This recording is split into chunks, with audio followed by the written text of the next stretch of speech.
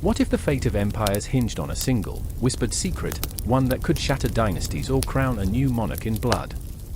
In the cold winds of the steppes, under a sky scrawled with omens, Ögedei Khan, Genghis Khan's unstoppable son, lurked in the shadows of destiny.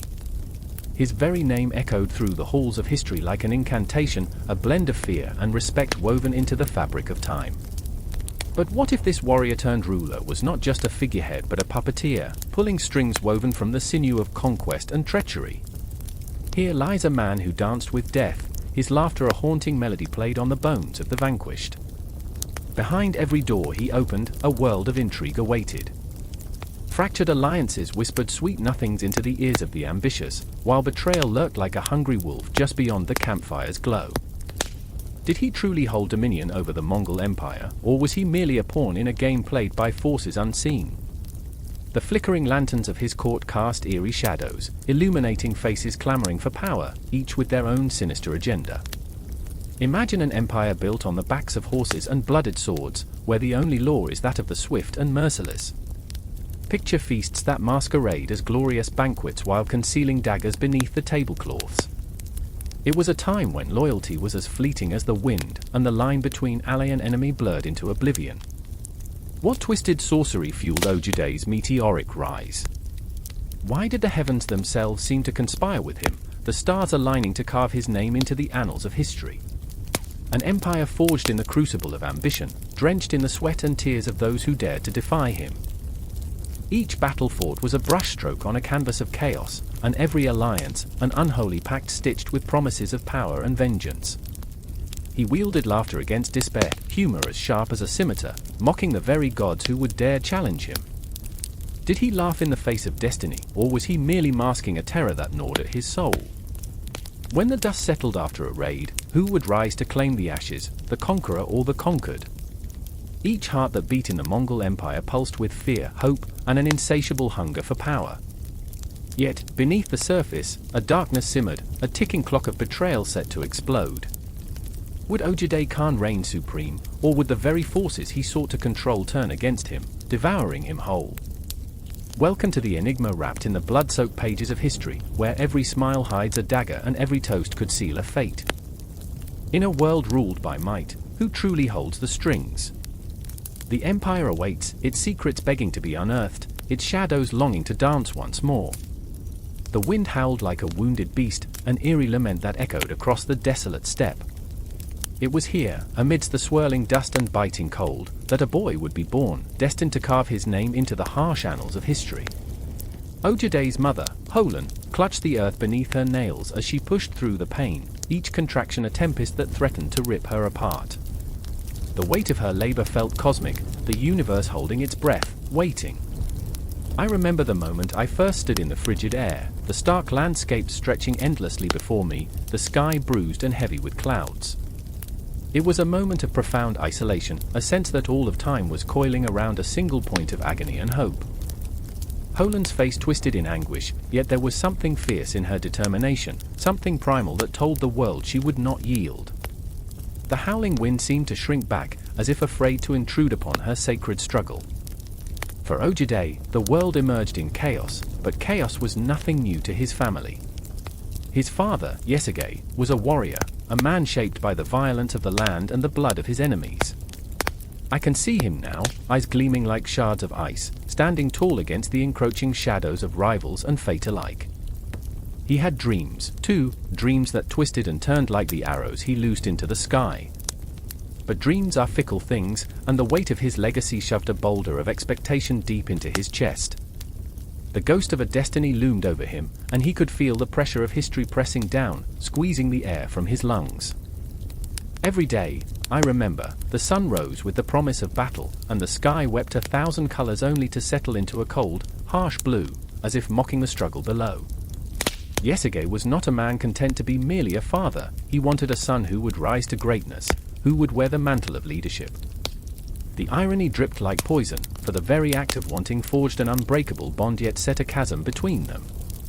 Holan, caught between the fierce love for her child and the weight of her husband's expectations, often gazed into the distance, her eyes glimmering with unshed tears. The horizon whispered secrets at dusk, and the shadows stretched long and surreal, wrapping around her as if to comfort her aching heart. What was she to do with a world that demanded perfection? She wanted to nurture, to cherish, to hold Ögedei close, but the storm brewing within their tribe rumbled louder than her maternal instincts. I remember the nights, she whispered to me once, her voice a fragile thread. The stars were cold sentinels, watching us, waiting for the moment to strike. Her words hung in the air, heavy with meaning, twisting my gut. Was she speaking of celestial omens or the ominous threats of their enemies? The stars did not care for the petty struggles of men, yet they bore witness to every small victory and every heart-wrenching defeat. Just beyond the horizon, the flicker of rival camps glowed like a gathering storm. They would come for Ögedei, and they would come for Ögedei. There was no escaping the war that wove itself through their lives, like the threads of a tapestry stained by blood. I could feel the tension between father and son, a silent battle that crackled like thunder in the night. Ögedei wanted his son to be the tip of the spear, yet Ögedei longed for his father's approval, to be someone worthy of legend. The night Ögedei was born, the air was thick with the scent of smoke and sorrow, a harbinger of the challenges that lay ahead. The icy ground cradled Holand's pain, and the earth seemed to tremble in response. I remember the flickering shadows cast by the firelight, their dancing shapes a ghostly representation of the fears and hopes locked within each heart. I can almost hear the gruff laughter of the warriors as they shared stories of glory, their voices rising and falling like the waves of a tempestuous sea, filled with bravado and bravado alone. Yet in the back of each throat lay a tremor, a quaver that spoke of vulnerability. They were not invincible, they were men grappling with the uncertainty of life and death, love and loss. Ögedei, in particular, wore his scars like medals, reminders of battles fought and futures stolen. Why must it be so hard? Ögedei would one day ask, a question echoing through the ages. It was a question born from the depths of loneliness, a cry that resonated with the heart of every child yearning for belonging. But the answer was buried in the bones of their ancestors, an unyielding truth that whispered through the ages: greatness demands sacrifice, and the price is steep. As Ögedei took his first breaths, the wind shifted, carrying with them the scent of blood and betrayal. The world unraveled, a tapestry fraying at the edges. Holand, still reeling from the torment of labor, felt the sharp pang of foreboding claw at her heart. It was the beginning of a life that would be filled with conflict, yet she cradled him fiercely, as if to shield him from the darkness that loomed. Each heartbeat echoed with unsaid words, unfulfilled dreams, and the weight of destiny yet to be realized. Ögedei stood by, a warrior with a heart heavy with love and the burden of expectation, a man caught between honor and the love of his family. In the distance, shadows flickered as the night deepened, and the steppe whispered secrets to those who dared listen. Each gust of wind carried tales of warriors long gone, of dreams intertwined with despair, stories waiting to be sung in the halls of eternity. And amid it all, young Ögedei lay nestled against the chaos, a spark of life flickering in the dark, his future a canvas yet to be painted with the colors of battle and blood, love and loss. And thus began the saga of a boy born into a world of conflict, where every breath would be steeped in the echoes of war and the longing for peace, where every moment would cling to him like a shadow, whispering the promise of greatness while always reminding him of the cost. The universe held its breath, and destiny waited with bated breath, eager to unfold the tale of Ögedei Khan. The wind howled like a wounded beast, tearing through the endless steppes, carrying with it the scent of blood and smoke. Hamlets lay in ruins, scattered like broken dreams. In the heart of this chaos, Temujin huddled with his men, a pitiful band bound by fear and loyalty, their faces shadows of despair against the backdrop of a fading sun that bled crimson across the sky. He could feel the weight of the universe pressing upon his shoulders, each heartbeat a reminder of his father's betrayal, of the clan that had turned their backs on him. He was the boy who had once stood on this very land, dreaming of greatness, dreaming of empire. Now? Now he was nothing but a flickering candle in a tempest, flickering between hope and ruin. "Can you see them?" he murmured to Jeeb, his closest confidant, who stood beside him, eyes scanning the horizon. The tension in the air was thick, almost suffocating. Jeeb was a warrior forged in the fires of conflict, but even he felt the chill creeping into his bones.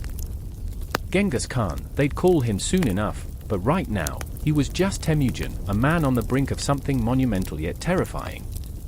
"I see shadows," Jeeb replied, his voice low, barely a whisper, as if speaking too loudly might summon the ghosts of their past.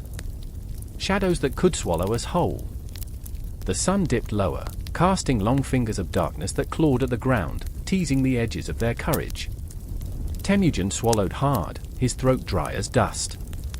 Memories flooded him, his mother's voice urging him to be strong, his father's betrayal cutting like a blade. He remembered the faces of those who had laughed at him, the children who'd mocked him for his tattered clothes, for his father's weakness. "I remember," he whispered, the words tasting of ash. "I remember the night spent under the stars, dreaming of a world where I would be king, where I would gather my own people, where I would build a future."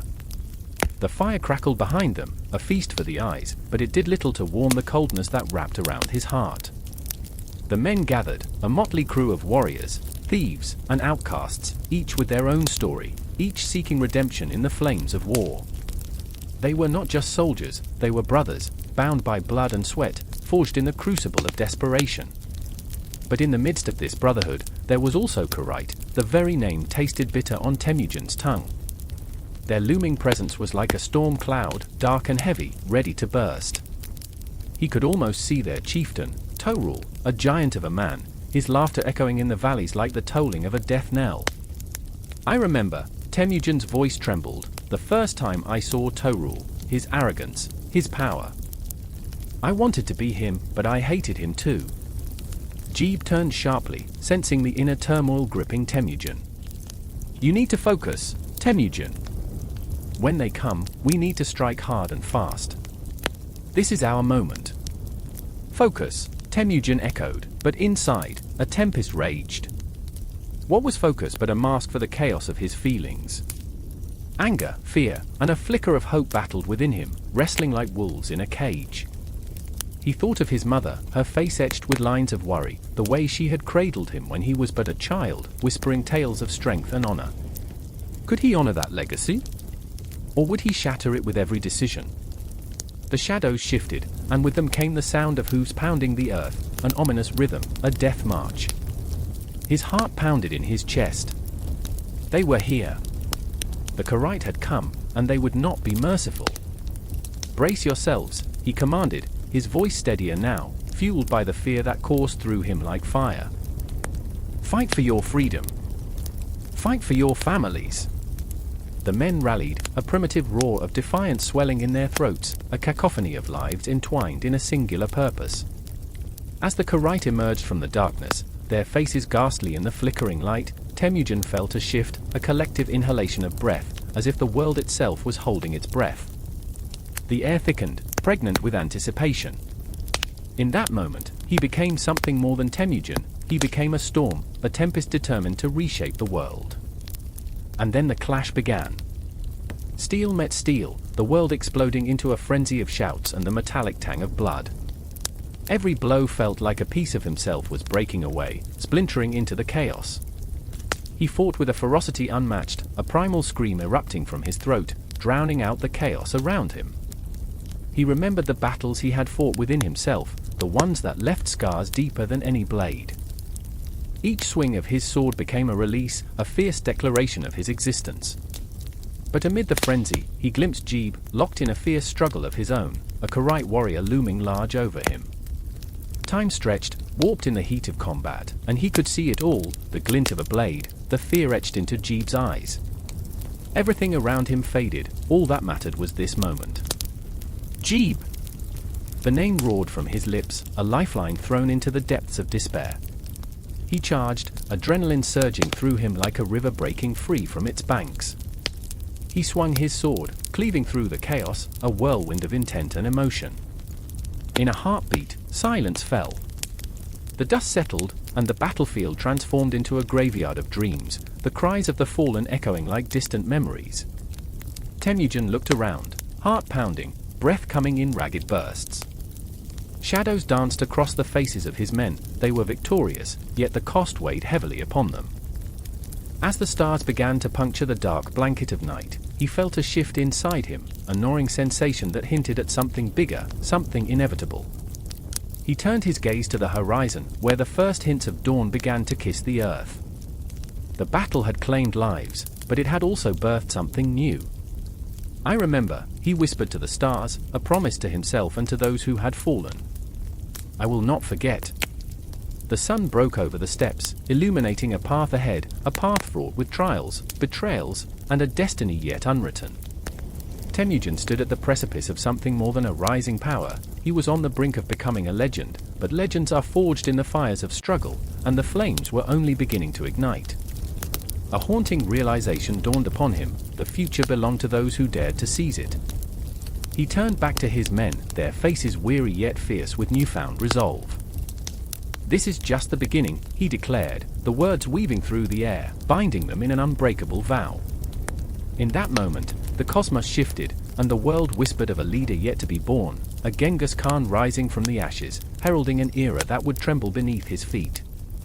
And as the first light of day broke, the shadows deepened, hinting at the trials that awaited them, the echoes of the past dancing dangerously close.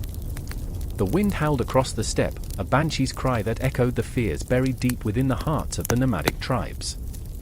I remember standing there, feeling the chill clawing at my skin, a biting reminder of the fragile existence we carved out on this vast, unforgiving canvas of grass and sky. The sun hung low, a fiery orb teetering on the horizon, casting long shadows that felt like specters watching, waiting.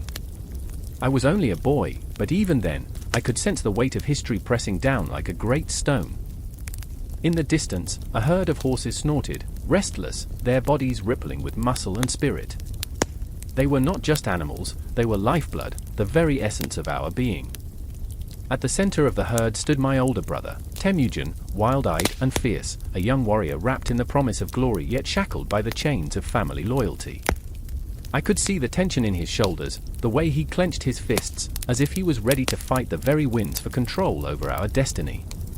I wanted to shout to him, to tell him to stop, to step back from the brink of the impending storm, but the words died in my throat. "Stay close," he barked, his voice a whip crack in the quiet. A warning. I was nothing but a shadow to him, trailing behind, yearning for his approval, for his respect. But as I looked at him, I saw not only my brother but a warrior being torn apart by the conflicting loyalties of our blood and our people. The tribes were fracturing, the old bonds fraying under the weight of greed and ambition. I remember the elders whispering, their voices like leaves rustling in a dry wind, spinning tales of betrayal, of blood feuds that could ignite at any moment. Then there was my mother, Holan, a woman of resilience wrapped in a cloak of sorrow, standing at the edge of our yurt. She was a storm-contained, fierce and nurturing, yet I could see the lines of worry etched deep in her face. Temujin, she would call, her voice a soothing balm, a counterpoint to the chaos swirling around us. "You must remember who you are." But what did it mean to be who we were in a world unraveling? As the sun sank lower, painting the sky in hues of crimson and gold, the air thickened with the scent of impending rain, a reminder that even the heavens could weep.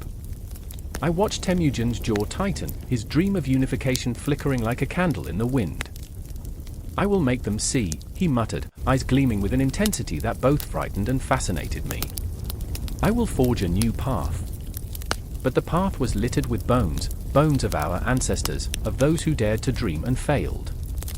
"You can't fight the shadows," I whispered, but he turned away, chasing the darkness, seeking to conquer it. And I wondered, was it courage or folly? The line blurred beneath the weight of ambition. Time was a fickle beast, unyielding. Hours turned into days, days into weeks, and as the wind carried whispers of treachery, I watched the bonds of brotherhood fray like old rope, the ties that should have held us together unraveling. Desperation hung in the air, tasting like burnt grass, as tribes began to clash over grazing rights and honor. I remember the cries of women and children, the echo of hooves trampling the earth, the cries of men who once stood together now lunging at each other, swords drawn, eyes wild with rage. I was but a boy, yet I stood witness to the chaos, feeling my heart race with each clash. I remember the night the stars fell silent, as if the cosmos themselves held their breath. We gathered around the fire, our faces illuminated by flickering flames, shadows dancing like tortured souls. Temujin sat among the warriors, a lion among gazelles, their laughter mingled with the smell of roasted meat and the bitterness of fear. "I will unite us," he declared, his voice echoing in the night. We cannot live like this, always at war, always divided." The words hung heavy, a promise wrapped in desperation. I watched the men nod, their faces hardened by the struggles they had endured, their spirits both buoyed and shackled by the weight of his vision. But I saw the doubt, the flicker of uncertainty in their eyes, like the dying embers of a fire. And as the flames crackled, I feared for my brother, for the dream that could shatter his soul into 1,000 pieces. What would he become in his quest for unity? Would he be a savior or a monster? The line blurred, and in that moment, I felt the universe shift, the weight of destiny pressing down, suffocating. In the distance, thunder rumbled, ominous and raw, a harbinger of the storm to come. The clouds gathered, dark and heavy, and I knew that this was not just a crisis of the tribes, it was a storm of the heart, a tempest brewing inside all of us. As the first drops fell, cold and sharp against my skin, I felt the world tilt on its axis. I remember my mother's face, a mask of quiet strength, her eyes gleaming like stars hidden behind a curtain of night. "You must protect him," she said, her voice a whisper against the thunder. "He is the light in this darkness." Her words rang in my ears, a haunting refrain that would follow me into the chaos. But how could I protect him when the demons he faced were born of our blood, of our history? The steppe, vast and relentless, had witnessed our ancestors' dreams and nightmares, and now it held us captive, a tapestry woven with the threads of honor, betrayal, and the insatiable thirst for power. The storm broke, rain pouring down like the wrath of the gods. We were drenched, soaked to the bone, but in that moment of chaos, as lightning illuminated the sky, I felt alive, pulsing with the heartbeat of the earth, the cries of those before us echoing in my veins. I knew that the true battle was not just one of swords and horses but a struggle for the very soul of our people, a fight against the shadows that threatened to consume us all.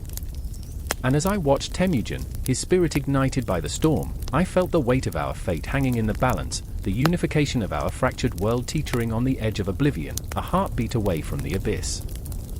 The ground trembled beneath us, the sky roared, and I realized that this was just the beginning, the first crack in the facade of our existence.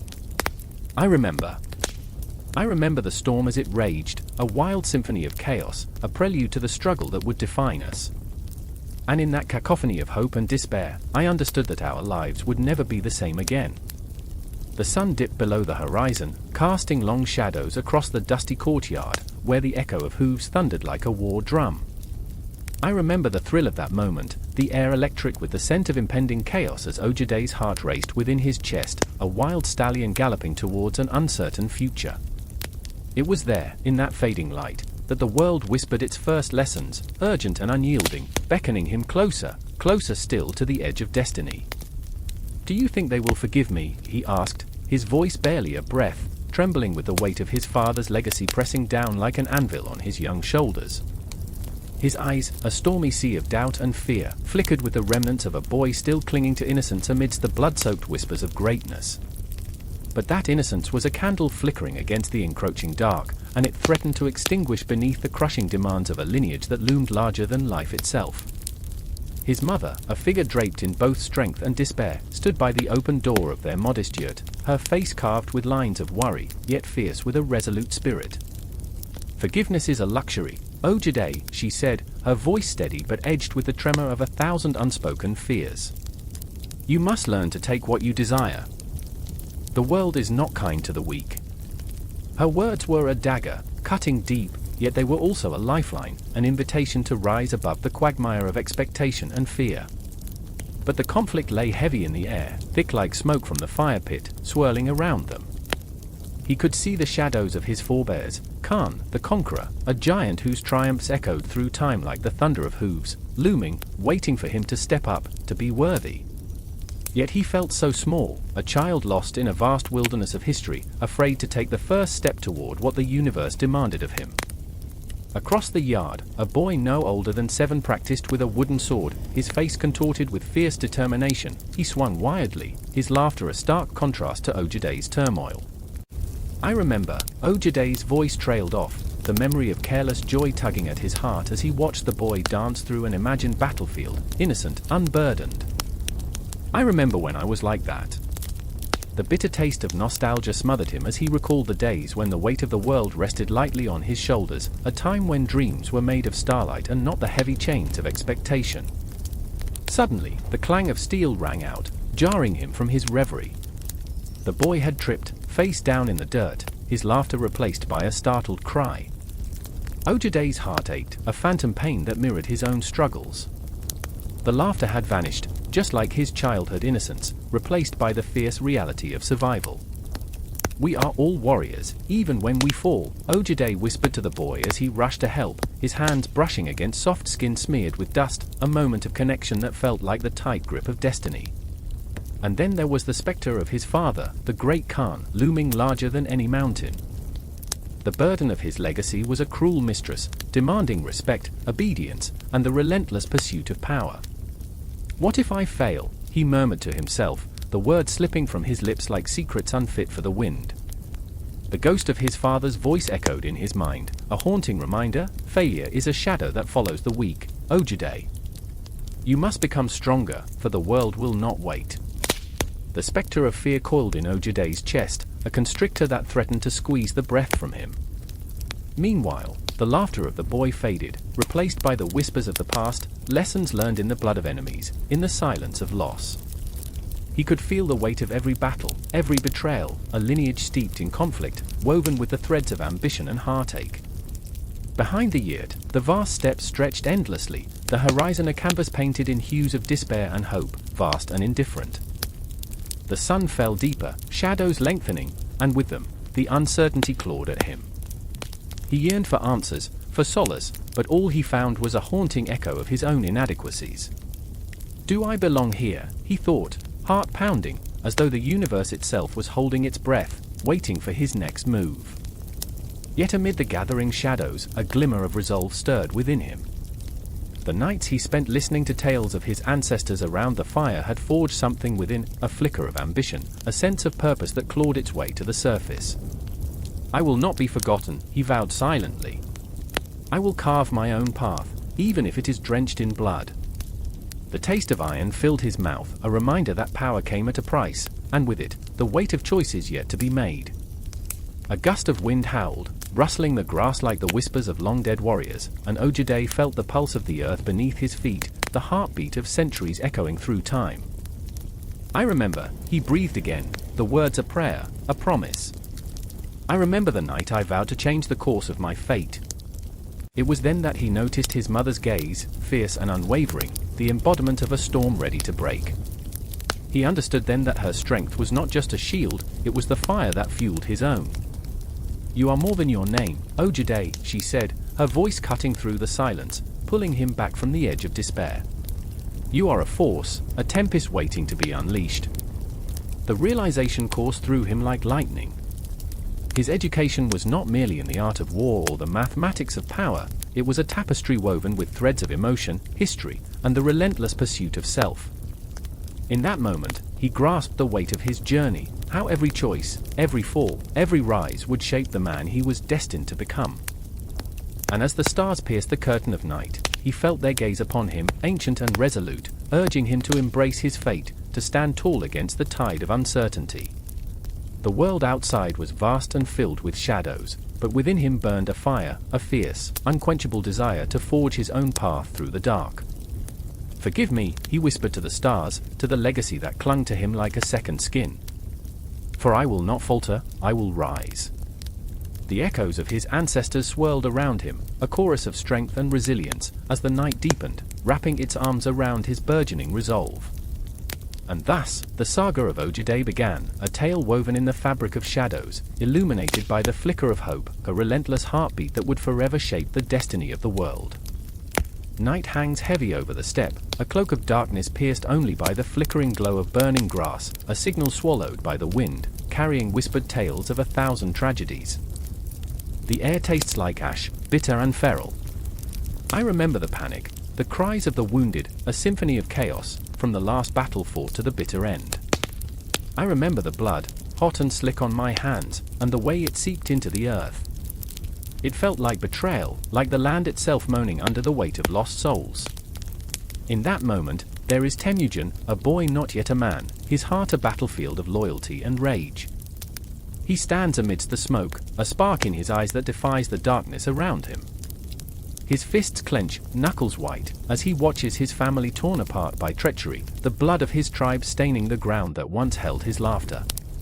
Each pulse of his heart screams vengeance, a primal call to arms that resonates deep within the marrow of his bones. He feels the weight of his ancestors, ghosts in the wind, urging him toward an unforgiving destiny.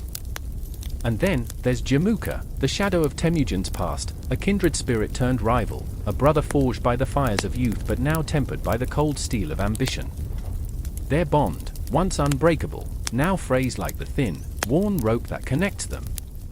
Jamuka stands against the backdrop of the burning grass, eyes flickering with an unsettling mix of admiration and fury. He remembers their laughter under the endless sky, a memory now tainted with the bitter taste of betrayal.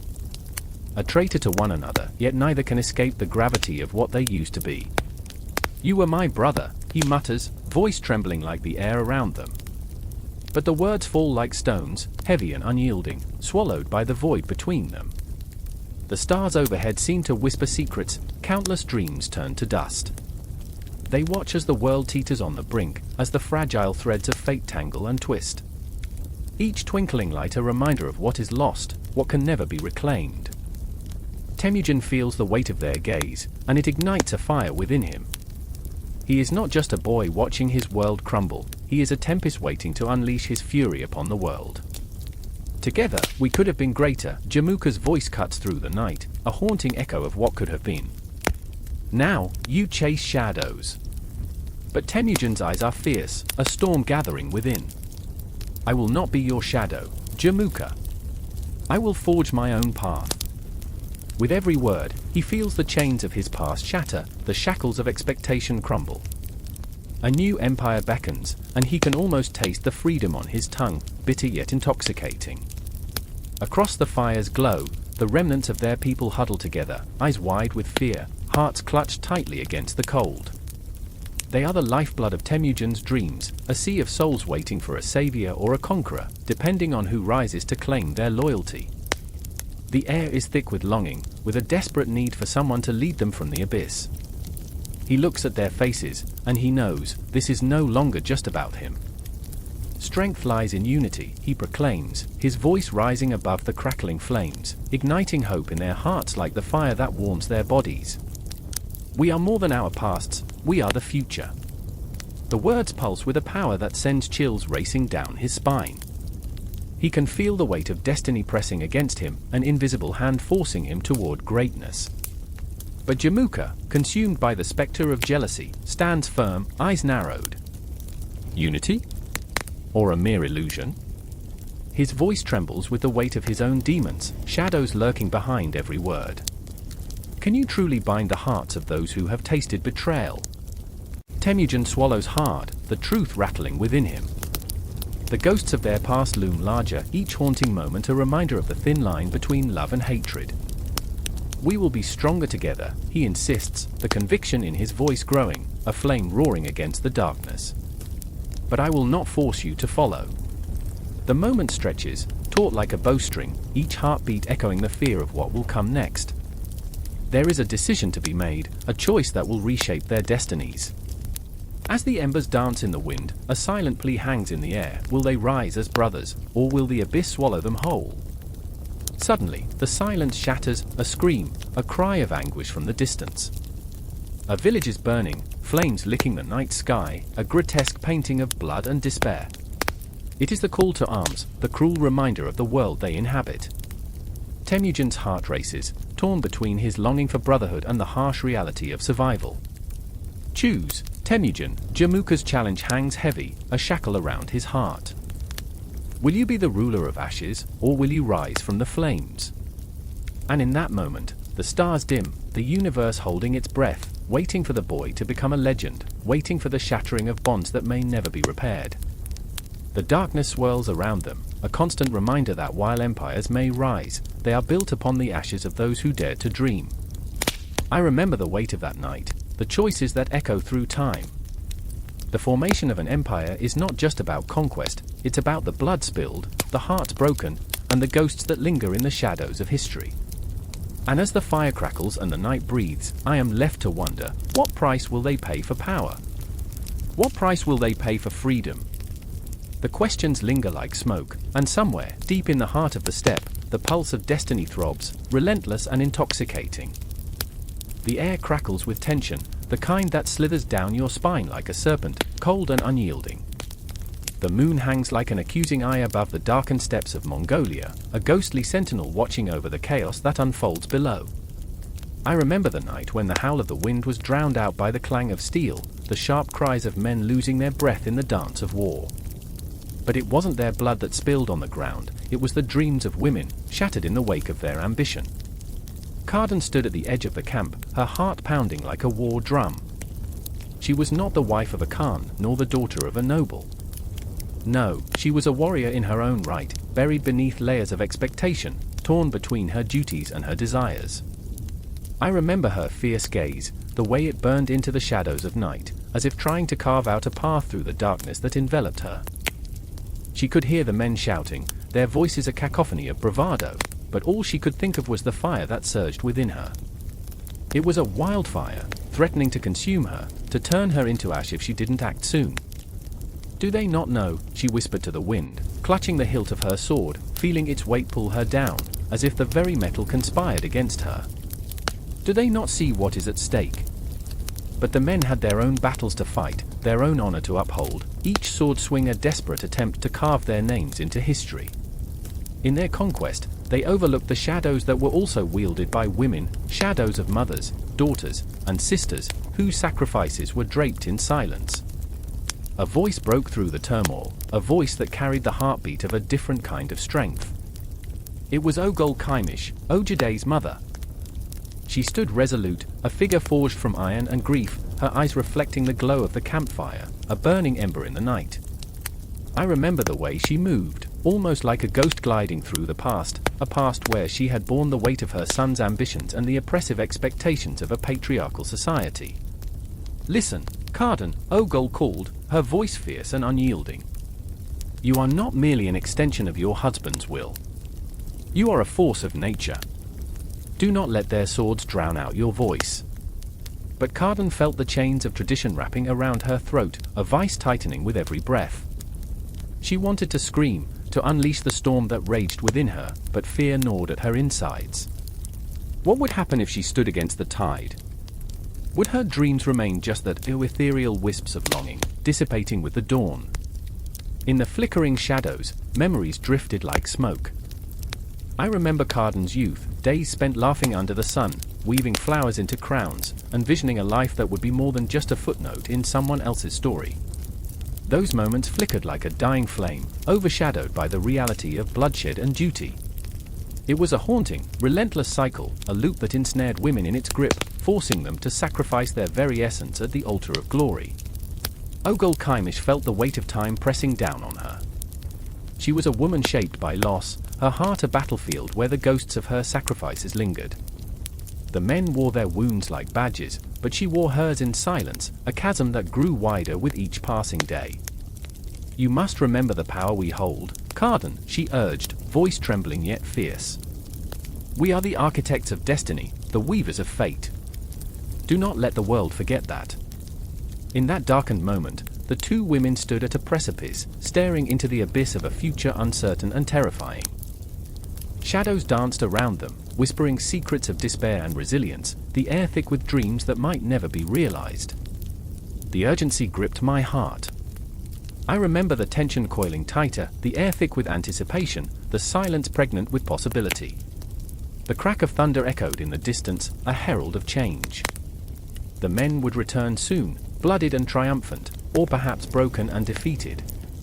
The uncertainty loomed like a storm cloud as Kardon squared her shoulders, feeling the rush of adrenaline coursing through her veins. She had a choice to stand in the shadows or to step into the light. As the night swallowed the sun, the ghosts of their ancestors whispered through the wind, urging them to rise. In that haunting moment, Kardon felt the weight of her lineage, the women before her who had fought battles of their own, who had wielded their strength in silence. She could see their faces flickering in her memory, a mosaic of determination and sacrifice, a relentless testament to the power of the female spirit. Then came the rush, the adrenaline that surged like wildfire, igniting her heart. "I will not be silenced," she declared, her voice ringing like a bell in the dead of night. "I will fight for our place, our story." Ogedei's eyes shimmered with the ferocity of a lioness, pride swelling within her. They stood together, two warriors forged in the fires of their trials, ready to face the world that had long sought to diminish them. The camp stirred, men returning from their battles, unaware of the tempest brewing in the hearts of the women who had watched from the sidelines. Kardon and Ögedei exchanged a glance, a silent vow passing between them, a promise that their voices would echo through the ages, that they would not be mere shadows in someone else's story. The air thickened with the weight of their determination, a palpable energy crackling like lightning. I remember the moment stretching, a universe balancing on the precipice of change. And as the first light of dawn broke over the horizon, illuminating their path, I felt the weight of history shift, ever so slightly, inviting them to step forward into the unknown. And in that moment, they were not just women in the life of a Khan, they were legends waiting to be born, echoes of strength reverberating through time, their stories interwoven with the very fabric of fate itself. The world would remember them, not as mere whispers in the night, but as thunderous roars that shook the heavens and ignited the stars. But the story does not end here, it lingers on the edge of something monumental, something that waits patiently, like the dawn on the horizon, ready to break free. In the stillness, there is more to uncover, more to feel, as the echoes of their voices resonate through the ages, waiting for the day when they will be truly seen, truly heard. The air is thick with smoke and the acrid scent of iron, a metallic tang that clings to the back of the throat. I stand at the edge of the battlefield, heart pounding like a war drum, eyes locked onto the chaos unfurling before me. Men scream in agony, their voices mingling with the clang of swords and the rumble of hooves. It is here, amid the cacophony of death, that the seeds of a legacy are being sown, Genghis Khan's relentless quest for conquest.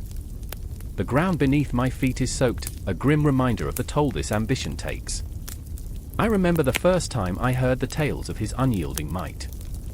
I remember the thrill, the fear, the exhilaration of those stories, whispered in hushed tones around flickering fires. And yet, I am not here as a mere spectator. I am Zern, caught in a tempest of emotions that twist like the wind sweeping across these vast plains. My brother, Beta, is on the front lines, a fierce warrior driven by loyalty and bloodlust, while I stand paralyzed by the shadows of our past. He fights for glory, for Genghis Khan, but I see the way his eyes flicker with uncertainty, a flicker of doubt that ignites a fire deep within my chest. I remember our childhood, when dreams were as boundless as the sky, and we were invincible.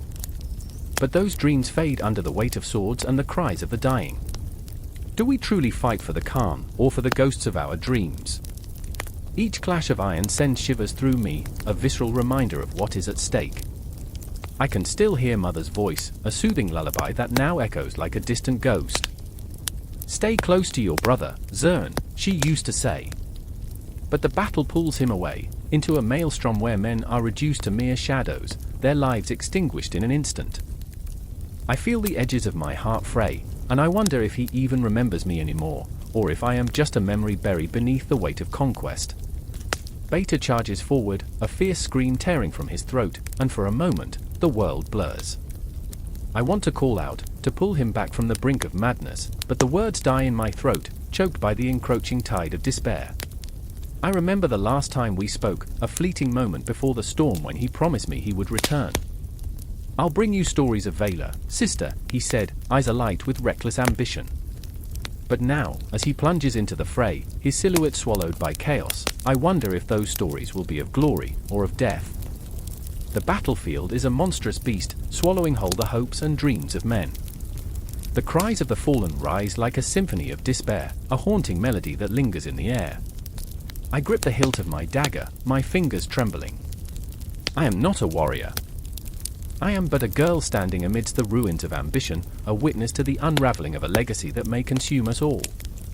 The ghosts of the dead seem to whisper in the wind, their voices rising and falling like a tide. What will you become, Zeren?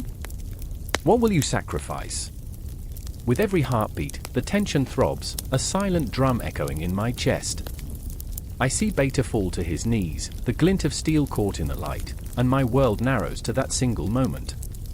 The fear threatens to drown me, to pull me under like a heavy fog. No! I scream, the word tearing from my lips, but it is lost in the roar of battle. I push forward, each step heavier than the last, driven by an instinct I can't name, the need to protect, to save him from the fate that seems to loom like a specter above us. And then, in the midst of that chaos, I see Ogedei, Genghis Khan's chosen successor, his presence commanding even in the whirlwind of violence. There is an intensity to his gaze, a mixture of determination and conflict. He watches Beta, and I can see the flicker of recognition in his eyes. A shared understanding, perhaps? A bond forged in the fires of ambition. I wonder if Ogedei feels the weight of the legacy he bears, the burden of lives lost to fulfill a dream that may never come to pass. I remember the tales, the heroism, but now they twist in my mind. Heroes? Or monsters? The moment stretches, a fragile thread teetering on the edge of despair. I reach for my brother, my voice a desperate whisper, "Beta, please." But his gaze is distant, lost in the haze of bloodlust and glory. Each heartbeat is a countdown, and the air crackles with tension. I wish to scream, to shake him from the trance that has enveloped him, but fear roots me to the spot. I remember the laughter we shared as children, the innocence we once possessed. The world was wide, and we were free, but it seems those days have slipped through our fingers like grains of sand. The battle rages on, a relentless tide of humanity clashing in a dance of death, and I find myself enveloped in a wave of despair. I catch glimpses of men falling, the life leaving their eyes, and I feel the weight of their stories, stories that will never be told. I remember the faces of those I've lost, the echoes of laughter now silenced. In that moment, I am not just a sister, I am a vessel of grief, holding the weight of countless dreams extinguished on the altar of conquest. And then I see it, the moment where everything shifts. Beta, in a moment of reckless abandon, charges toward Ogedei, their fates intertwined in this grim ballet. My heart races, pounding in sync with the chaos surrounding us. I remember the stories of those who faced Genghis Khan, their bravery, their fear, and the inevitable demise that followed. Will my brother become one of them, a fleeting memory, a whisper lost in time? But before I can process the magnitude of it all, the shadow of destiny looms larger than life. The clash of steel echoes like thunder, and suddenly the air is thick with something more than just smoke, it is the scent of impending doom. I reach out, desperately, my fingers grasping for the strands of fate that seem woven into this tapestry of blood and ambition. I breathe in deeply, the scent of iron clinging to my lungs, and realize that the moment is slipping away, just as the sun sinks beneath the horizon, the day's light swallowed by the encroaching night. In this world forged by conquest, where legacies are built on the back of suffering, I stand at the precipice of everything we once were. I am Zern, a girl lost in the shadows of war, and my heart races with the fear that the story is far from over. As Beta's fate hangs in the balance, I know one thing for certain, I cannot look away. What will remain when the dust settles? Promise? Regret? Or a ghost of what could have been? Time marches on, relentless, unyielding, and I am left holding on to the flickering flame of hope, knowing it too could be extinguished in the relentless storm of Genghis Khan's ambitions. The air hung thick, a suffocating shroud wrapping around the gathered masses as they stood in the shadow of the great Khan's yurt. The tension crackled like a bowstring pulled taut, every breath holding a promise of chaos. I remember the faces, etched with desperation, hope, fear, each one a canvas of raw emotion. They had come to witness a leader, a son of Genghis, a man named Ogedei, who now stood teetering on the precipice of fate, blood-stained hands trembling. Ogedei's gaze swept across the crowd, piercing, searching. It was a gaze that bore the weight of 1,000 decisions, decisions made in the stillness of night, bathed in the flickering light of a single candle. I remember the flickers, the way shadows danced like ghosts on the walls, memories of battles lost and won. He was a man haunted, yet somehow unyielding, a paradox wrapped in the skin of a ruler. He wore his responsibilities like a cloak, heavy and suffocating, yet he wore it with a stubborn dignity that felt almost divine. Beside him stood Temujin, his brother, shoulders hunched, hands clasped in an anxious dance. Temujin was restless, a tempest contained by the thin veneer of obedience. His loyalty to Ögedei was a double-edged sword, sharp, cutting, always poised to draw blood. I remember his eyes, stormy and fierce, a reflection of the turmoil inside. What if he fails? Temujin whispered to me, though we both knew he was not speaking to me but to the shadows that loomed behind us, watching, waiting for their moment to pounce. What if he brings us all to ruin? The words hung in the air, heavy and foreboding. Ruin was a familiar guest in the halls of power, reveling in the chaos of misguided leadership. I shivered at the thought, the very notion writhing in my gut. Ögedei, standing firm, felt the weight of that ruin, felt it curl its fingers around his throat. He was a leader forged in the fires of war, yet here he was, in a room filled with those who looked to him not just for guidance but for salvation. I could sense it, the silent plea that radiated from the crowd, a prayer cloaked in desperation. Do not fear, Ögedei's voice cut through the murmur like a knife. I will not lead you into darkness. But in that moment, his own eyes betrayed him. The flickers of doubt danced just beneath the surface, a tempest swirling within. He was but a man, flesh and blood, standing before a sea of souls, and yet the expectations weighed down like iron shackles. The very notion of failure haunted him, a spectre whispering late at night, clawing at the back of his mind. I remember the sound of it, the rustling of leather, the shifting of bodies, the crackling anticipation. The council had gathered to speak of governance, of laws and territories, of the delicate balance between power and justice. The air was thick with unspoken words, each heart pounding in sync, echoing like a war drum in the silence. The world outside, filled with the ferocity of nature, felt distant and irrelevant, as the very earth beneath us trembled with the weight of what was to come. Speak! Ögedei commanded, his voice steady, though I could see the tremor in his hands. It was a roar that belied the fear lurking in his chest, a battle cry against the inevitable tide of dissent. What of the land? What of the people? It was then that I saw her, Zara, a warrior not yet broken by the world, stepping forward with the grace of a gazelle, yet her heart was a lion's. I could feel her pulse quicken as she approached the center of the storm. She was a force of nature, a woman who had carved her path through the chaos of a male-dominated society with sheer will. We need a leader who listens, she cried, the fire in her voice igniting something within the crowd. One who will not just wield the sword, but will hold the people in his heart. Ögedei's eyes narrowed, a flicker of irritation sparking to life. She was right, he knew it, but admitting it felt like surrender. His leadership was his identity, and he was terrified of what it might mean to change. And what do you propose? He shot back, an edge to his voice, yet deep down, I sensed a yearning for that connection she spoke of. A silent wish to be seen not just as a ruler, but as a human being. Zara took a breath, steadying herself. Let us establish councils, small voices among the many. Allow them to speak for their people. Allow the heart of the Khanate to beat within the hearts of the common folk. The weight of her words hung in the air, electrifying, as the crowd held its breath. For a heartbeat, the world stood still. I felt it, a collective longing for change, for hope, for a leader who could transcend beyond the throne and truly lead. The silence stretched, taut as a bowstring, but Ögedei's mouth twisted in uncertainty. The council, the governance, it was a game he was born into, a game he felt he had to win. Yet the shadows of his father's legacy loomed large, suffocating the flickers of possibility. I remember doubt creeping into my heart. Could a man like Ögedei, trapped in the echoes of a past he couldn't escape, truly transform? I watched him wrestle with the weight of his heritage, the ghosts of his ancestors clinging to him like a shroud. In that moment, I understood, leadership is a battle fought not just against enemies, but against oneself. The tension cracked again, a thunderstorm brewing in the distance. You would have me risk my power.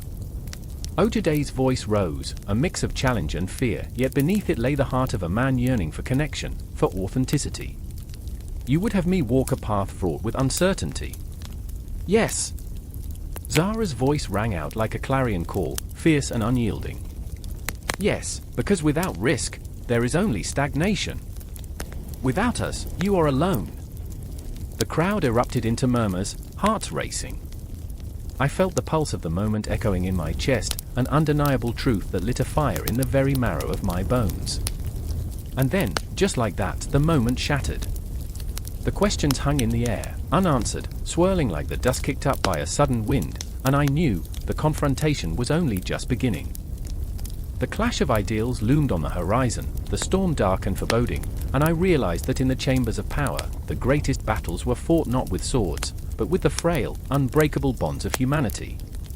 As the shadows lengthened and the night deepened, I sensed the fate of the Khanate hanging by a thread, a single whisper away from calamity or rebirth. The tension simmered, alive, electric. This was only the beginning. The air was thick, suffocating, wrapped in the weight of unshed blood and unspoken fears. It was a whisper of a moment, the flickering flame of a dying torch casting ominous shadows on the rough stone walls of Karakorum, the heart of the Mongol Empire. The city pulsed with an anxious energy, a living beast on the brink of chaos. It was here that dreams clashed violently with ambition, where hope and despair tangoed under the watchful gaze of the eternal blue sky. I remember the faces, the taut lines of their brows, the desperation in their eyes. There was Temujin, a man forged in fire and shadow, his heart a tempest of loyalty and betrayal. His breath came in ragged gasps, echoing in the silence that filled the room, thick enough to drown even the loudest of fears. Temujin was not just a leader, he was a man haunted by the specters of his past, the weight of a legacy that clawed at his soul. He gripped the hilt of his sword, knuckles white, a fragile facade of strength threatening to splinter. And then there was Aisulu, fierce and unyielding, a warrior cloaked in defiance. She stood across from him, her dark hair cascading like a waterfall of night, eyes ablaze with the fire of 1,000 battles fought within herself. Her heart raced, pounding against the armor she wore like a second skin, each beat a reminder of the choices that had brought her to this precipice. She loved him, she despised him. The duality of her emotions clawed at her, a serpent twisting in her gut, squeezing tight every time she thought of the blood that had stained their bond. The tension crackled in the air, electrifying, a storm waiting to break. Outside, the winds howled like lost souls, lamenting the bloodshed that had become synonymous with Karakorum. The heartbeat of the city matched the pulse of their conflict, an unending cycle of ambition and sorrow. I remember, Temujin's voice trembled as he spoke, the first time I saw you on the battlefield, a whirlwind of fury and grace. Memories cascaded over him, each one a dagger piercing his resolve. You fought like a lioness, and I was nothing but a boy. Aisulu's laughter rang hollow, a defiant symphony against the chaos swirling around them. A boy? Or a wolf in sheep's clothing? You've grown into a monster, Temujin. A creature without mercy. Her words cut deep, a blade of truth that slashed through the veil of his bravado. There was no comfort left in the air, only the raw ache of truth. I remember the whispers, the rumors that slithered through the streets like serpents.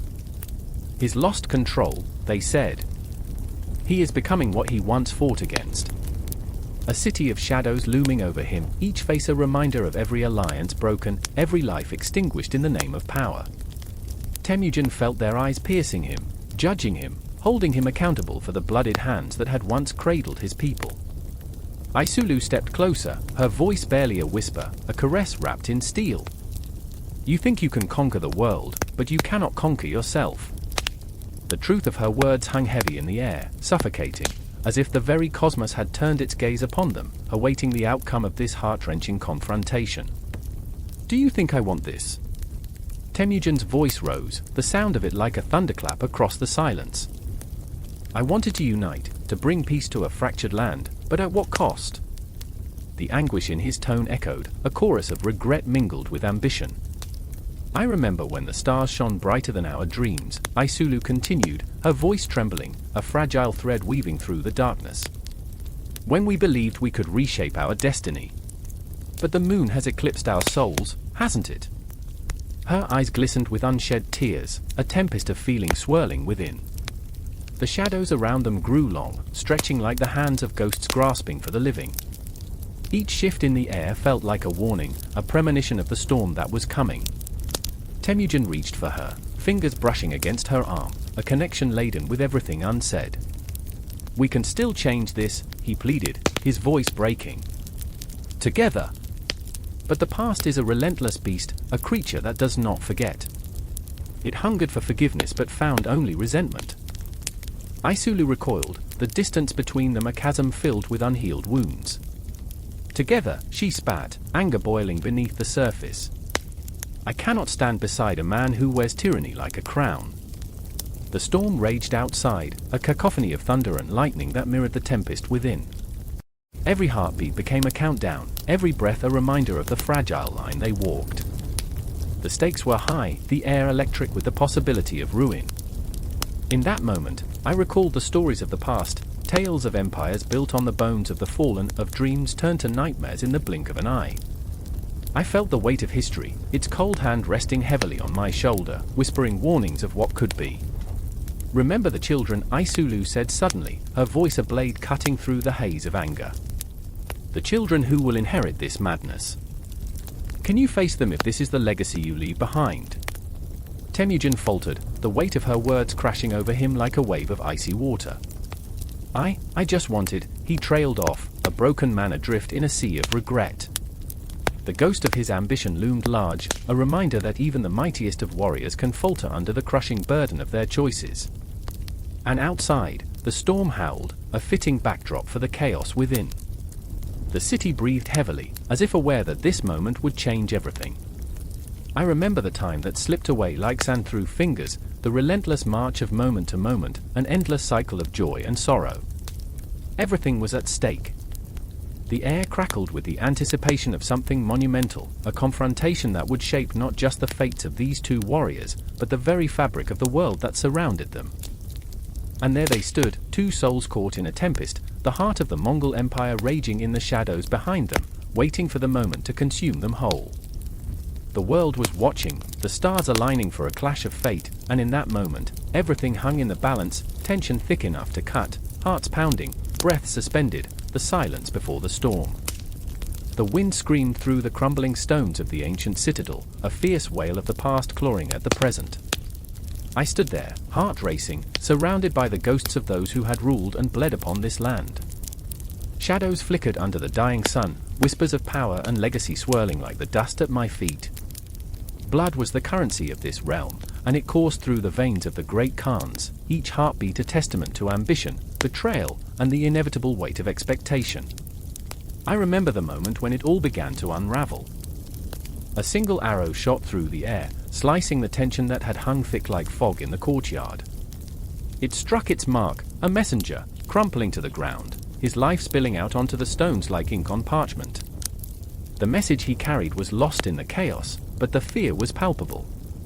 It rippled through the ranks of warriors, each man and woman aware that lineage was a double-edged sword. I could feel it, an electric charge sparking in the air, igniting old rivalries and ancient grudges. Kadra stood before me, eyes blazing with a mix of fury and despair, her hands trembling as she clutched the hilt of her sword. They think they can take what's ours, she hissed, her voice low and dangerous. Behind that fierce facade, I saw her heart, a tempest of loyalty and fear. She was the last of her line, burdened by the weight of expectation, yet yearning to carve her own path, to rise above the shadows of her ancestors. But shadows have a way of lingering, don't they? They cling to souls like mist, wrapping them in memories that refuse to fade. And then there was Ares, the exiled prince, whose laughter once echoed in halls now drenched in silence. He stood, an island in the storm, his eyes veiled but searching. "What are we without our blood?" he asked, the question hanging in the air like a noose. I could see the conflict in him, the ache of belonging and the sting of rejection. He was driven by a desire to reclaim his name, yet haunted by the ghosts of his past. "Your blood is a chain," Kadra shot back, her voice rising, breaking the silence like glass shattering on stone. "It binds you to a legacy of violence. You want to change the world, Ares? Cut the chains." Her words were sharp, a knife that cut deeper than mere loyalty ever could. In that moment, I felt the tension swell, thick enough to choke the air around us. The echoes of their arguments danced around the walls, a maddening chorus of frustration and dreams deferred. Time ticked away, each second a reminder of the inevitable fate that awaited us all. A clock somewhere in the distance chimed, its sound reverberating through the stones like the heartbeat of a slumbering beast. I could almost feel it shift, restless under the weight of history.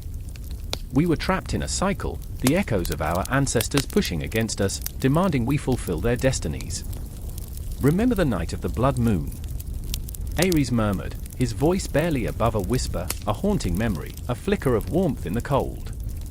The stars aligned, and the elders said it was a sign, a time for rebirth. The air thickened with nostalgia, the ghosts of laughter, of warmth, of love lost. But the night had turned, hadn't it?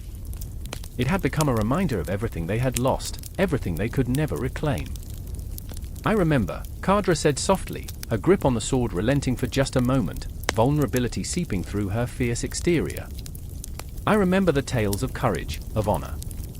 But what is honor when it bleeds into betrayal? Her words were like arrows now, piercing the sanctuary of hope that had nestled in my chest. I could feel the ache of her desire to protect, a fierce love wrapped in uncertainty, the kind that drives warriors to madness. And then the question hung in the air, who would rise, and who would fall? The air crackled with tension, each heartbeat a countdown to the looming confrontation. Would it be Ares, the exiled prince, clawing his way back into the light? Or Kadra, the fierce warrior, bound by blood yet yearning to break free? The wind howled again, a reminder of the chaos that swirled just beyond the walls, a world on the brink of war, its fate delicately balanced on the edge of a blade. I could almost taste the fear, a metallic tang that settled at the back of my throat. It was intoxicating, a reminder of our mortality, of the fleeting nature of legacy. As I stood there, tethered to their turmoil, I realized that lineage wasn't just about blood, it was about choices, about the paths we forged or shattered beneath our feet. And thus, the shadows deepened, they whispered promises of power, of revenge, of honor. But in the depths of those whispers, I could hear the truth, the haunting echo of decisions unmade, of love lost in the name of ambition. The great Khan stood at a crossroads, and the weight of their lineage bore down on them like a shroud, leaving little room for the light of hope. Yet, amidst the darkness, a spark ignited. A fire born of defiance, of a desire to forge a new story, not of blood, but of will. I felt it swell within me, an ember flickering against the chill. Would it be enough? Only the cosmos held the answer, spinning ever onward, indifferent to our struggles. The climax loomed, a storm brewing on the horizon, and as the winds howled, I knew this was just the beginning. The strings of fate pulled tighter, weaving a tale of heartache and resilience, of blood and ambition. I gripped the moment, knowing that the storm was coming, and we were all caught in its eye, teetering on the edge of oblivion and rebirth. The air crackled with tension, thick as the dust that settled upon the battleground of her heart. I sat there, watching the flickering flames dance in the dark, each spark a tiny rebellion against the night. My fingers tightened around the hilt of my dagger, not out of fear, but anticipation. I remembered the hushed whispers of the tent, the way the weight of expectation hung heavy like a thundercloud ready to burst. Ögedei Khan, a man caught in the storm of legacy and desire, was to marry. And I, the daughter of a lesser noble, was merely a pawn in a game far too grand for my smallness. His eyes, fierce and tempestuous, carved into the very essence of my being, held promises that echoed through the ages. I remember looking into them and feeling the pull of history, the inexorable draw of love twisted with power. Did he know I was enchanted? Did he feel the warmth that arced silently between us, like a flash of lightning before the inevitable storm? The night was alive with shadows, secrets swirling in the dark like trapped spirits waiting for release. I could hear the distant murmur of the clans, all eager for the dawn of a new alliance, a new power, as my pulse quickened. For Ogedei's marriage was not a tale of romance, it was a strategy, a cruel calculation that turned hearts into bargaining chips. There was Beta, my brother, a man whose loyalty had never wavered yet whose heart was a fragile thing, so easily bruised. He paced like a caged wolf, eyes darting, a tempest brewing beneath his stoic facade. You must understand, sister. This is not just about you, it's about the fate of our family. His words sliced through the air, sharp and desperate. I could feel the weight of his love pressing against me, a suffocating embrace that felt both protective and suffocating. Each syllable was a reminder of how small I was, how easily I could be swept aside in the grand designs of men who played with lives like pieces on a chessboard. "I know, Beta!" I snapped back, the fire igniting within me. But what if I am not a pawn? What if my heart, has a say in this? The injustice twisted inside me like a thorned vine, tearing at my resolve. Ogedei, strong yet vulnerable, was to become my husband not for love, but for a fragile alliance with the Karaite, a tribe steeped in blood and honor. Every heartbeat echoed with the knowledge that my freedom would be shackled to a choice made by others. The flames leapt higher, illuminating the faces of those gathered, their shadows stretching like specters across the ground. Each face was etched with desire, ambition, and the specter of fear, a reminder that alliances forged in the fires of marriage often burned the brightest, yet left behind the most haunting scars.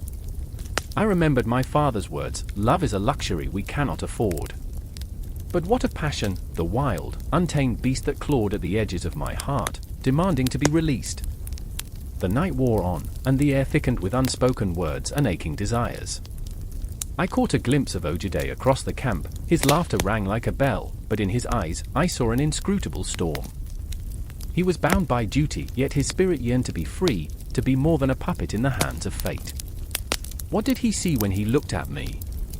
Did he feel the pull of destiny wrap around his heart, too?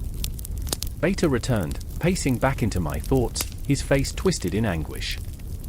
"Sister, you must understand. The Karaite are ruthless. They will not stop until they have what they desire. Your marriage to Ogedei is a necessary sacrifice." His voice trembled, but his eyes burned with a fierce determination. I wanted to scream, to shake him until he understood that I was not a sacrifice to be offered at the altar of politics. The stars shone overhead, indifferent witnesses to our plight, twinkling like the hopes I clung to. I thought of the dreams I had spun, where love blossomed like wildflowers in untamed fields, where hearts danced without chains. But here, in this chilling reality, the laughter faded, and shadows deepened. The Karaite were not just a rival tribe, they were a storm that threatened to sweep us all away, leaving nothing but desolation in their wake. And then, just as the tension reached its peak, the silence shattered. An envoy from the Karaite arrived, cloaked in darkness, bearing the weight of their demands. I felt my heart stutter, a fragile bird caught in a net of fear. They spoke with cold precision, their eyes glinting like shards of ice as they laid bare their intentions, unraveling the very fabric of our hopes. I watched Ogedei, his jaw set, the tension coiling in his frame. He stood resilient, yet I could see the flicker of doubt in his gaze, a fleeting glimpse of a man caught between what was expected and what he truly wanted. The air crackled again, this time with the promise of conflict. As negotiations faltered, words became weapons, and the weight of alliances pressed down, suffocating and unrelenting. I felt the world narrow to this moment, my breath hitching as I realized the stakes were higher than I had ever imagined. To marry Ogedei was to seal our fates together, but could love grow from the ashes of political ambition? I remembered that fleeting moment of connection we shared under the night sky, the warmth of his hand brushing against mine, electric and liberating. But those memories felt like ghosts now, haunting reminders of what could never be. In this relentless tide of ambition and duty, would there be space for love? And as the night deepened, I could sense the ground shifting beneath me, the world spinning toward an inevitable confrontation, where hearts would shatter and destinies collide. The shadows whispered promises and threats, a haunting melody that would linger long after the dawn. I sat, poised on the precipice of fate, waiting for the moment when love would either rise from the ashes of sacrifice or be smothered in the cold, hard grip of political machinations. The clock ticked ominously, and with every beat, I felt the pulse of a kingdom swirling in the depths of my heart, the very essence of survival hanging in the balance. The campfires flickered like the eyes of restless spirits, casting ghostly shadows over the faces of the soldiers gathered in the night. In the eerie quiet of a Mongol camp, where the weight of flesh and steel hung heavy in the air, the tension was palpable, a thick, suffocating blanket that smothered even the bravest hearts. I remember the chill creeping down my spine as I stood among them, breath hitching in my throat, each heartbeat a drum echoing the fear that coursed through the veins of these men. They were warriors, yes, but also fathers, brothers, sons, haunted by the weight of their duty, by the shadows of what they might lose. And there was Temujin, a captain whose bravado masked a tumultuous storm within. He had forged his name in battle, riding at the forefront, daring death to claim him. But tonight, he was merely a flickering candle, his resolve wavering. I could see it in his eyes, a swirling tempest of pride and despair, battling against the inexorable tide of loyalty to Ogedei, the great Khan's legacy. I remember, he whispered, almost to himself, when I was a boy, a warrior was defined by his victories. Now, it feels like my victories turn to ash in my mouth. Beside him stood Aisling, a healer whose hands, gentle and deft, could stitch wounds of flesh yet struggled to mend the fractures of her heart. Her spirit was wild and untamed, yet the weight of the world pressed down upon her, pinning her to the ground. She bore witness to the cost of war, to the heroes turned ghosts, and every tear she shed was a lament for the lives lost, the dreams snuffed out. I remember, she said softly, her voice like a breeze rustling through the grass, the stories of glory, how they filled me with hope. But hope feels distant now, like a whisper echoing through an empty hall. The air was thick with the scent of smoke and blood, a reminder of battles fought and those yet to come. It was a restless night, the stars above twinkling like the eyes of forgotten gods. I felt the pulse of the earth beneath me, a reminder of the lives intertwined in this endless cycle of violence. It wasn't just the soldiers who bled, it was the land itself, scarred and weary, yearning for peace. Within their ranks, there was a structure, a spine that held the Mongol military upright. Each soldier played a part in the intricate dance of warfare, a strategic choreography where failure spelled doom. Temujin understood this. He had trained his men like a master sculptor shaping clay, molding them into a force that surged like a tide, relentless and powerful. "We are the storm," he proclaimed, voice roaring like thunder as they prepared for the encroaching dawn. Yet beneath his bravado lay the gnawing fear that maybe, just maybe, the storm would consume him too. I remember the sound, metal clanging against metal, the guttural cries of men, the whinnying of horses, the orchestra of impending chaos.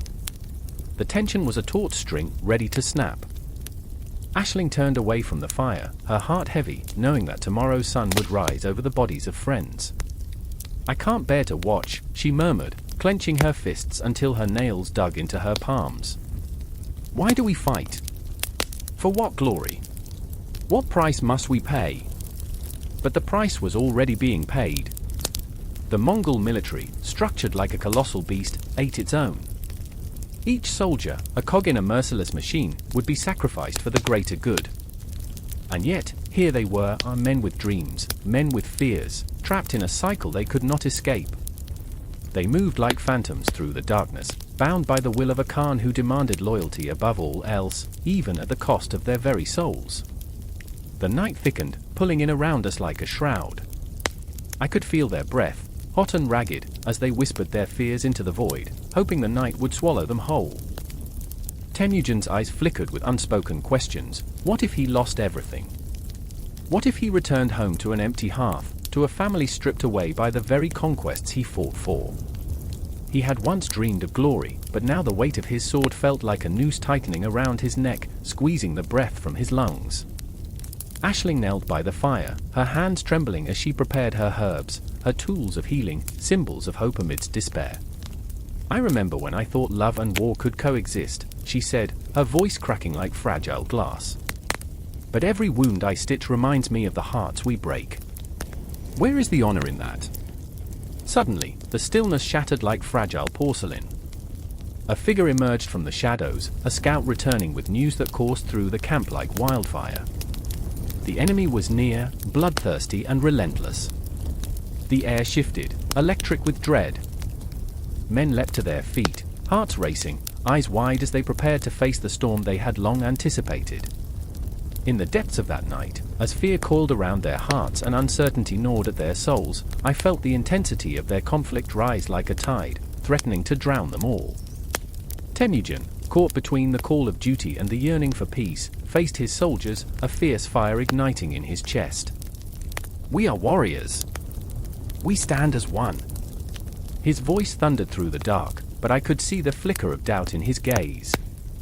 And Aisling, her spirit torn between the urge to fight alongside the men she loved and the instinct to protect what remained of her fragile heart, clenched her jaw, resolving to heal the inevitable wounds that would follow. The silence stretched, a taut string pulled to its limit, waiting to snap. The stars watched, indifferent, the earth held its breath, a witness to the coming clash of iron and fate. The night was a canvas painted with fear, hope, and the indomitable spirit of those who dared to dream, even as the shadows loomed closer, ready to claim them all. And as the drums of war began to beat, reverberating through the very marrow of my bones, I understood, this was not just a battle of soldiers. It was a battle for their souls, for all they believed in, and there was no escaping the reckoning that awaited them in the dawn. The air was thick, stifling, cloying like the remnants of a feast gone awry. The distant shrieks of the dying carried through the streets of Samarkand, a chilling echo of desperation that clung to the stone walls, refusing to let go. I stood at the edge of the chaos, heart pounding, a silent observer to the devastation unfurling before me. Smoke curled into the sky like the fingers of a ghost reaching for solace, but solace was nowhere to be found. The Khwarezmian Empire, once a beacon of prosperity, was now a crumbling monument to pride. I remember the first time I laid eyes on Amina. She was not a warrior, her hands were soft, calloused only from weaving. But that day, those hands gripped a sword, trembling with fear and fury alike. Her dark eyes reflected the flames that devoured her world, and in that moment, she was more fierce than any soldier on the battlefield. She had lost her brother, his name was whispered among the ashes that hung in the air. I could see it in her face, the raw ache of loss clutching at her throat. It was a visceral agony that transcended mere grief, it was the kind of pain that burrows deep, roots itself in the marrow, and festers until it consumes you whole. Then there was Malik, once a diplomat, now a man stripped of scrolls and ink, his words replaced by the clang of metal on metal. He stood battered and bruised, the weight of his former life visible in the sagging of his shoulders, the way his brow furrowed with the bitter taste of regret. He was the voice of reason amid the madness, but reason had long since fled as the armies of Genghis Khan descended upon the empire like a swarm of locusts. Each clash of swords felt like the drumbeat of a funeral march, intense and relentless. "What have we done, Amina?" he would whisper under his breath, a question that hung heavy in the air, unanswered, lingering like the scent of charred flesh. Night fell like a curtain, sealing us in a world painted in shades of despair. Shadows danced across the walls as if mocking the survivors, and the stars above seemed dimmed, as if even the cosmos grieved for what was lost. I remember looking up, feeling the weight of those distant suns pressing down on me, burning with the heat of 1,000 untold stories. I was a mere spectator, yet I felt the pulse of history thrumming beneath my feet. The clock was ticking, and with each tick, the flame of the Khwarezmian Empire flickered like a dying candle, struggling against the inevitable. In the distance, I heard the screams of the wounded and the cries of the helpless. Each cry sliced through the air, sharp and sudden, echoing the anguish of countless souls. Amina's hands were stained crimson, but it was the look in her eyes that haunted me. She was losing herself, piece by piece, as the horrors of war unraveled her spirit. "I can't go on like this," she said, her voice trembling like the flicker of a dying flame. "Every life taken is another piece of me lost." I wanted to reach out, to pull her back from the abyss, but I too was drifting, untethered in a sea of despair. Malik, however, clung to hope as if it were a lifeline. "We must rally the people, Amina," he urged, desperation coloring his tone. "We can't give in to fear. There's still a chance." But his eyes told a different story, one of doubt and fear, a reflection of the chaos swirling around us. I could see it in the way he clenched his fists, the way he diverted his gaze from the blood-soaked ground. But hope, like a fragile glass ornament, shattered easily, and the shards cut deeper than any blade. The night wore on, and the stars blinked overhead, indifferent to our suffering. Amina and Malik stood at the precipice of an impossible choice, to fight or to flee. They had been entangled in a dance of dreams and nightmares, and now that dance was reaching its climax. Amina felt the weight of every loss, every family crushed beneath the iron heel of conquest. "What is left of us?" she cried, a sound that broke my heart and echoed into the void. "What are we fighting for?" But Malik, ever the dreamer, replied with a voice raw and trembling, "We are fighting for the stories that will die with us if we fall. We are fighting to be remembered."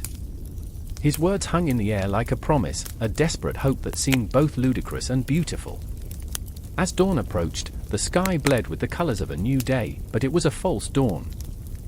The horizon was lined with the silhouette of the enemy, an army vast and relentless. I felt the tremors beneath my feet, a warning of the storm to come. The world was holding its breath, teetering on the edge of a cataclysm. I remember the moment before the dawn broke, time stretched and twisted, a cosmic joke played out against the backdrop of war. Amina grasped Malik's arm, a silent plea hanging between them, a flicker of connection amidst the impending doom. The air around us crackled with tension, with the whispers of fate brushing against our skin. And then it happened.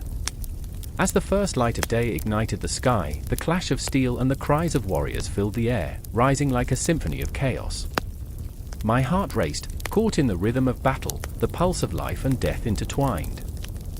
I felt the ground shake beneath me, and I knew that this was it, the moment that would define them, that would tear the fabric of their lives apart and weave something new from the destruction. The fight was fierce, visceral, the air thick with the scent of sweat and blood, the cries of the fallen mingling with the clang of swords.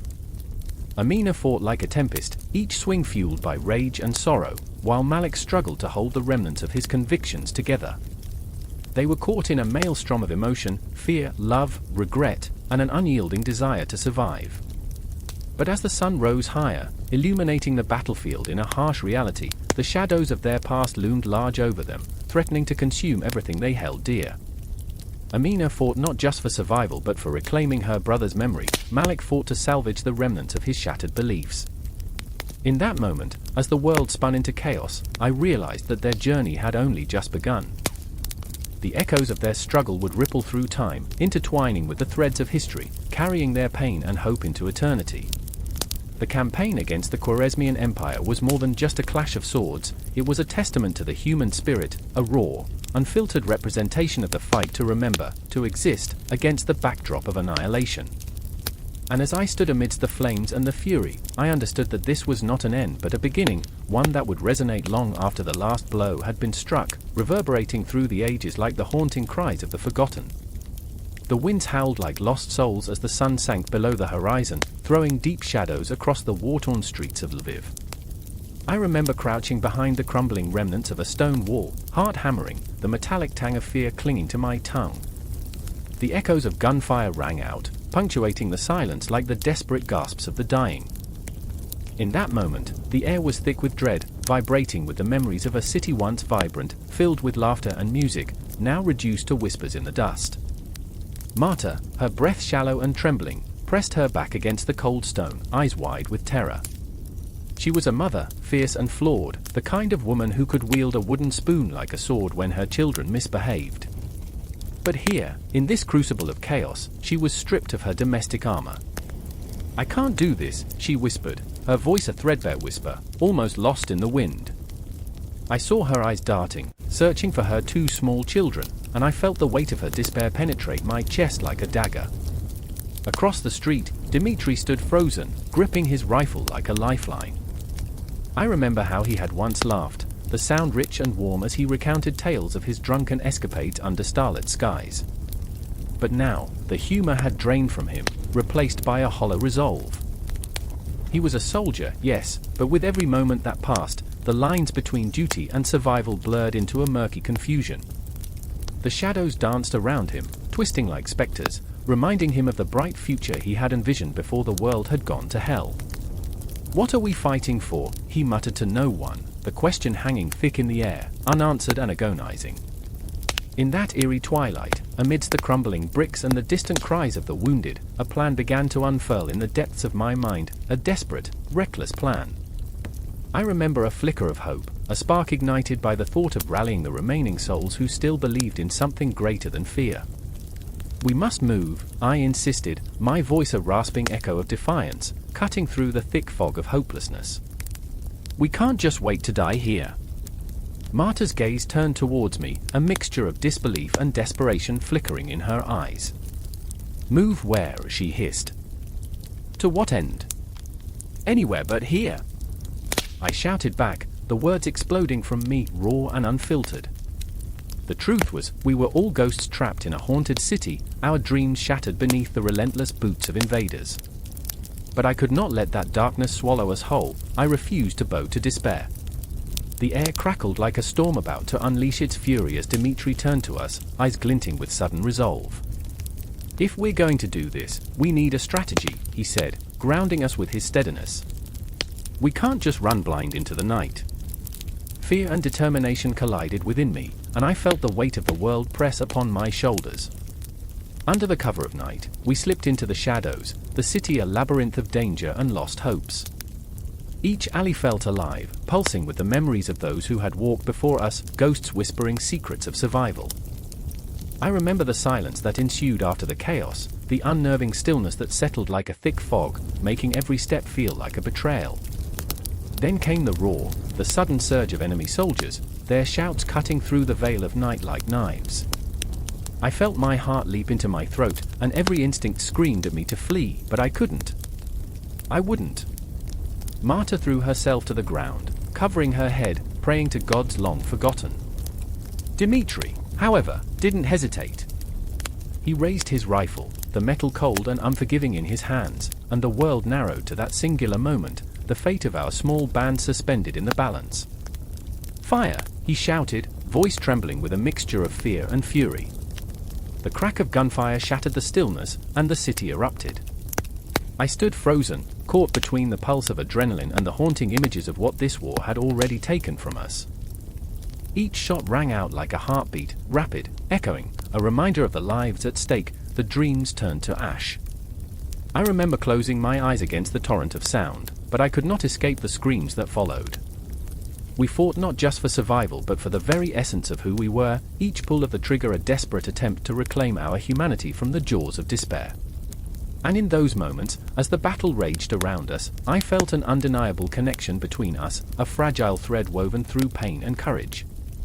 Marta, the fierce mother, clutched her children's photograph, a relic of brighter days, while Dimitri's laughter echoed in my mind like a haunting melody, reminding me of the boy he used to be. Chaos twisted around us, a dark ballet as we navigated the battlefield. I could taste the fear on my lips, could feel the ghosts of those we had lost standing beside us, urging us forward. There was no turning back, the city was alive with the heartbeat of war, and we were but players in a grand, tragic play, our roles etched into the very fabric of existence. The confrontation loomed like a storm on the horizon, a clash of wills and hearts, and we were caught in its eye. In that moment, time felt suspended, a cosmic pause where every heartbeat echoed the weight of our choices. I could feel the universe holding its breath, waiting for an act of defiance, an act of love, an act of surrender.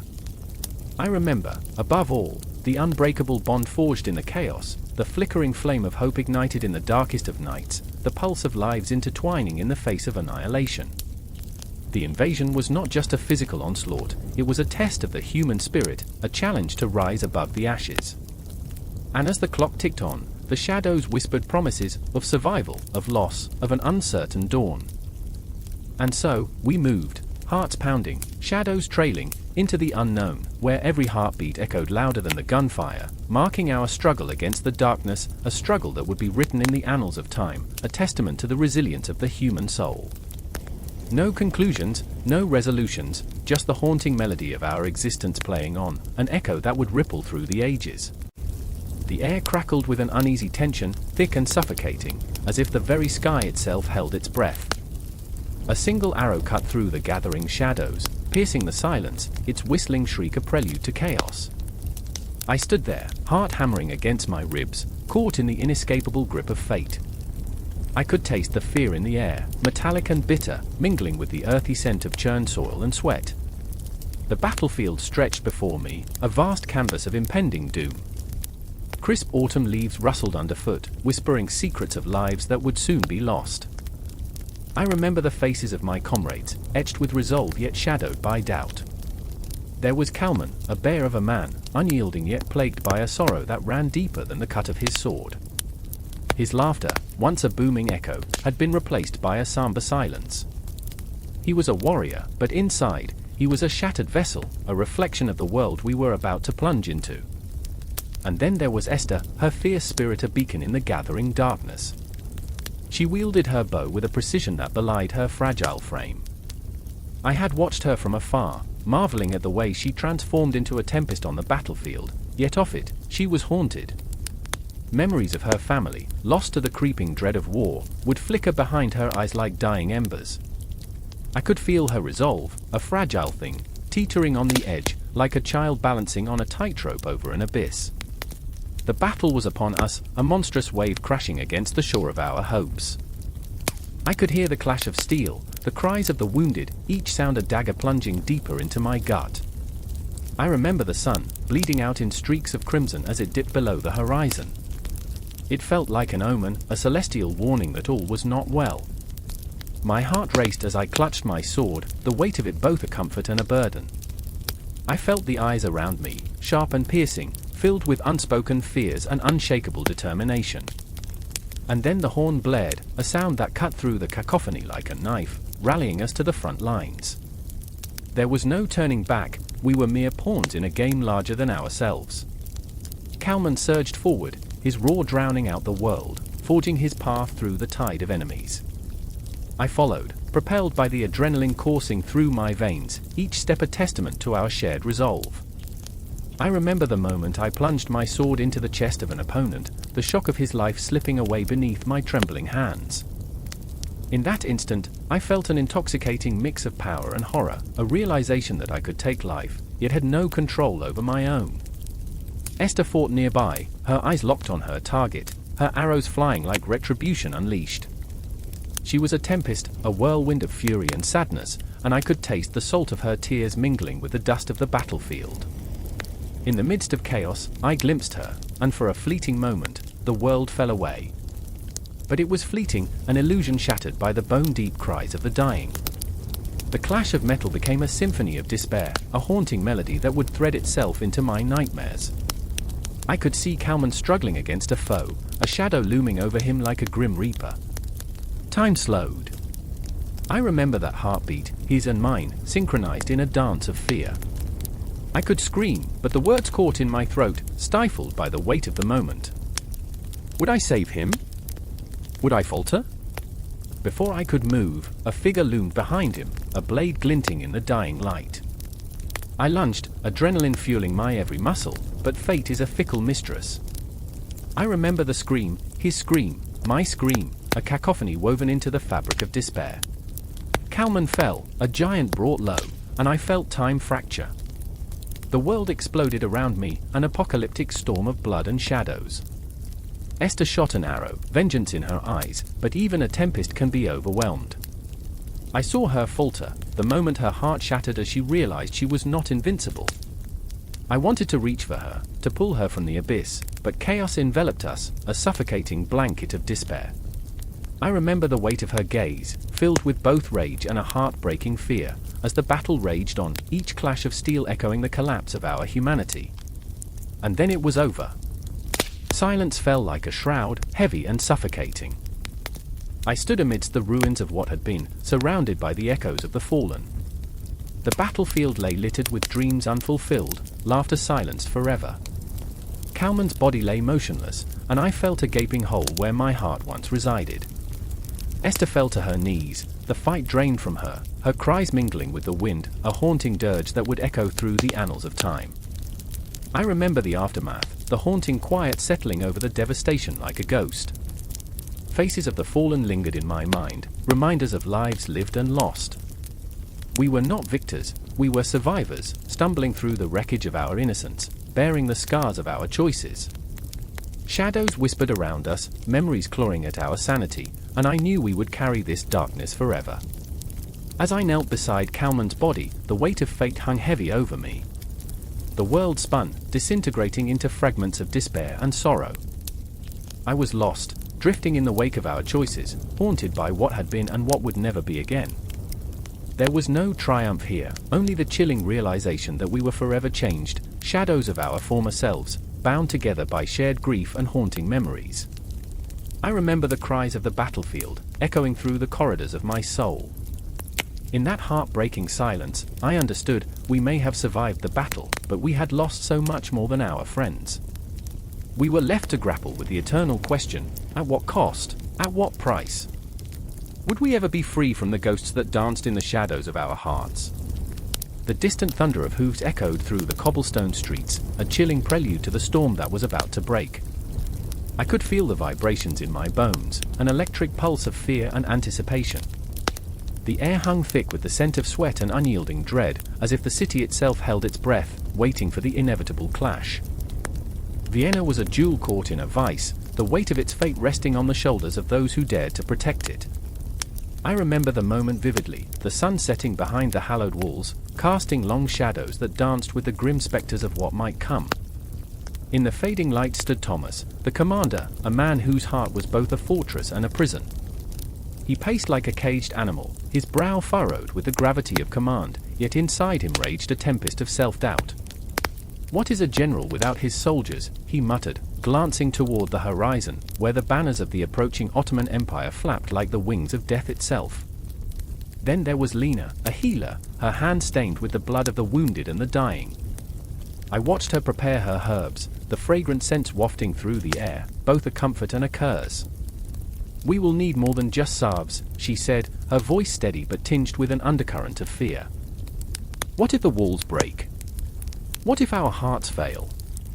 And with each word, I felt the weight of her vulnerability, the way she fought against the tide of despair with every ounce of hope she could muster.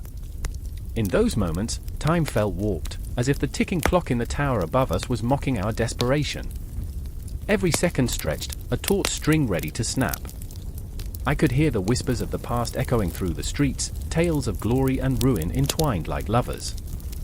Were we destined to join the ranks of those who had fallen before us, to become mere footnotes in a history written by the victors? The city was alive with tension, every face was a canvas of fear and resolve.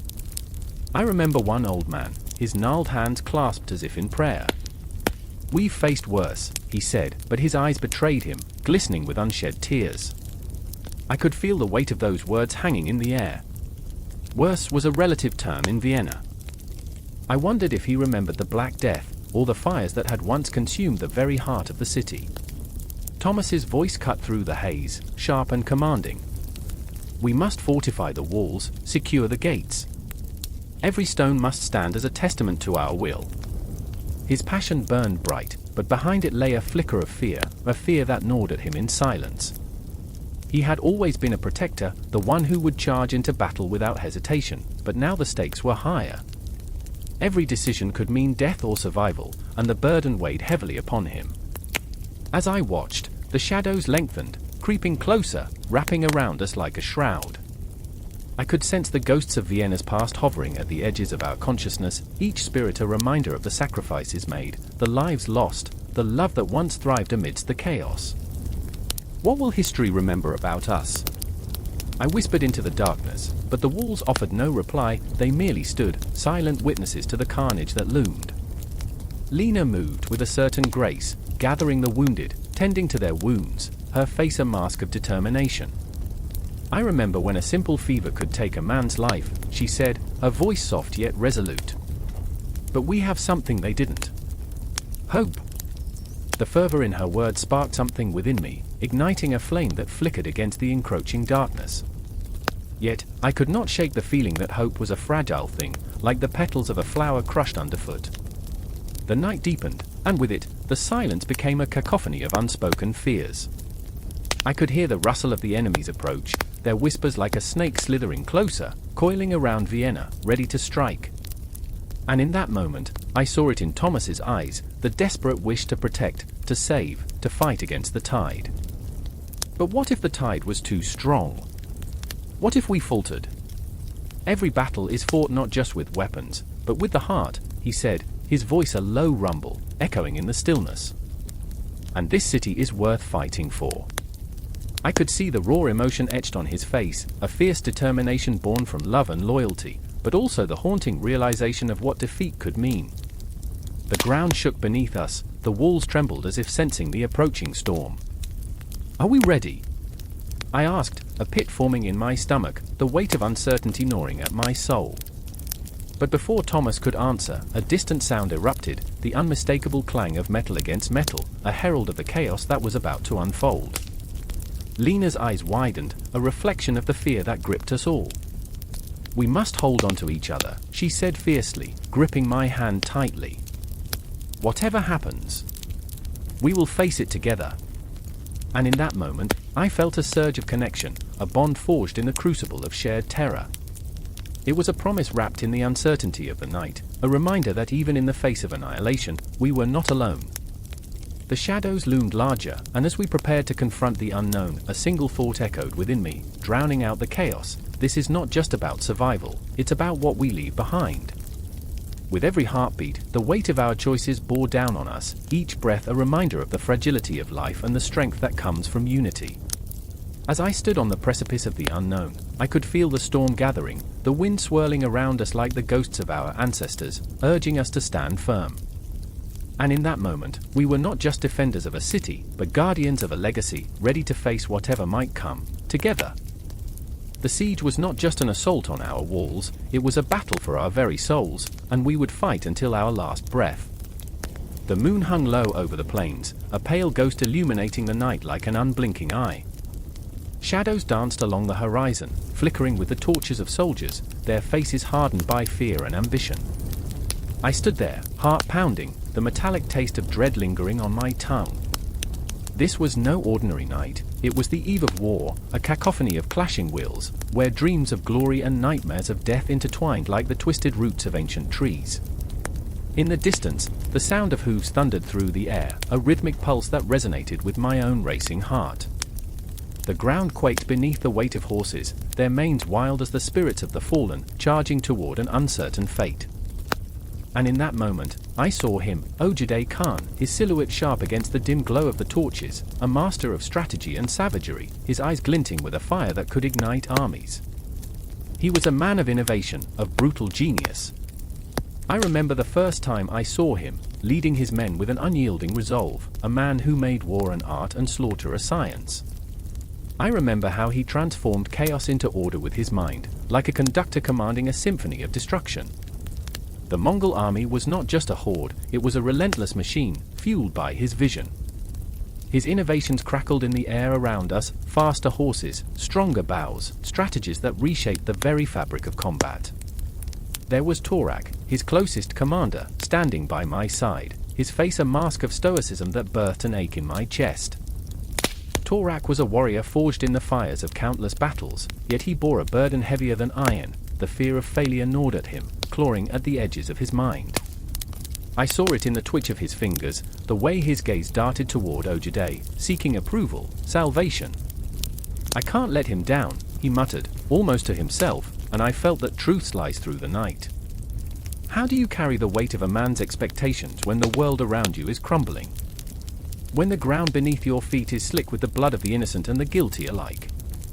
The air was thick with tension, palpable and suffocating, as I caught sight of another figure, Sarai, a scout with eyes like stormy skies, always watching, always calculating. She was a paradox, brave yet haunted, her past an echo of choices that followed her like shadows at dusk. Her loyalty to Ogedei was unwavering, but her heart was a tangle of doubt. I could feel it, the way she shifted her weight from foot to foot, the way she gripped her bow as if it were her only lifeline. "Tonight, we fight for more than land," she whispered, her voice a fragile thread. "We fight for each other." The words hung between us like a promise, laden with the weight of what was to come. I could see it in her eyes, fear and determination mingled like oil and water, a storm waiting to break. I remember the first arrow I ever shot. The thrill, the rush, the way it whispered through the air before finding its mark. But tonight, the arrows would fly not as symbols of hope but as harbingers of despair. The battlefield would be painted in strokes of red, a horrific masterpiece crafted by the hands of men who had been transformed into something monstrous. The distant clang of metal against metal broke the silence, a grim prelude to the chaos that awaited us. I could almost taste the coppery scent of blood in the air, an intoxicating reminder of the price of glory. I glanced at Ogedei again, his silhouette a dark promise against the pale light. There was a fire in his eyes, an unrelenting hunger for conquest that sent shivers down my spine. "Tonight, we unleash the storm," he declared, voice like thunder, echoing across the plains. "We shall show them the might of the Mongol Empire. We shall ride like the wind and strike like lightning."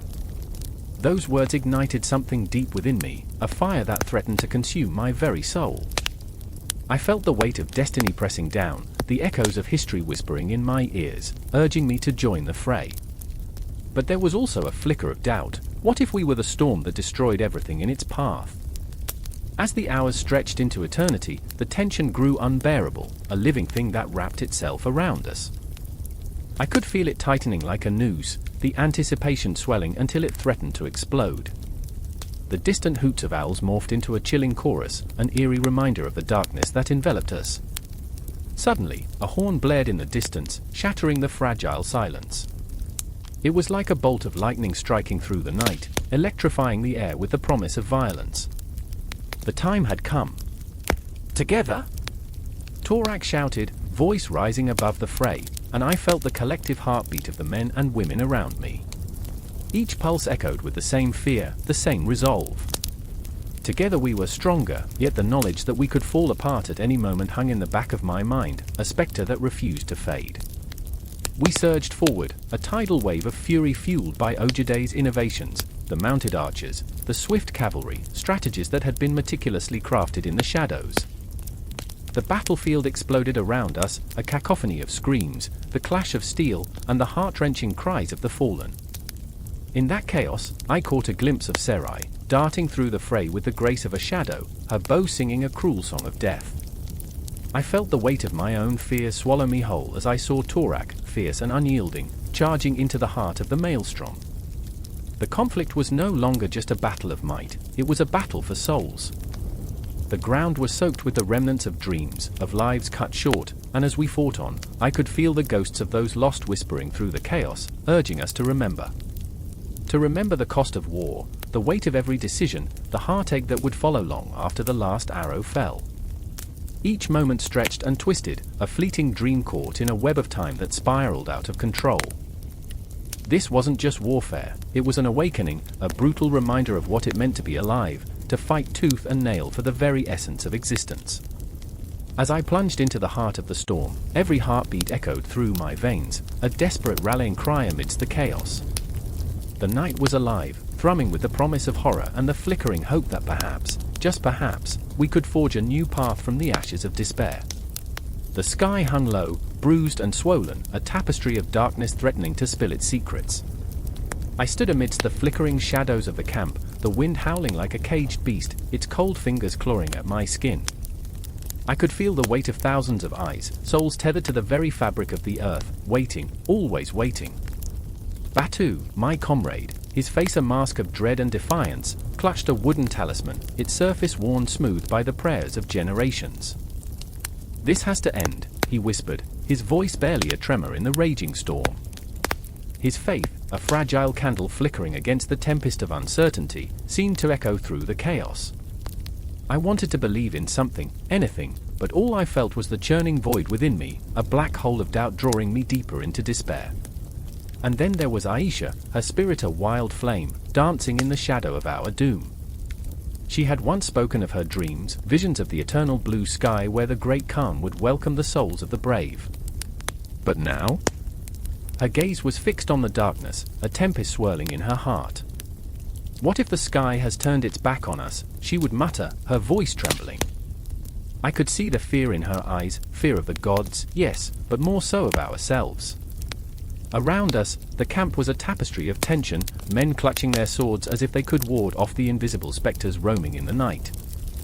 The drums of the distant encampment pulsed like a heartbeat, reverberating through the ground, washing over us with the urgency of an unspoken prayer. The air was thick with the scent of sweat and smoke, mingling with the acrid taste of despair as the specter of defeat crept closer. I remember the priest's words, haunting in their simplicity, "The spirits are restless. They demand our homage." But homage felt like a mockery, an empty gesture in this land where faith twisted and turned like the wind. For what were we without our beliefs? What were we without the power to invoke the gods who had shaped our fates, or the whispers of ancestors that lingered like ghosts in our hearts? "Look!" Batu shouted suddenly, thrusting his arm towards the horizon where the moon fought to pierce the gathering storm. A silhouette emerged, a figure cloaked in shadows, moving with an eerie grace. There was a raw energy in the air, a charge that sent shivers down my spine. Is it a shaman? I wondered, my heart racing. What could they bring us in our time of need? But Aisha's voice sliced through the tension, sharp as a knife. Or a harbinger of doom. The fear in her voice ignited something primal within me, a desperate clawing at the edges of sanity. I wanted to tell her that hope existed, that the burning flame of our beliefs could ward off the encroaching darkness, but the words hung in my throat, heavy with doubt. The figure approached slowly, the shadows clinging like a second skin. As they drew near, the flickering campfires illuminated their face. It was a woman, her eyes glinting with the wisdom of 1,000 lifetimes. "I have come to speak of the spirits," she said, voice resonating with an otherworldly echo. "They feel your pain, your conflict. They yearn for your truth." Truth? I scoffed, my heart pounding in my ears. What truth can save us when the empire crumbles around us? But even as I spat those words, I felt the churning within me, a war between my skepticism and the slivers of faith that still lingered like smoke in the wind. The woman stepped closer, and I could see the intricate tattoos spiraled across her arms, symbols of a religion woven into the very fabric of the earth. "Your gods are not distant," she said softly, "but woven into the pulse of the land. They wait for your call." Batu reached for Aisha's hand, their fingers intertwining like roots seeking nourishment. "What if they've abandoned us?" he asked, the tremor of vulnerability betraying his bravado. "They have not," she replied, her gaze steely yet compassionate. "But they are bound by the truths you hide from yourselves. Face your fears, only then will the heavens respond." The camp was a cauldron of emotions, a swirl of desperation and longing, as we stood at the precipice of belief and disbelief. I felt the gnawing fear take root within me, twisting like a vine around my heart.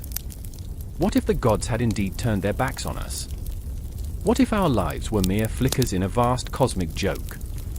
But then, the wind shifted, swirling around us with a sudden intensity, as if the spirits themselves were breathing life into our stagnant hopes. The whispers grew into a tempest, each word laced with the weight of our ancestors. "Remember the earth.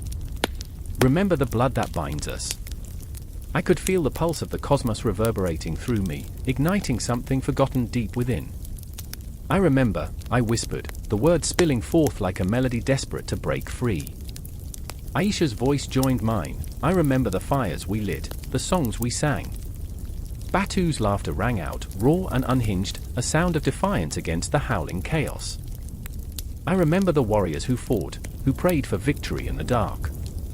Around us, the shadows shifted, the wind carrying the echoes of our collective memory, binding us together in a web of belief and fear, hope and despair. The tension hung heavy in the air, a taut string ready to snap. And as we stood there, enveloped in the storm of our emotions, a realization swept over me: our faith was not a distant echo, but a raging fire waiting to be ignited. The gods were not absent, they were waiting, like restless spirits in the night, for us to awaken the truth we buried beneath our fears. But what would happen when the dawn broke? Would we rise anew, or would we fall beneath the weight of our own shadows? The wind howled louder, a siren call piercing the veil of night. The moment hung suspended, the air thick with anticipation, as we stood on the edge of belief, teetering between light and dark, waiting for the universe to respond.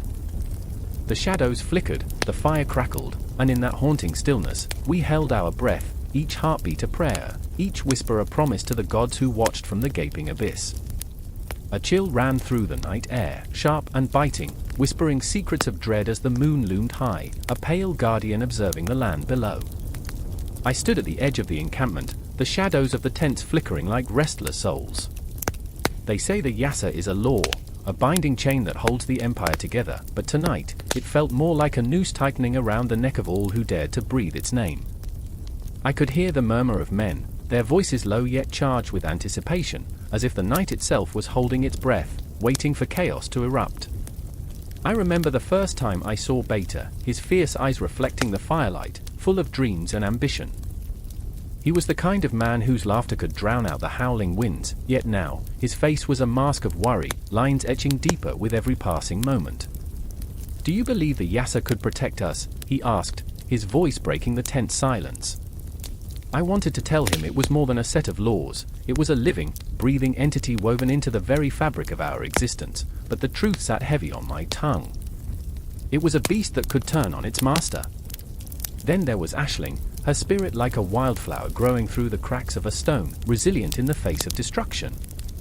She stood apart from the rest, her hands trembling as she clutched a worn piece of parchment, the very decree of the Yasa. "What if it commands us to betray our own?" she murmured, her gaze locked on the dark horizon where uncertainty loomed. In her eyes, I saw a tempest brewing, a storm of confusion and fear, and it resonated within me. The night unfolded like a dark tapestry, threads of fate woven with the fraying strands of loyalty.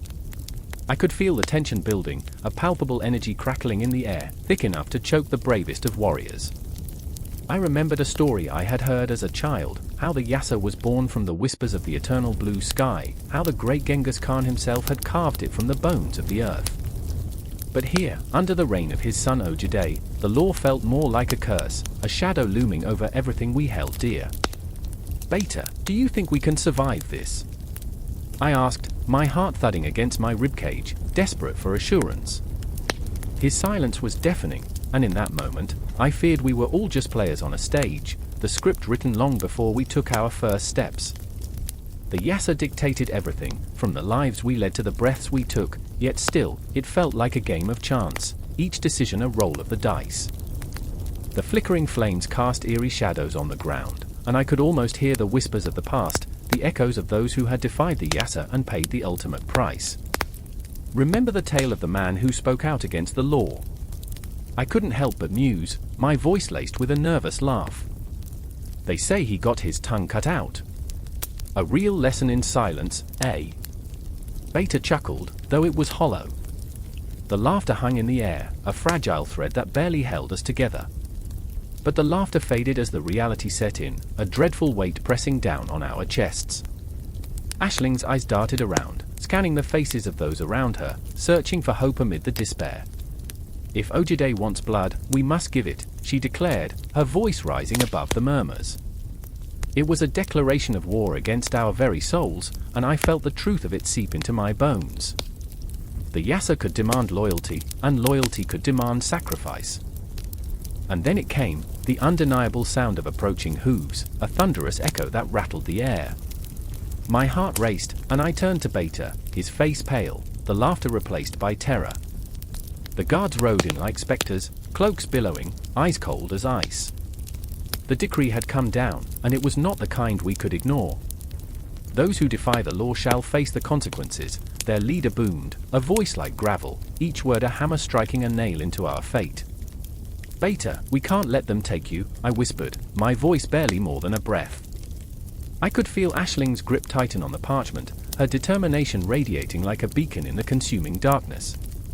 But Beta shook his head, the light in his eyes dimming as if snuffed out. "The Yasa is unforgiving," he said, the weight of acceptance crashing down around us. And then, in that moment, I saw everything, the choices, the sacrifices, the heart-wrenching reality of our existence. Betrayal lurked in the air, waiting to ensnare us in its web. I remembered the stories of those who had stood against the Yasa, their voices silenced, their lives snuffed out like candles snuffed by the wind.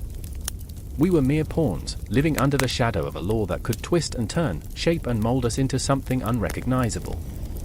The confrontation was imminent, and I felt a surge of desperation. "We have to fight back," I urged, my emotions boiling over.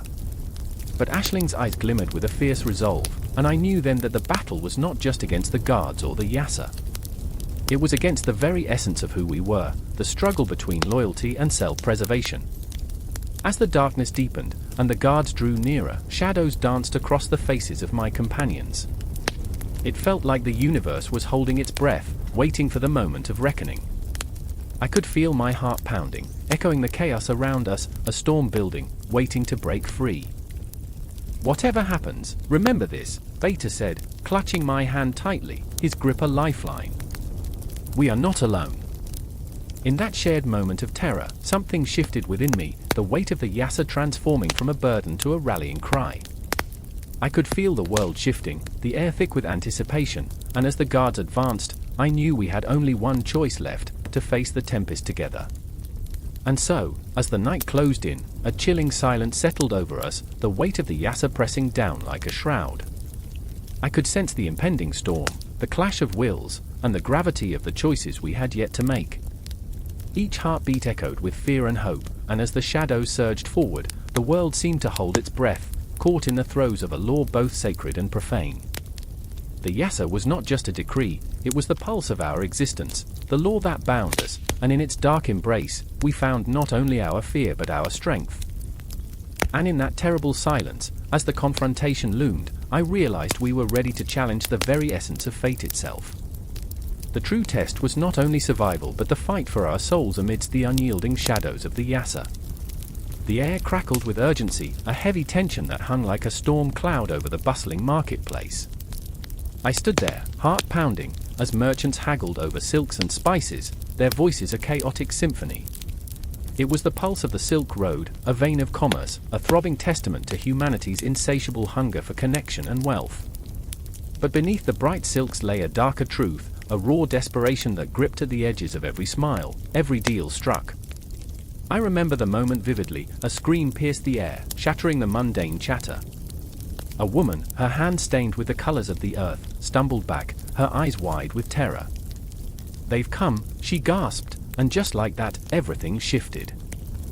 Fear swept through the crowd like a wildfire, igniting the primal instinct to survive. In this chaos stood Yarok, a young trader with dreams bigger than the vast deserts he crossed. His ambition was a double-edged sword, cutting through the fabric of his soul. He was a man who felt the weight of every transaction, the weight of his family's hopes, the weight of his own failures. I watched him, the way his hands trembled as he gripped a roll of silk, the very embodiment of a fortune he could almost touch. But what was wealth without security? What was silk without safety? The shadows of the approaching marauders loomed larger, tainting the colors of his dreams with the dull hue of dread.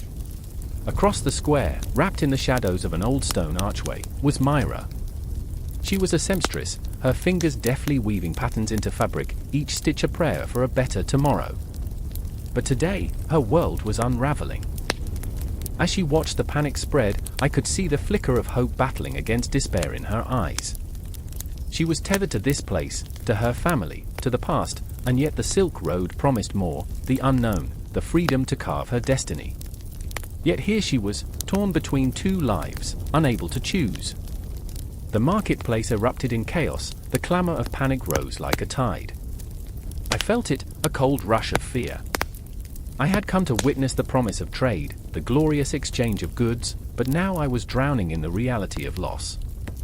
The merchant who had laughed just moments ago was now shouting for his life. The glint of silver coins rolled away, forgotten, as lives hung in the balance. I remember Yarok's voice, desperate yet resolute, cutting through the din. "We must stand together," he cried, a rallying cry that seemed so fragile against the roar of uncertainty. I could see the fire burning in his chest, a flame fueled by desperation and hope.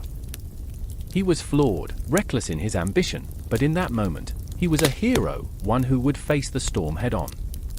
Myra stepped forward, her voice a whisper that crackled with defiance. "We cannot let fear dictate our fate." Her hands, once steady and skilled with thread, were now clenched into fists, trembling not with fear, but with the weight of her convictions. She was a whisper in the tempest, yet her words carried the weight of ages. In the face of chaos, she chose to stand, to be counted, to fight for the future she had only dared to dream about. The ground trembled as the hooves of horses thundered closer, a grim reminder that time was slipping through our fingers like grains of sand. I could see it, the glimmer of gold coins traded for spices, the promise of silk that could elevate one's status, yet here we were, all of us reduced to the primal need to survive. Was this what it meant to expand through trade? To create wealth at the expense of our very souls? Time stretched and twisted, a dark and uncertain tapestry woven with the threads of lives intertwined. I could hear the whispers of the past, tales of those who had traversed these routes before, traders and thieves, lovers and rivals. They were all ghosts now, and yet their stories lived on, echoing through each deal made, each risk taken. The Silk Road was not just a path of trade, it was a graveyard of dreams, a relentless teacher of harsh lessons. Then it happened, a clash of steel against steel, a cry that shattered what little remained of our illusions. The marauders had arrived, faces hidden, but their intent clear as they surged like a tidal wave, crashing into the frenzy of the market. Yarok lunged forward, his heart a drum in his chest, and I felt it, his determination surged through me. He was fighting not just for himself but for every life woven into the tapestry of this moment. Together, he shouted again, and something in his voice sparked a fire in the crowd. I saw it, the shift, a collective breath, a realization that survival was born from unity. Myra was there beside him, a warrior with needles and thread-turned weapons, ready to defend the dream spun in the very fabric they traded. In that heartbeat, everything coalesced, the dreams, the fear, the raw, overwhelming desire to exist beyond mere survival. The marketplace transformed into a battlefield, not just against marauders but against the very concept of fear that had threatened to consume us all. Each clash of swords rang out like a bell tolling for those lost to complacency, and yet here we were, standing on the cusp of something greater, a chance to reclaim our destiny. But time is a cruel master. It twists and turns, and the moment we grasp it, it slips away, leaving us clinging to shadows. The Silk Road was alive, breathing with the weight of countless souls, and yet here we were, poised on the edge of chaos, holding our breath, caught between survival and surrender. As the conflict raged on, the whispers of the past grew louder, echoing the tales of those who came before us, those who fought not just for riches, but for the very essence of what it means to be human. And in that struggle, in the heart of the storm, I remembered, this was not just about trade, it was about the raw, unyielding will to connect, to thrive, to exist in a world that often demanded our silence. The clash of steel and the cries of battle faded into the background, overshadowed by the heartbeats of those who dared to hope, dared to dream, on the Silk Road, where lives were woven together, and the very fabric of humanity hung in the balance. The air crackled with tension, a thick mist of uncertainty hanging over the bustling market square of Karakorum. It was the heart of the Mongol Empire, a cacophony of voices, the sweet scent of spices mingling with the acrid smoke of fires that flickered like desperate stars against the encroaching twilight. Merchants shouted, their cries reverberating against the stone structures, but one voice rose above the thrumming chaos, the anguished wail of a young woman, her hands grasping a tattered scroll, tears pooling in her wide, terrified eyes. I remember the moment as if it were a dream, suspended in time. The sun hung low, casting long shadows that stretched like skeletal fingers across the cobblestones. The woman, named Aisling, was a scholar, a rarity among her people, who sought knowledge with a thirst that eclipsed the very horizon. She had journeyed from the far reaches of the West, where the echoes of ancient philosophers danced in her mind like fireflies. Now, as she clutched the scroll, she felt the weight of her dreams, an unbearable burden. "Please," she cried, her voice cracking, desperation etched into every line of her face. "It must be shared." The wisdom of the ancients, but her words fell on deaf ears, drowned out by the laughter of men wielding power like swords. They were warriors, fierce and unyielding, their armor glinting ominously in the fading light. They saw only the threat her ideas posed, the potential rebellion of thought that could disrupt their carefully woven tapestry of conquest. The fear of the unknown festered within them, a palpable, rotten scent that clung to their skin. And then there was Batu, a soldier wrestling with the gnawing emptiness that filled his heart. He stood at the fringes of the crowd, a silent observer, his fingers twitching at the hilt of his sword. His gaze locked onto Aisling, the fire in her eyes igniting something deep within him, something that felt profoundly wrong. He had seen too much blood, tasted too much despair. The weight of his own decisions bore down on him, a constant reminder that he was a cog in a merciless machine. "Enough," shouted one of the commanders, his voice cutting through the clamor like a knife. "We will not entertain the ramblings of a madwoman." The crowd parted, and Batu felt a chill grip his spine as Aisling fell to her knees, her heart breaking in silence. I remember the way she trembled, the earth beneath her a cruel reminder of her isolation. In that moment, she transformed from a scholar into a ghost, an echo of the knowledge that could not find a home in this zealous land. The soldiers around Batu laughed, their humor sharp, a dark blade gleaming in the twilight. They were accustomed to blood, not ideas, and Aisling's fear was a foreign language they refused to learn. But Batu's heart ached for her, resonating with the rhythm of her despair. He thought of the books he had read in secret, the illustrations of celestial bodies that spun in a cosmic dance, art and science merging in a symphony that stirred his soul. What is it to be a warrior? He whispered to himself, his thoughts spiraling like the very stars he longed to comprehend. Was it merely bloodshed, or was there a deeper calling? The question haunted him, a spectre that grew more dreadful with each passing day. As Ashling's sobs echoed through the square, something shifted in the air. A tremor of realization coursed through Batu, a powerful urge to rise against the tide of ignorance. He stepped forward, the weight of his sword suddenly burdensome. "Stop," he bellowed, surprising even himself with the thunderous urgency of his voice. The laughter faded, replaced by a heavy silence. All eyes turned to him, their expressions a tapestry of confusion and intrigue. Why would a soldier, forged in the fires of battle, stand for a woman who spoke of ideas, of dreams? The question hung in the air, sharp and accusing, like a knife poised to cut. "I will not watch knowledge die," Batu declared, his heart racing. "This woman has traveled miles to share wisdom, not to threaten your power." His words hung like fragile glass in the air, shimmering with possibility but also trembling with the fragility of hope. He had crossed a line, and he felt the weight of every gaze upon him, 1,000 accusations lying heavy on his shoulders.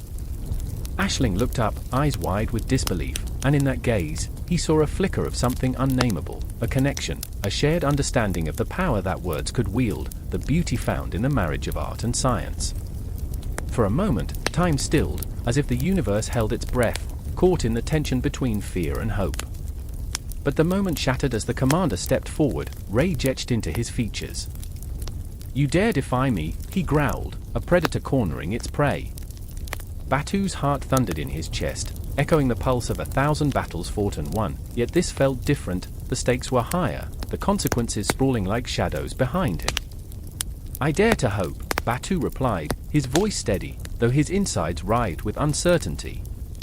"Hope that we can learn from one another, art and science, hand in hand, shaping a future where knowledge thrives." The crowd murmured, ripples of confusion mingling with the whispers of possibilities. Ashling's breath caught, hope battling against despair like a candle flickering in the growing darkness. The shadows danced around them, reminding Batu of the ghosts that haunted every soul, every choice made under the weight of a crown that demanded blood and loyalty above all. "Fools," the commander spat, and in that moment, Batu felt the dagger of fate poised at his heart. Would he be crushed beneath the weight of tradition, or would he shatter the mold that bound them all? In the stillness, a decision hung in the air, laden with the potential of centuries, of cultures colliding like stars in the night sky.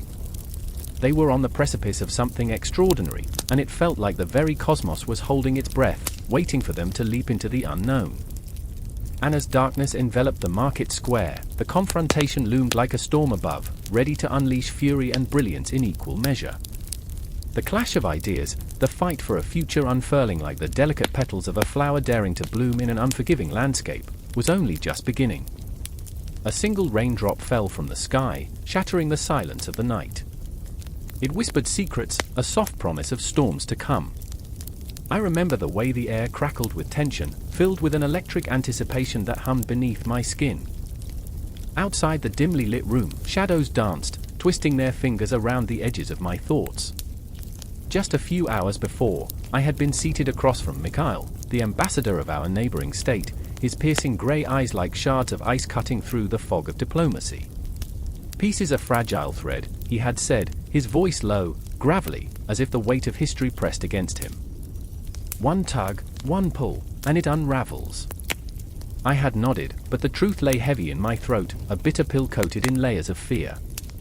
Mikhail had come with a proposal, one that could either cement our alliance or fracture it into oblivion. I remember the silence that followed, thick, suffocating. It was in that moment I caught a glimpse of Lara, my advisor and confidant, her brow furrowed with worry. She had always been the steady hand at my side, but tonight, her heart beat like a caged bird, frantic, desperate. "What if we refuse?" she whispered, and that question clawed at my insides. Refusal was a loaded gun, and I felt the weight of our shared history, the blood-stained pages of treaties long abandoned. The clock ticked, the sound a cruel reminder of time slipping away, every second a heartbeat of anxiety. Mikhail's words echoed in my mind, layering over one another like a tangled web. Trust is built, not given lightly, he had said. But trust was a currency we had spent too freely, and the ghosts of our past haunted the edges of our negotiations. I could feel them lurking, waiting for us to falter. Lara, we can't afford to be naive, I said, my voice barely above a whisper. Her expression shifted, a flicker of something like betrayal sparking in her eyes. And what if being cautious is the real naivety, she retorted, and the air crackled again, charged with the electricity of our discord. It was this fraught tension, these raw emotions that twisted inside me, that made me wonder if diplomacy was merely a facade, a way to dress our fears in pretty clothes. I could almost hear the distant murmurs of our citizens, their hopes and dreams resting on the outcome of our talks, like fragile leaves caught in the wind. They looked to me, to us, for guidance, and the weight of their expectations pressed down on my shoulders, a leaden cloak that threatened to suffocate me. What if I failed them? What if the fragile peace we had fought so hard to maintain crumbled like aged parchment? In the back of my mind, a flicker of madness danced. I remember the faces of those who lost everything in the last war, I murmured. I could see their eyes, hollow and lost, searching for answers in the darkness. Would they understand if I chose the path of caution? Or would they see me as a coward, a leader who let fear dictate their choices? The room grew colder, shadows creeping in like thieves in the night, their whispers barely audible. What will it take? I asked, my heart racing, the pulse echoing in my ears. Lara's gaze softened, and for a fleeting moment, I saw the girl she once was, dreamy, ambitious, unafraid. But the years had hardened her, and the reality of our world had taken its toll. It will take sacrifice, and you know it, she replied, and the truth of her words settled like a stone in my chest. Mikhail leaned forward, his expression inscrutable. You must choose your allies wisely, he warned, a hint of menace lurking beneath the surface of his politeness. Every alliance is a double-edged sword. You can forge a bond, or you can cut the ties that bind. The weight of that statement sank in, a dark omen that left me breathless. Outside, the rain began to fall harder, the drops drumming against the roof, each one reverberating like the heartbeat of fate itself. I could feel it, the walls closing in, the air thick with an impending storm. What would I sacrifice in the name of peace? I looked at Lara, searching for a flicker of hope, but I saw only the reflection of my own fear mirrored in her eyes. It was then that I realized we were not simply caught in a political struggle, we were entangled in the web of our own making, our fears and aspirations coiling around us, binding us tighter with every choice. Time slowed, dragging me into a vortex of memories. I remember the laughter of children, the scent of blooming flowers in the spring, the simple joy of shared meals with loved ones. I remember the warmth of hands clasped together, the promise of a brighter tomorrow. But amidst those memories lurked the shadows of war, flames engulfing homes, cries of despair echoing in the night, and the silence that followed when the world turned its back. What if this is our last chance? I said, desperation creeping into my voice. What if we're standing on the precipice of something greater than ourselves? Lara's eyes glistened, and I could see the fight within her, the struggle between hope and resignation. The clock ticked on, and with each passing second, my heart raced faster, caught in a tempest of emotion. I knew this moment would define us. I felt the weight of history pressing down like a leaden shroud, suffocating and relentless. Mikhail's eyes bore into mine, and I understood the unspoken challenge. It was not just a negotiation, it was a battleground. Peace is not a destination, he said softly, a glimmer of understanding passing between us. It is a journey, and sometimes, it requires walking through fire. I breathed in deeply, the air heavy with the scent of rain and desperation, and I made my choice. The stakes were high, the road ahead was fraught with danger, but the fire of hope flickered still, and in that moment, I knew we would fight for it, together. The night was thick with shadows, each corner of the stone fortress whispering secrets of betrayal. I stood at the edge of the great hall, heart pounding like a war drum, while the flickering torchlight cast grotesque shapes on the walls.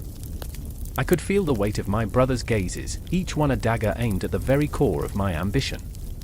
Ogedei, They called me the one destined to lead, but tonight, I was just a man surrounded by wolves dressed as kin.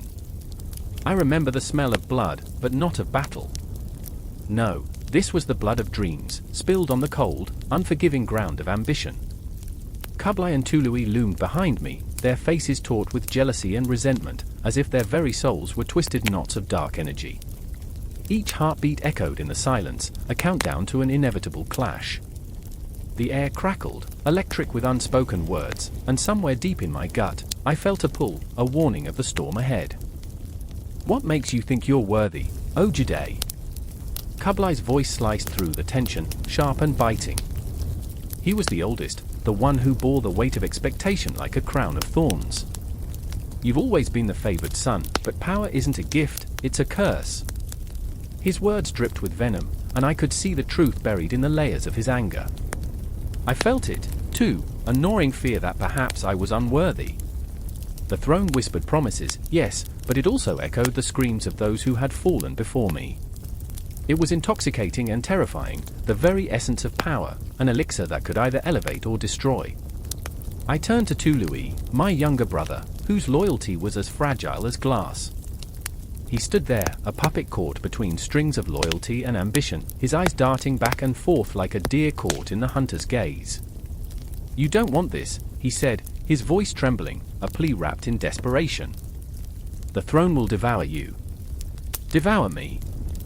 The words hung in the air, heavy with the weight of dark prophecy. I felt it, a gnawing hunger deep within, a hunger for recognition, for glory.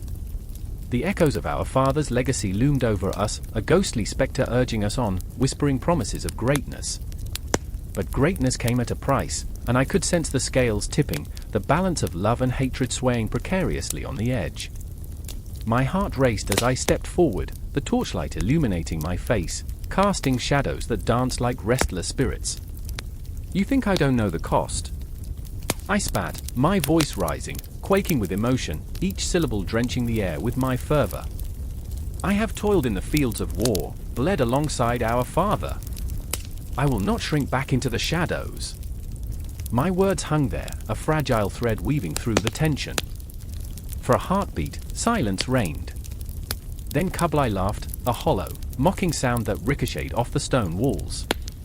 "You're a fool, Ogedei." A fool blinded by ambition. His eyes darkened, and I could sense the shift, the breaking point drawing near. "You want the throne? Then you will have to spill blood. Your blood, or ours." The threat loomed heavy, and my breath quickened. I could almost taste the rust of betrayal on my tongue. My brothers were not just rivals, they were mirrors reflecting the darkest parts of my soul. What lay behind those empty smiles and hidden daggers? Fear. Desperation. The stench of our father's ambition rotting like a carcass in the sun. I felt the swell of rage, a tidal wave crashing against the shores of reason. I turned my back, pacing toward the great window, where the moonlight poured in like a silken ribbon, illuminating the chaos within. The stars blinked down at me, indifferent witnesses to our familial strife. I could hear the whispers of the past, echoing in my mind, reminding me of the fragile threads that bound us together. Brothers. Sons. Rivals. "Do you remember the tales our father told?" I asked, voice barely above a whisper, as if speaking would summon the ghosts of our youth. "Of the great Khans who battled for the heavens? We are those men. We are destined for greatness." But greatness is a banquet served cold, and in that moment, I questioned if we would be feasting together or fighting over the scraps. I could see Kublai's jaw tighten, the furious storm brewing behind his eyes. The air thickened, a palpable force of unspeakable tension. "You're drunk on dreams," he spat, venom dripping from every word. "But dreams don't build empires. Blood does." And with those words, the dam broke. The storm that had been brewing for what felt like ages finally erupted. Kublai lunged, a blur of fury and desperation, and I felt the rush of adrenaline ignite my senses. Tului, caught in the crossfire of his brother's wrath and my own resolve, hesitated, torn between loyalty and survival. I didn't want to fight. I wanted to hold on to the fraying threads of brotherhood, but we were no longer brothers. We were combatants on a battlefield painted with the hues of betrayal and ambition. The shadows closed in, wrapping around us like the cold arms of oblivion. In that moment, time twisted and curled, the reality of our conflict stretching into eternity. The air crackled with a primal energy, each second a universe unfolding where love battled with hatred, where dreams wrestled with the specter of power. I could hear my heart pounding, echoing the pulse of destiny, as the world around us spiraled into chaos. This was no longer a matter of thrones, it was a fight for existence, a struggle against the very fabric of our being. And as I faced my brothers, I knew this was just the beginning. The shadows would dance and the blood would flow, but the battle for power, for respect, for our father's legacy, it was far from over. The air crackled with tension, thick enough to choke the breath from your lungs. A single candle flickered, casting shadows that danced like restless spirits upon the stone walls of the dimly lit chamber. Ögedei Khan sat at the head of the table, his gaze piercing through the darkness, flanked by the weight of his advisors, each a ghost of ambition, loyalty, and treachery. The flickering light illuminated the grim expressions etched on their faces, a tableau of uncertainty marred by the scent of desperation. In the corner, a restless figure shifted, his hands trembling as he gripped the hilt of a dagger, its blade glinting like a cruel promise. Temujin, a general who had fought in countless battles, now stood on the precipice of a war that had nothing to do with honor and everything to do with the whispers of power. His heart raced, a drumbeat of fear and fury. What have I become? The question gnawed at him like a ravenous beast, consuming him from the inside out. I remember the blood, he thought, flashes of battlefields and fallen comrades swirling like a tempest in his mind. I remember the screams. Those echoes haunted him, a chorus of the damned that filled the silence with a sadistic glee. But this was different. This was treachery, not valor, a different kind of warfare that threatened to unravel the very fabric of their empire. Beside Temujin sat Soren, the cunning advisor whose smile could charm the very stones beneath their feet. But in his eyes lurked shadows, a darkness that promised betrayal with every word that spilled from his lips. "We must strike first," he urged, leaning forward, his voice a silk thread weaving a web of deceit. "The time for hesitation is over. You know what's at stake." He thrived in the chaos, a vulture circling its prey, and Temujin could feel the weight of his gaze, measuring, calculating. Breathe. Just breathe, he told himself. But the air tasted of ashes and sorrow, and it suffocated him. He caught Soren's gaze, a flash of understanding, unspoken yet palpable. They were both players in this ruthless game, their fates intertwined like threads in a tapestry of doom. "Listen to me, Ogedei," Temujin's voice broke through the murky silence, raw and desperate. "The advisors are not your allies. They are wolves, cloaked in the skin of sheep." His words cut through the gathering storm, but they fell upon deaf ears.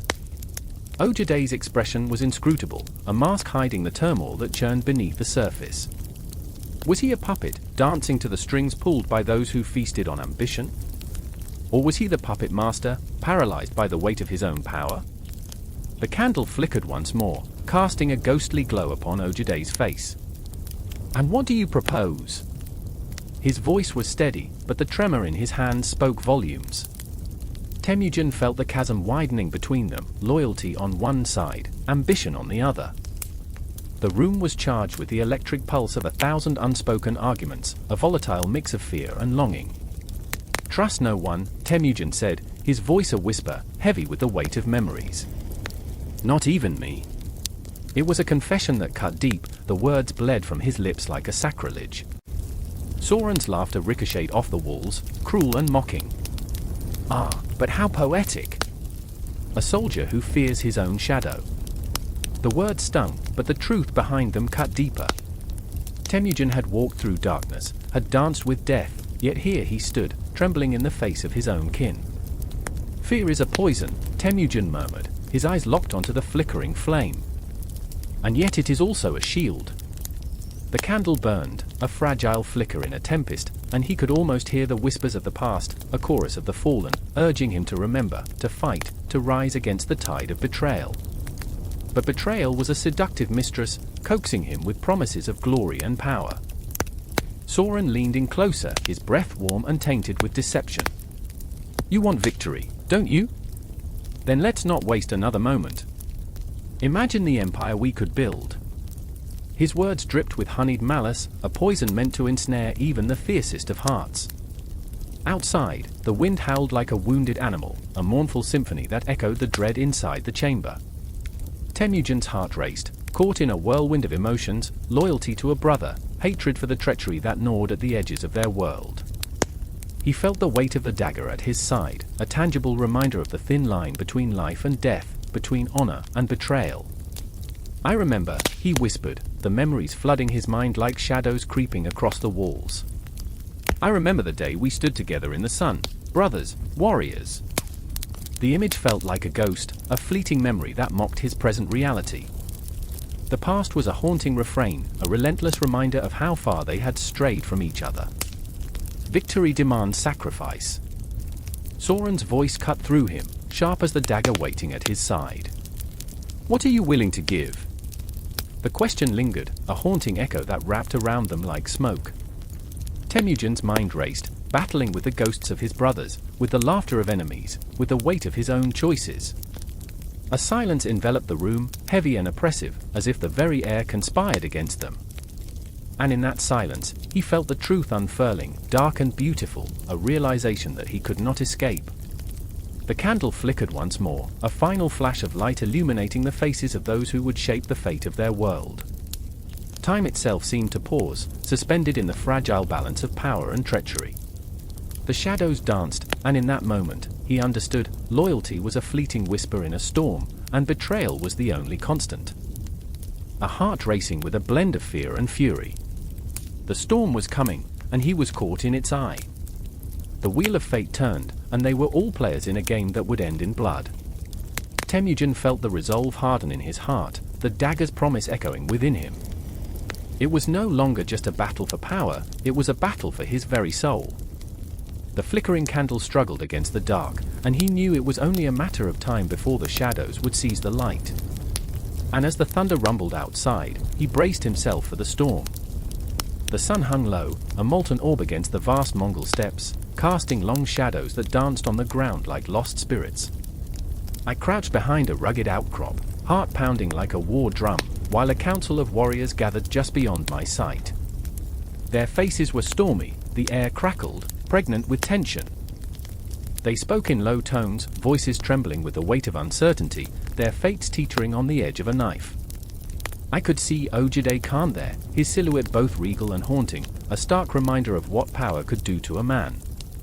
I remember the first time I saw him, the way his presence filled the space like thunder rolling over the distant mountains. I was young then, naive, steeped in the romantic notions of glory and conquest. But today, I felt the dread sinking in like an unwelcome chill, gnawing at the edges of my courage. The council debated the laws that would govern our vast empire, a tapestry woven from the lives and deaths of countless souls. It was a fragile thread, and I was acutely aware that my life hung in the balance. Ogedei's voice rose above the murmurs, steady and unyielding, a river cutting through the rocky terrain of dissent. Order must reign. Justice is the foundation upon which we build, he declared, each word a hammer striking steel. But I could see the doubt flickering in his eyes, a flicker of vulnerability that betrayed the weight of his lineage. What did justice mean in a world where blood was the currency of power? Would the laws he crafted protect the innocent or bind them tighter in chains of fear? Then there was Bayan, a man torn between loyalty to his Khan and the cries of the people. Inside his heart, a tempest brewed. His voice, once a thunderous boom of authority, had withered into a whisper of discontent.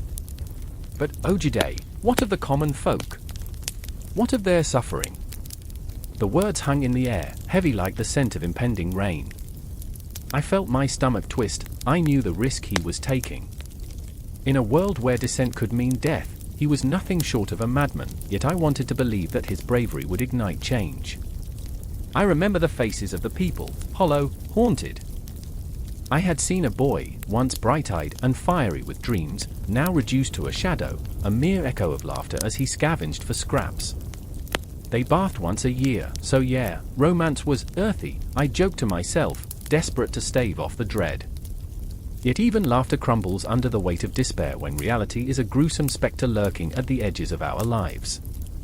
There was a fragile beauty in the chaos of our existence, yet it felt like a mirage, slipping through my fingers like sand. Ogedei's laws promised order, a facade of stability in an ever-shifting landscape.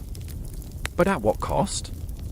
I could see the ghosts of those who had suffered, their whispers clawing at the corners of my mind. Remember us, they seemed to plead, and I shuddered at the thought of their demands. Bayan's desperation became a wildfire, spreading through the crowd. "We cannot impose laws without compassion," he cried, his voice a desperate call that struck through the heart of the gathering. The way his brow furrowed, the flicker of anguish behind his eyes, cut deeper than any sword. He was fighting not just for the people but for his own soul, torn between the legacy of his ancestors and the man he wished to be. As tensions escalated, I felt the weight of time pressing down. Every second stretched like a taut bowstring, ready to snap. I could almost hear the clock ticking, a relentless reminder of mortality, of lives slipping through our fingers. What would it take for Ögedei to hear the cries of the voiceless? What would it take for him to turn the tide of history? And then it happened, like a thunderclap in the stillness of a storm.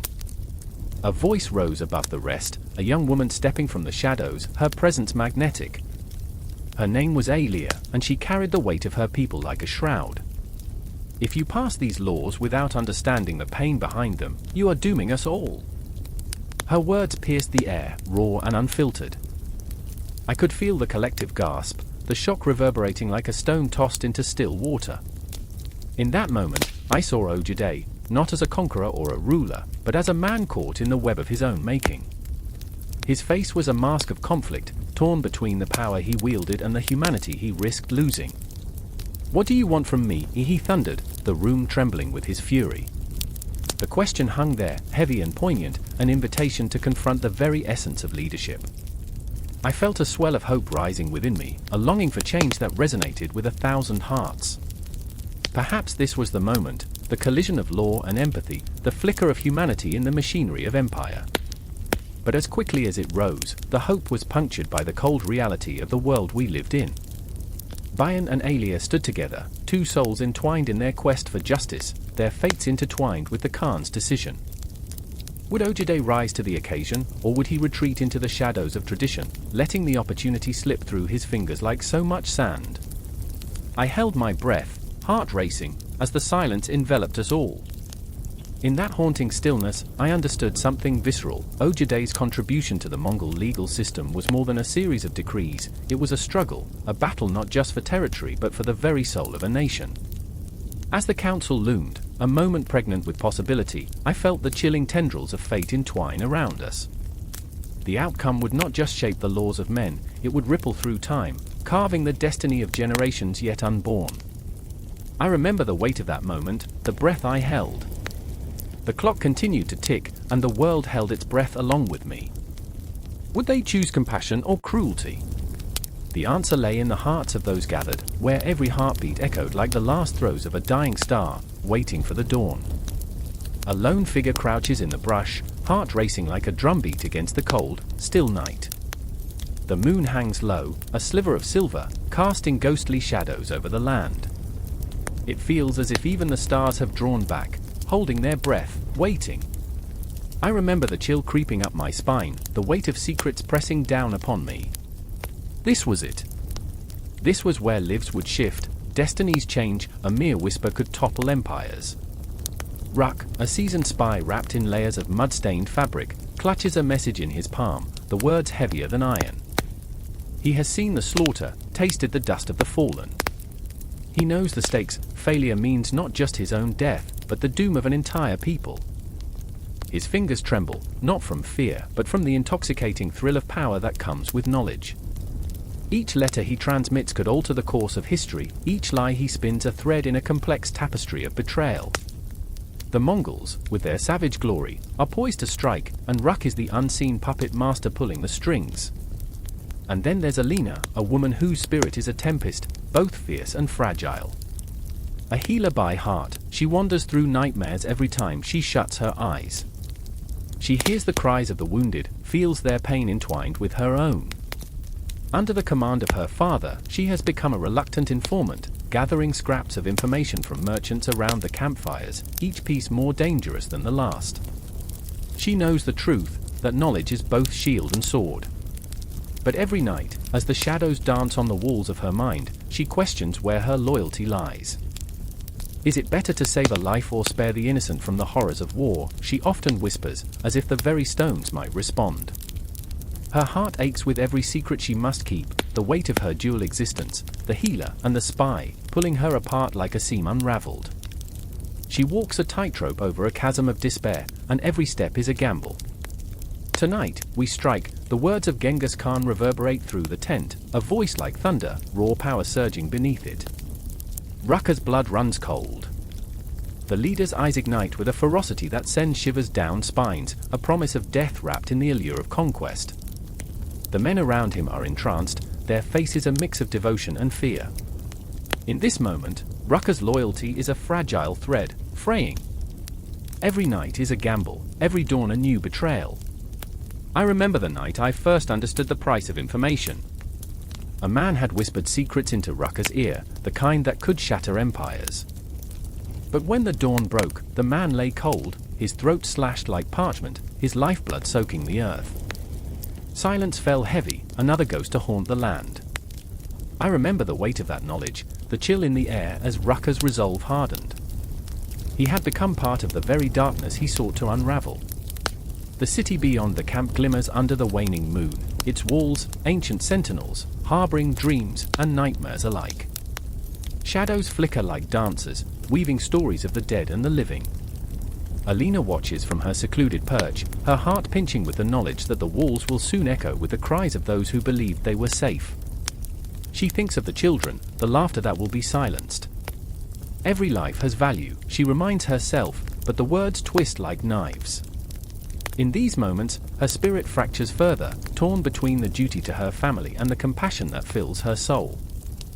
The people trust her, and yet, she is a ghost among them, a whisper in the night.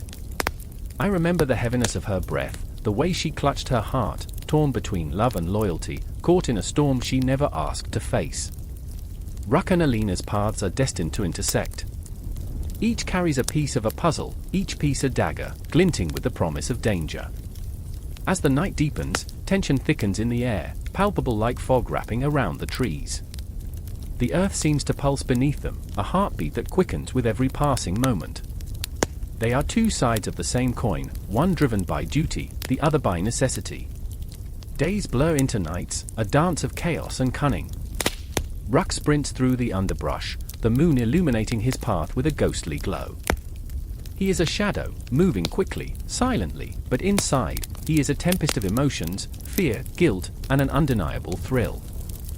Each step is a prayer for survival, for the secrets he carries, for the weight of the lives that hang in the balance. He knows that to betray Genghis Khan would mean certain death, yet to serve him blindly means a lifetime of blood on his hands. Meanwhile, Alina gathers her courage. She moves among the people, piecing together information, her heart pounding like a war drum. Each moment spent in treachery pulls her deeper into the abyss of despair, yet she knows she must act. The clock is ticking, and time is a relentless beast. The fate of many, perhaps even her own, teeters on the edge of a whisper. She clings to the hope that her choices can alter the course of the storm. The night of reckoning approaches. Ruck and Alina find themselves on a collision course, two souls spiraling toward an unimaginable fate. The air crackles with electricity, a palpable tension that hangs like mist over the battlefield, an omen of the blood that will seep into the earth. Each character is caught in the web they've woven, each heartbeat echoing with the haunting knowledge that they are but pawns in a game far larger than themselves. Alina stands at the precipice, every decision weighing heavy upon her shoulders, and Rucka's heart beats with the rhythm of the hunt, neither knowing that the moment they cross paths will forever alter their destinies. In the stillness, they are bound by the same fate, the same dark storm that looms above, relentless and unforgiving. The night stretches on, a canvas painted with fear, hope, betrayal, and sacrifice. And as the dawn inches closer, casting its first light into the darkness, the first tremors of conflict ripple through the land. The heart of battle is close, and with it, the truth will emerge. The roles of spies, intelligence, and the shadowy figures who weave through the darkness will reveal their true colors. But the price of that knowledge? It will be steep, and the echoes of their choices will whisper long after the sun has risen. The sun hung low in the sky, a blazing eye watching over the chaos below, as I crouched behind a crumbling stone wall, heart pounding like a war drum. Shadows danced at the edges of my vision, the air thick with the acrid scent of sweat and fear. I was surrounded by people, faces twisted with desperation, eyes wide with uncertainty. A census was upon us, a monstrous beast of numbers and names, and the Mongol horde would not take kindly to those who resisted. The rumble of hooves echoed in the distance, a chilling reminder of the approaching storm. I remember the first time I laid eyes on Temujin. A boy with fierce determination burning in his gaze, a boy destined to become Genghis Khan. But even then, beneath the bravado, he bore the weight of his family's disillusionment. He was a leader born from ashes, forged in the fires of betrayal and loss. And now, as I peeked through the cracks of the ancient wall, I could feel the tremor of his resolve jolting through the crowd. Beside me stood Khartoum, her fingers trembling as they clutched a worn leather pouch, holding secrets, names of the hidden, the displaced, and the forgotten. She was a ghost of her former self, a woman swept along by currents of fate and fear. I could see the shadows clinging to her like a second skin, memories of laughter drowned out by the chorus of despair. "They come for us," she whispered, her voice barely audible over the distant thundering of soldiers. "They want to count us. Count our deaths, our lives, as if we were mere cattle." The world felt surreal, like a fevered dream on the cusp of waking. Here, in this crumbling city, stripped bare of its glory, the Mongol census loomed like a dark specter. I could feel the tension crackling in the air, a storm brewing, and it sent shivers down my spine. What does it mean to be counted? What does it mean to exist at the mercy of men who tally your worth with indifference? In that moment, I felt an electric pulse of terror surging through me, the realization that everything, every heartbeat, every sigh, was hanging by a thread. Temujin's eyes met mine across the chaos. There was a hunger there, a need, a promise. I saw in him a flicker of hope, a reminder that even in darkness, the spark of rebellion could ignite. "They will never know us," he shouted, voice cutting through the din. "We are more than numbers. We are flesh, we are spirit." His words echoed, reverberating in the chest of every soul present. An anthem of defiance. But Khartoum shook her head, her voice quivering. "What if they decide we are not worth counting? What if they mark us for death?" The shadows around her deepened, and I felt her fear clawing at the edges of my heart. She was a woman who had lost too much, her family, her home, and to her, numbers were everything. They dictated where you belonged, whether you lived or died. I wanted to reach out, to hold her trembling hands and tell her that hope was not a currency meant to be counted. "Khartoum," I said softly, "we are not just names on a scroll. We are the stories that have yet to be told." But my voice felt fragile, like a glass thread about to shatter. Hooves thundered closer, each footfall a drumbeat of dread. The air vibrated with unspoken terror, riding on the backs of horses galloping toward us like harbingers of doom. The Mongol warriors were ruthless, gliding through the dust like phantoms, their faces obscured, their intentions clear. Numbers. They sought to tally us, to track us, to turn us into mere statistics in an empire built upon conquest. I felt the ground shake beneath me as Temujin stepped forward, the fire of rebellion igniting in his chest. "Stand tall," he bellowed, voice like a clarion call. "We are more than their ledger. We are the pulse of this land." In that heartbeat, I realized something profound. We were not just cogs in a bureaucratic machine, we were blood and sweat, laughter and tears, the essence of humanity itself. Khartoum's breath hitched, and I saw a flicker of something in her eyes, a spark of courage igniting against the tide of despair. "For all we've lost, for all that can still be saved," she breathed, clutching the pouch tighter, as if it contained the souls of those who had fallen. Her resolve was infectious, spreading through the crowd like wildfire. But doubt clawed at me, a relentless beast gnawing at the edges of my hope. How could mere words hold back the tempest that was the Mongol war machine? I felt my heart race as I thought of the families hiding in the shadows, the children who would never know the warmth of a mother's embrace again.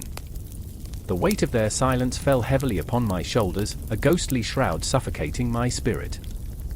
"Count us if you must," I shouted, desperate to break the cycle of fear. "But we will not be bound by your numbers. We are stories yet to unfold, lives intertwined in a tapestry of defiance. You may count our heads, but you will never count our souls." The ground trembled beneath the approaching horde, each heartbeat a countdown, a reminder of our mortality. I could see the fear flickering in Temujin's eyes, the uncertainty dancing around Khartoum's resolute expression. And yet, beneath it all, there was a shared understanding, a collective heartbeat that pulsed through the crowd. As the shadows of the Mongol warriors stretched toward us, a heavy silence fell, a pregnant pause before the storm. The universe seemed to hold its breath, time standing still in the face of the inevitable. The weight of existence pressed down on us, and I could feel the threads of our shared humanity weaving tighter. But the confrontation was at hand, the moment suspended in a fragile balance, and I knew that the real test of our spirits lay just ahead. The pulse of chaos beckoned. Would we bend or break? Would we be counted or remembered? As the hooves drew closer, the air thick with tension, I felt the heartbeat of history begin to thrum in my chest, a timeless reminder that this was not just about survival. This was about identity, about the voices that had yet to be heard, and the stories yet to be told. In that breath, I understood, we were never just numbers. We were the fury of existence itself. The air was heavy, thick with an unshakable dread, like the aftermath of a storm that never came. I remember the day clearly, how the sun hung low in a sickly yellow haze, casting ghostly shadows across the streets of Karakorum. The bustling life that once thrummed through the city had been replaced by a silence so profound it felt like a void, swallowing all hope. A chill ran down my spine as I stood there, paralyzed. The cries of my neighbors cut through the stillness, a piercing wail, the death knell of the plague creeping closer, inching like a predator through the shadows. I could hear the voice of my brother, Tumen, a fierce warrior once, now reduced to a mere whisper. "They say it comes from the east," he murmured, his eyes wide, filled with a primal fear I had never seen before. From the very lands we conquered, his words trailed off, drowned by the cacophony of distant cries. My heart raced. I could feel it, the certainty that what we had built, our empire, our legacy, was unraveling, thread by thread. I remember the night he fell ill. We had shared a laugh over a meal, our usual banter filled with the bravado of youth, the arrogance of men who thought they were invincible. But that night, he coughed. A deep, rattling sound that echoed through our modest home, filling the space with an ominous weight. "It's just a cold," I had reassured him, but even as I said the words, I felt a shadow creeping into my own heart. Days later, he lay in his bed, feverish and delirious, eyes blazing with a fire that threatened to consume him. I could see the marks on his skin, dark boils spreading like ink spills on parchment, each one a harbinger of doom. In that moment, I was lost. The reality of our world, once expansive and awe-inspiring, now felt like a cage. "You must fight it, brother. Fight!" I pleaded, my voice breaking as I gripped his hand, wishing I could transfer my strength into him, wishing I could exorcise the very plague that tore at our lives. Each day, the city grew dimmer, the laughter of children replaced with the hollow echoes of despair. I watched as neighbors turned on one another, their eyes wild with panic, clutching their loved ones as if mere flesh could ward off the specter of death. I remember the night the torches were lit, illuminating a path to the pyres. The smell of burning flesh mingled with the stench of fear, a grotesque aroma that clung to my skin like a shroud. I stood frozen, unable to comprehend how quickly everything had turned to ash. It was during one of those nights, under the cloak of darkness, that I met Aisling. She stumbled into my life, a flicker of defiance amidst the chaos, her spirit undaunted by the encroaching gloom. I could see the fire in her eyes, the same fire that burned in my brother's, the fire that said we were not finished yet. But even in her strength, she bore the weight of a deep, gnawing sorrow. "My father," she whispered one night, her voice trembling. "Is gone. He just," her words cracked like dried earth, and I felt my own heart shatter. In that moment, I saw her not just as a warrior, but as a woman, the very embodiment of our lost hopes. Our lives intertwined as we navigated the specter of death together, forged by shared grief. We laughed in the face of despair, our dark humor a shield against the horrors outside. "You know," I said one night, trying to lighten the mood as we found ourselves amidst the corpses lining the streets, "the real tragedy is how often they've mistaken the plague for a dance-off. I mean, the moves are questionable." She chuckled, a sound so sweet it nearly made me forget the horror around us. In those fleeting moments, we clung to life, to each other, like we were the last two stars in a dying universe. But the shadows were relentless. Tuman's condition worsened, each day stealing a piece of him until he was a ghost of the man I once knew. The night he finally succumbed, I felt as though the earth had split open beneath me. I remember cradling his lifeless body in my arms, his warmth fading, leaving me in a cold embrace of despair. His final breath was a whisper, a plea for strength that I could not provide. The tears streamed down my face, hot and stinging, as if the world was shedding its own skin. The screams outside echoed my own anguish, a symphony of grief that reverberated through the very marrow of my bones. Aisling stood by me, her presence an anchor in that storm of loss. "We cannot let this define us," she urged, her voice trembling yet fierce. "We must fight back, not just for them but for us." In her eyes, I saw the reflection of my own turmoil, and for the first time, I felt a flicker of something, determination, perhaps, or maybe just the foolish hope that had been extinguished within me. I could see the people around us, lost souls wandering like ghosts in a realm of shadows, but I also saw flickers of resistance. Together, we began to gather, a ragtag group of survivors determined to create a flicker of light in the overwhelming darkness. We shared stories of those we had lost, of battles fought and won, of laughter that once filled the air. Each story was a lifeline, a reminder that even in the face of death, we were more than mere victims, we were survivors, warriors forged by loss. Yet, as the days turned into weeks, there was a growing realization that we were battling something far greater than death itself. The plague was a beast, a relentless force that consumed everything in its path, but it was also a mirror. It showed us our vulnerabilities, our fears, and our desperate clinging to life in the face of certain death. I remember standing on the edge of the city, watching as the sun dipped below the horizon, the sky ablaze with colors that felt so alive against the decay surrounding us. I looked at Aisling, her face illuminated by the fading light, and I understood, this was not just a fight for survival. It was a fight for our very souls. The shadows were closing in, but we were not ready to yield. Together, we would face whatever horrors lay ahead, clinging fiercely to the flicker of hope that still burned within us. And though the plague would continue its relentless march, we were ready to confront not just the darkness surrounding us, but the darkness within. We were soldiers of fate, poised at the precipice of despair, ready to dive headfirst into the unknown. We were alive. And we would not be extinguished. The air crackled with tension, a silence so thick one could almost hear the ghosts of the past whispering. Ögedei Khan stood in the vast, desolate heart of the Mongolian steppe, a lone figure silhouetted against the dying sun. Shadows danced around him, flickering like flames licking at the edges of a weary soul. His father, Genghis Khan, loomed larger than life in every breath he took, every decision he made. The weight of legacy pressed down on him, a shroud both sacred and suffocating. I remember the first time I saw Ogedei. His eyes were stormy, swirling with both pride and fear, a tempest caught between the past and the unknown future. There was a ferocity in his gaze, a fire that whispered of battles fought and those about to come. It was as if he bore the world on his shoulders, a burden too heavy for one man. He was a conqueror's son, but also a man wrestling with the ghost of his father's ambition. How could he possibly fill those shoes? The thought echoed in my own mind, a mocking refrain. "Am I a shadow or a man?" he muttered, his voice gravelly as it cut through the stillness. The question hung in the air, heavy and unresolved. What did it mean to be a son of Genghis Khan? Would he lead with the same ruthless ferocity, or would he carve out a path that softened the edges of his father's legacy?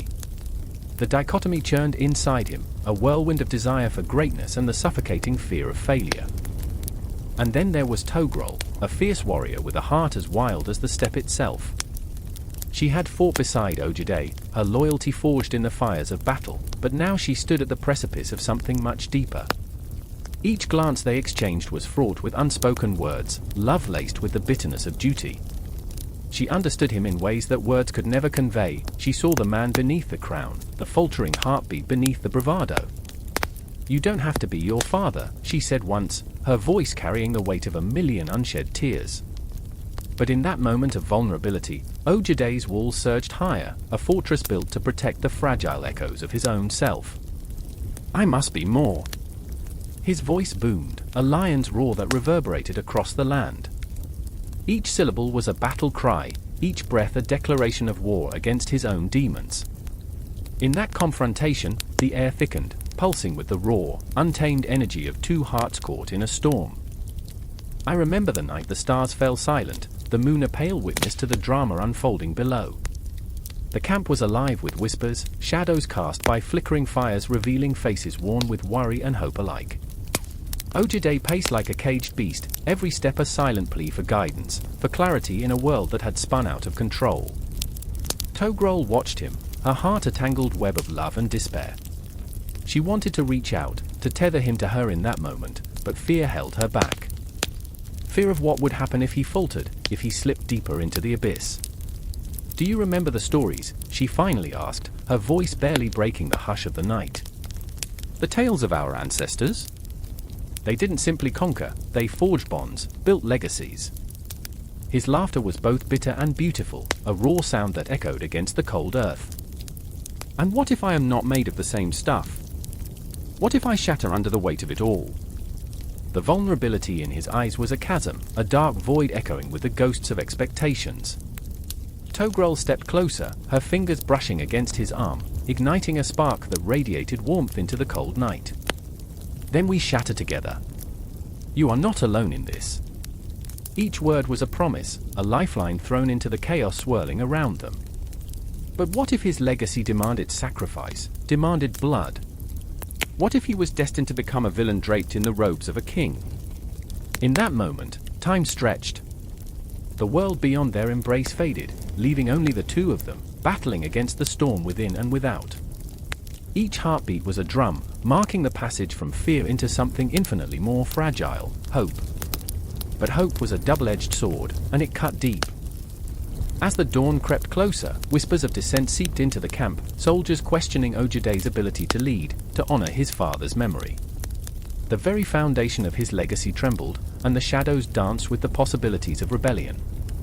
"What if they turn against me?" he whispered, panic rising like bile in his throat.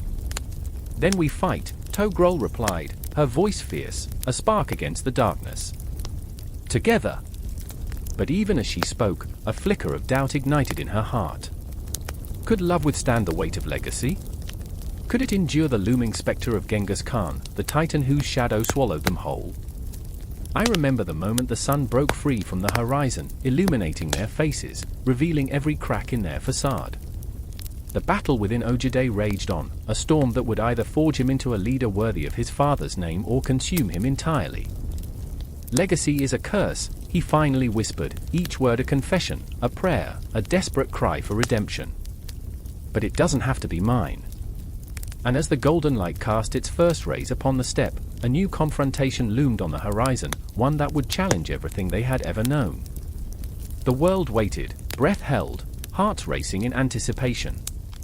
In that moment, Ogedei and Togrul stood on the precipice of destiny, torn between the legacies they inherited and the futures they dared to dream. The air buzzed with electric possibilities, the dawn a silent witness to their unyielding struggle. A battle was brewing, not just of swords and blood, but of hearts, souls, and the very essence of what it meant to be alive. The echoes of Genghis Khan reverberated through the earth, a reminder that history is never linear, never confined to the past. It is a living, breathing entity, entwined with the hopes and fears of those who dare to transcend it. And as night surrendered today, one thing was clear: the legacy of Genghis Khan was not just a shadow, it was a challenge, a call to arms. The saga of Ogedei had only just begun. The wind howled like a banshee, carrying the scent of blood and fear across the plains of Mongolia. Dust swirled, an angry ghost rising from the earth, and there they were, the horsemen, silhouettes against the dying sun, fierce and unyielding, like gods of war summoned from the depths of hell. I could feel the electric thrum of their presence, the tension thick enough to choke on. They moved as one, a single entity of muscle and intent, ready to unleash chaos upon the unsuspecting. I remember the first time I saw them. I was a boy, watching from a crumbling hillside, heart pounding like a war drum. The horsemen galloped, their horses' hooves pounding the ground in a rhythm that echoed through my very bones.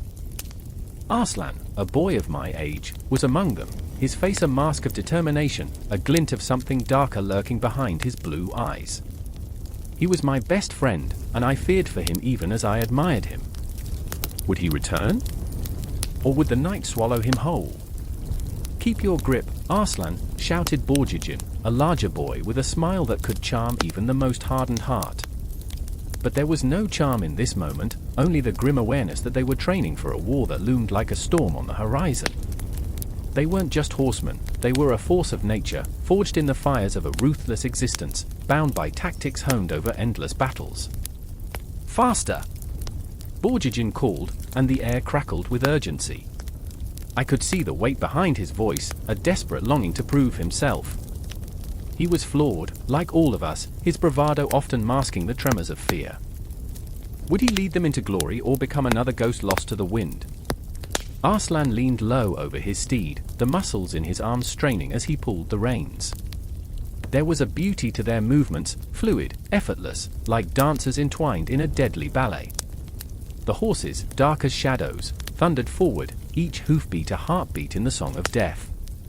It was intoxicating, mesmerizing, and utterly terrifying.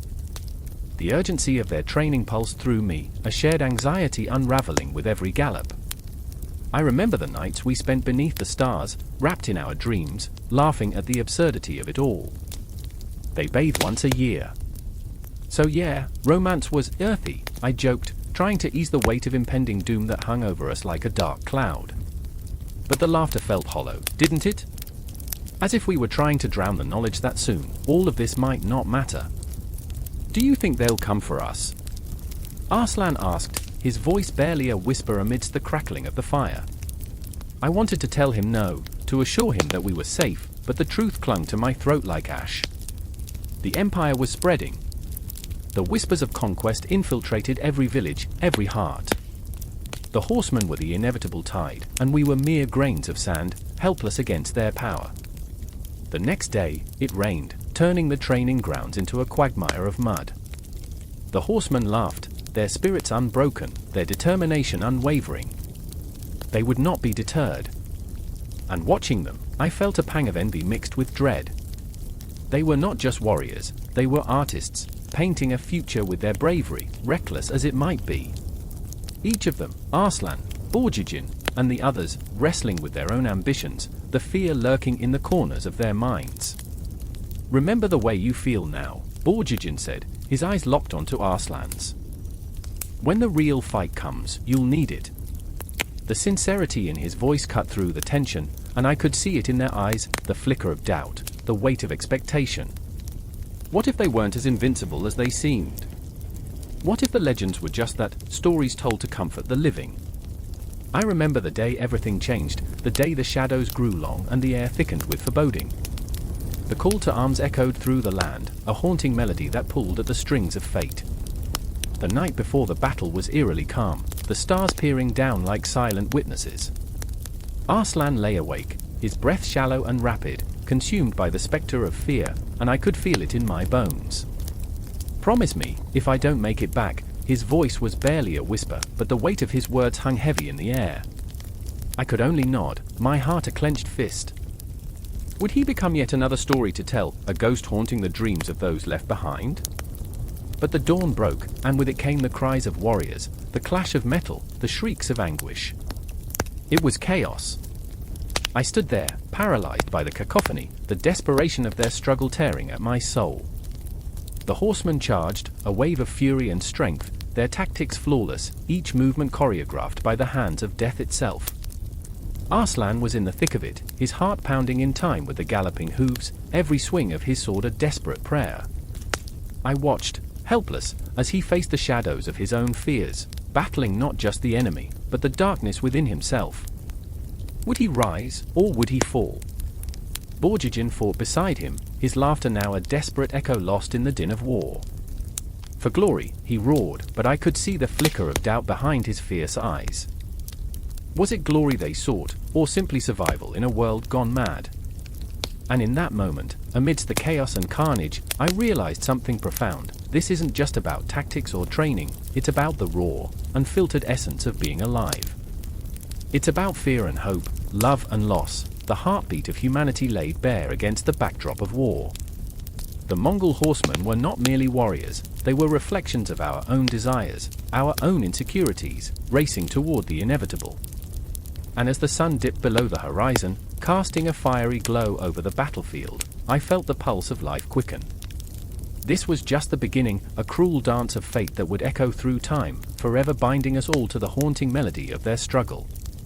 The pavement cracked beneath my boots, each step sending reverberations through the air, as if the very ground were holding its breath. The sun hung low, casting long shadows that danced like ghosts, whispering secrets of the past. I stood at the edge of the construction site, where chaos reigned, a cacophony of machinery, the churning of earth, the acrid smell of diesel. The air thickened with tension, a palpable weight pressing against my chest, and I could almost hear the heartbeat of the city, frantic and alive. "Caleb! Over here!" The voice sliced through the noise, sharp like glass. It was MIA, her face smeared with dirt and determination woven into her brow. Her eyes were stormy, swirling with unshed tears and unyielding resolve. She was a warrior in a battle against time, fighting against the weight of expectations and the relentless march of progress. "We need to fix this." My heart raced. I could see it, the crumbling road ahead, a gaping wound in the swollen earth. The deadline loomed like a specter, haunting our every decision. Each moment wasted felt like a betrayal, leaving behind not just asphalt and concrete but lives, interconnected destinies that twisted and turned like the tangled wires of communication that buzzed above us. Each face in the crowd was a story, a heartbeat that echoed the urgency of our task. I remember, the words slipped from my mouth like a prayer, though the memories they sought to summon were buried deep under layers of anxiety. I remember when we first broke ground here. The asphalt was just a dream then. Now I paused, the weight of what lay ahead almost too much to bear. Now it feels like a curse. The shadows shifted, and suddenly Marcus was there, his presence a tidal wave of unspoken tension. He was a man divided, caught between familial loyalty and the gnawing ambition that made him chase the horizon. I could see the doubt etched into his features, the internal conflict raging like a storm behind his eyes. We had shared laughter and dreams, but now those shared moments felt like ghosts, echoing in the hollow spaces of our hearts. "I'll do whatever it takes," Marcus said, but there was a tremor in his voice, an uncharacteristic crack that betrayed the facade of certainty. "We can't let them down. We can't let this city down." Each word was a desperate plea, a shield against the impending collapse of everything we had built, everything we believed. The machinery roared to life, drowning out our voices, and I felt the vibration shudder through my bones. The sun dipped lower, the sky ablaze with the colors of a dying day, a reminder of time slipping away. I looked around, saw the faces of the workers, saw them caught in a web of fatigue and hope. They were dreams held together by sweat and courage, and I felt a surge of urgency clawing at my throat. "Do you think they care?" MIA asked, her voice barely above a whisper, but it struck me like a thunderclap. "Do you think they even see us?" Her gaze swept over the gathering crowd, the officials who would come, make their speeches, then vanish into the night, leaving us to bear the burden of their empty promises. "I remember," I said again, the words like a mantra in the chaos. "I remember when we believed we could change this place. When we thought our voices mattered." The ache in my chest tightened, and I felt tears prickling at the corners of my eyes, a mixture of grief and rage, a cocktail of emotions that threatened to spill over. MIA stepped closer, her hand finding mine, grounding me in the storm of noise and confusion. "We have to fight for them, Caleb. For the ones who depend on us. For the dreams we all shared." Her grip was fierce, but her voice trembled, a delicate thread of vulnerability weaving through her resolve. In that moment, I saw her, the fierce protector, the heart of fire, battling against the darkness that threatened to consume us. "Let's finish this," I said, finding the strength in her gaze.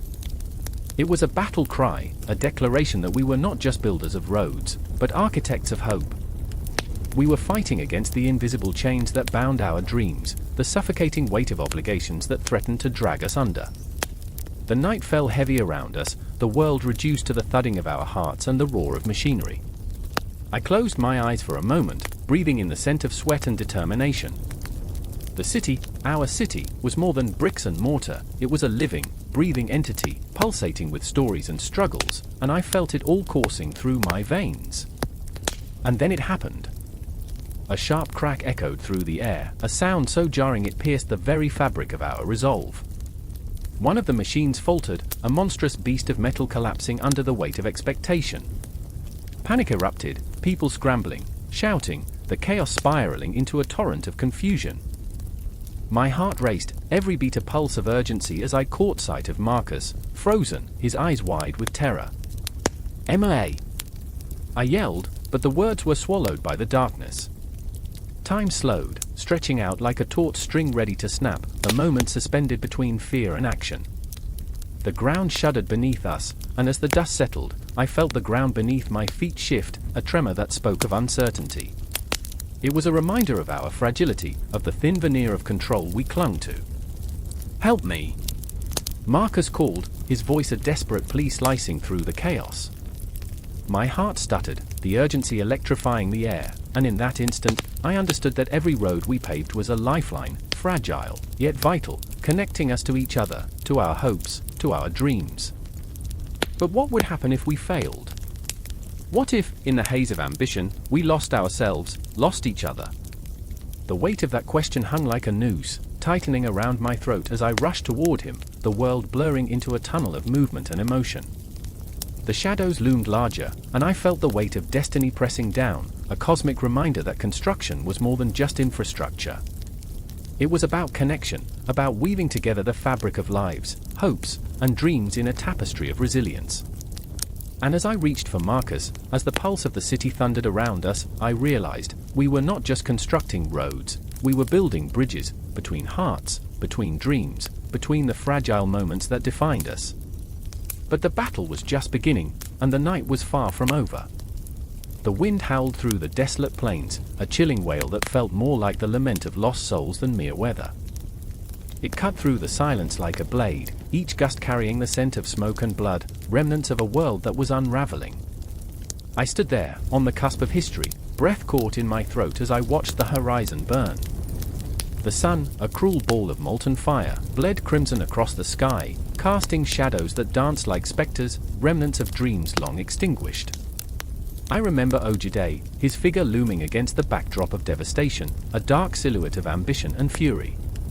He was a man possessed, eyes alight with feverish dreams of conquest, yet within him festered a disquiet, an unease that gnawed at his gut. The weight of a legacy rested heavily on his shoulders, every heartbeat an echo of his father's shadow, Genghis Khan, whose whisper still commanded the winds. Ogedei was no stranger to conflict. He thrived in the chaos, yet every battle brought with it a haunting loneliness, a longing for something beyond the flesh and bone of war. And then there was Khartoum, a woman forged from the fires of survival, her heart a battlefield of its own. She could see beyond the blood-soaked earth, her mind racing with visions of a different life, a world where she could cultivate peace instead of strife. There was a storm brewing in her, a tempest that mirrored the chaos of the Mongol horde. She had loved Ogedei fiercely, but love had birthed a rift, a chasm that widened with each conquest. She stood at the edge of this new world, longing for her husband, yet terrified of the man he was becoming. Choices loomed like shadows, and the fear of losing herself clawed at her throat. They moved towards China, an ancient land whispering secrets through its mountains and rivers, calling out to the warriors with promises of gold and glory. As Ogedei's war machines rolled forth, Khartoum felt that familiar pang in her chest, the sickening twist of love and fear. The clang of steel echoed in her mind, a haunting lullaby that lulled her to sleepless nights. She remembered the tales of the Chinese cities, great walls like the sinews of a titan, the myriad faces of a civilization both beautiful and brutal. "Do you see it, Khartoum?" Ogedei's voice boomed, filled with the kind of confidence that could ignite nations. "The riches await us. We will claim it all." There was a fervor in his gaze, a wild sparkle that sent shivers down her spine. Yet, in that moment, she wanted to scream, to shake him from this fever dream. "I remember the stories," she whispered, her words trembling, "the tales of men who went mad with power. The rivers choked with blood, cities turned to ash. Is this what you desire?" The air between them felt taut, a string about to snap. "Desire?" "I am a conqueror," he spat, anger flaring like a flame. But beneath that bravado, a flicker of doubt danced in his eyes, the specter of his father's relentless ambition haunting him. "I do this for our future, Khartoum." Pain etched in her heart, she watched the man she loved transform before her eyes, a puppet strung tightly by the threads of destiny. But in moments of quiet, when the world held its breath, Khartoum would lay awake and feel the weight of the stars pressing down on her. The cosmos felt so vast, so indifferent to their struggles, yet somehow aligned to witness their unraveling. She could hear the whispers in the night, the voices of the lost, lamenting the path of destruction that lay ahead. Days turned into nights, and as they approached the borders of the great Chinese Empire, tension mounted like the drums of war. The landscape shifted, rolling hills adorned with emerald fields, glistening under the sun like jewels. But the beauty was deceiving, a thin veneer over the darkness lurking beneath. Fear gripped the air, palpable and sticky, as if the very ground beneath them trembled in anticipation. I remember the clash of steel, the cries of men and horses, the scent of fear mingling with the smoke of burning villages. The Mongols surged like a tide, unstoppable, yet Khartoum felt herself drowning in the chaos. Each swing of the sword, each scream of despair resonated within her, echoes of a world spiraling into madness. Ogedei was a force of nature, but with every victory, the shadows crept closer. Faces of the fallen haunted him, their gazes pleading for respite. Yet he pushed forward, unwilling to relent, believing he could carve a legacy amidst the ruins. "We will build an empire," he cried, but as the blood soaked the earth, Khartoum feared the empire would be built on the bones of the innocent. And so, with each passing day, the lines between love and hatred blurred.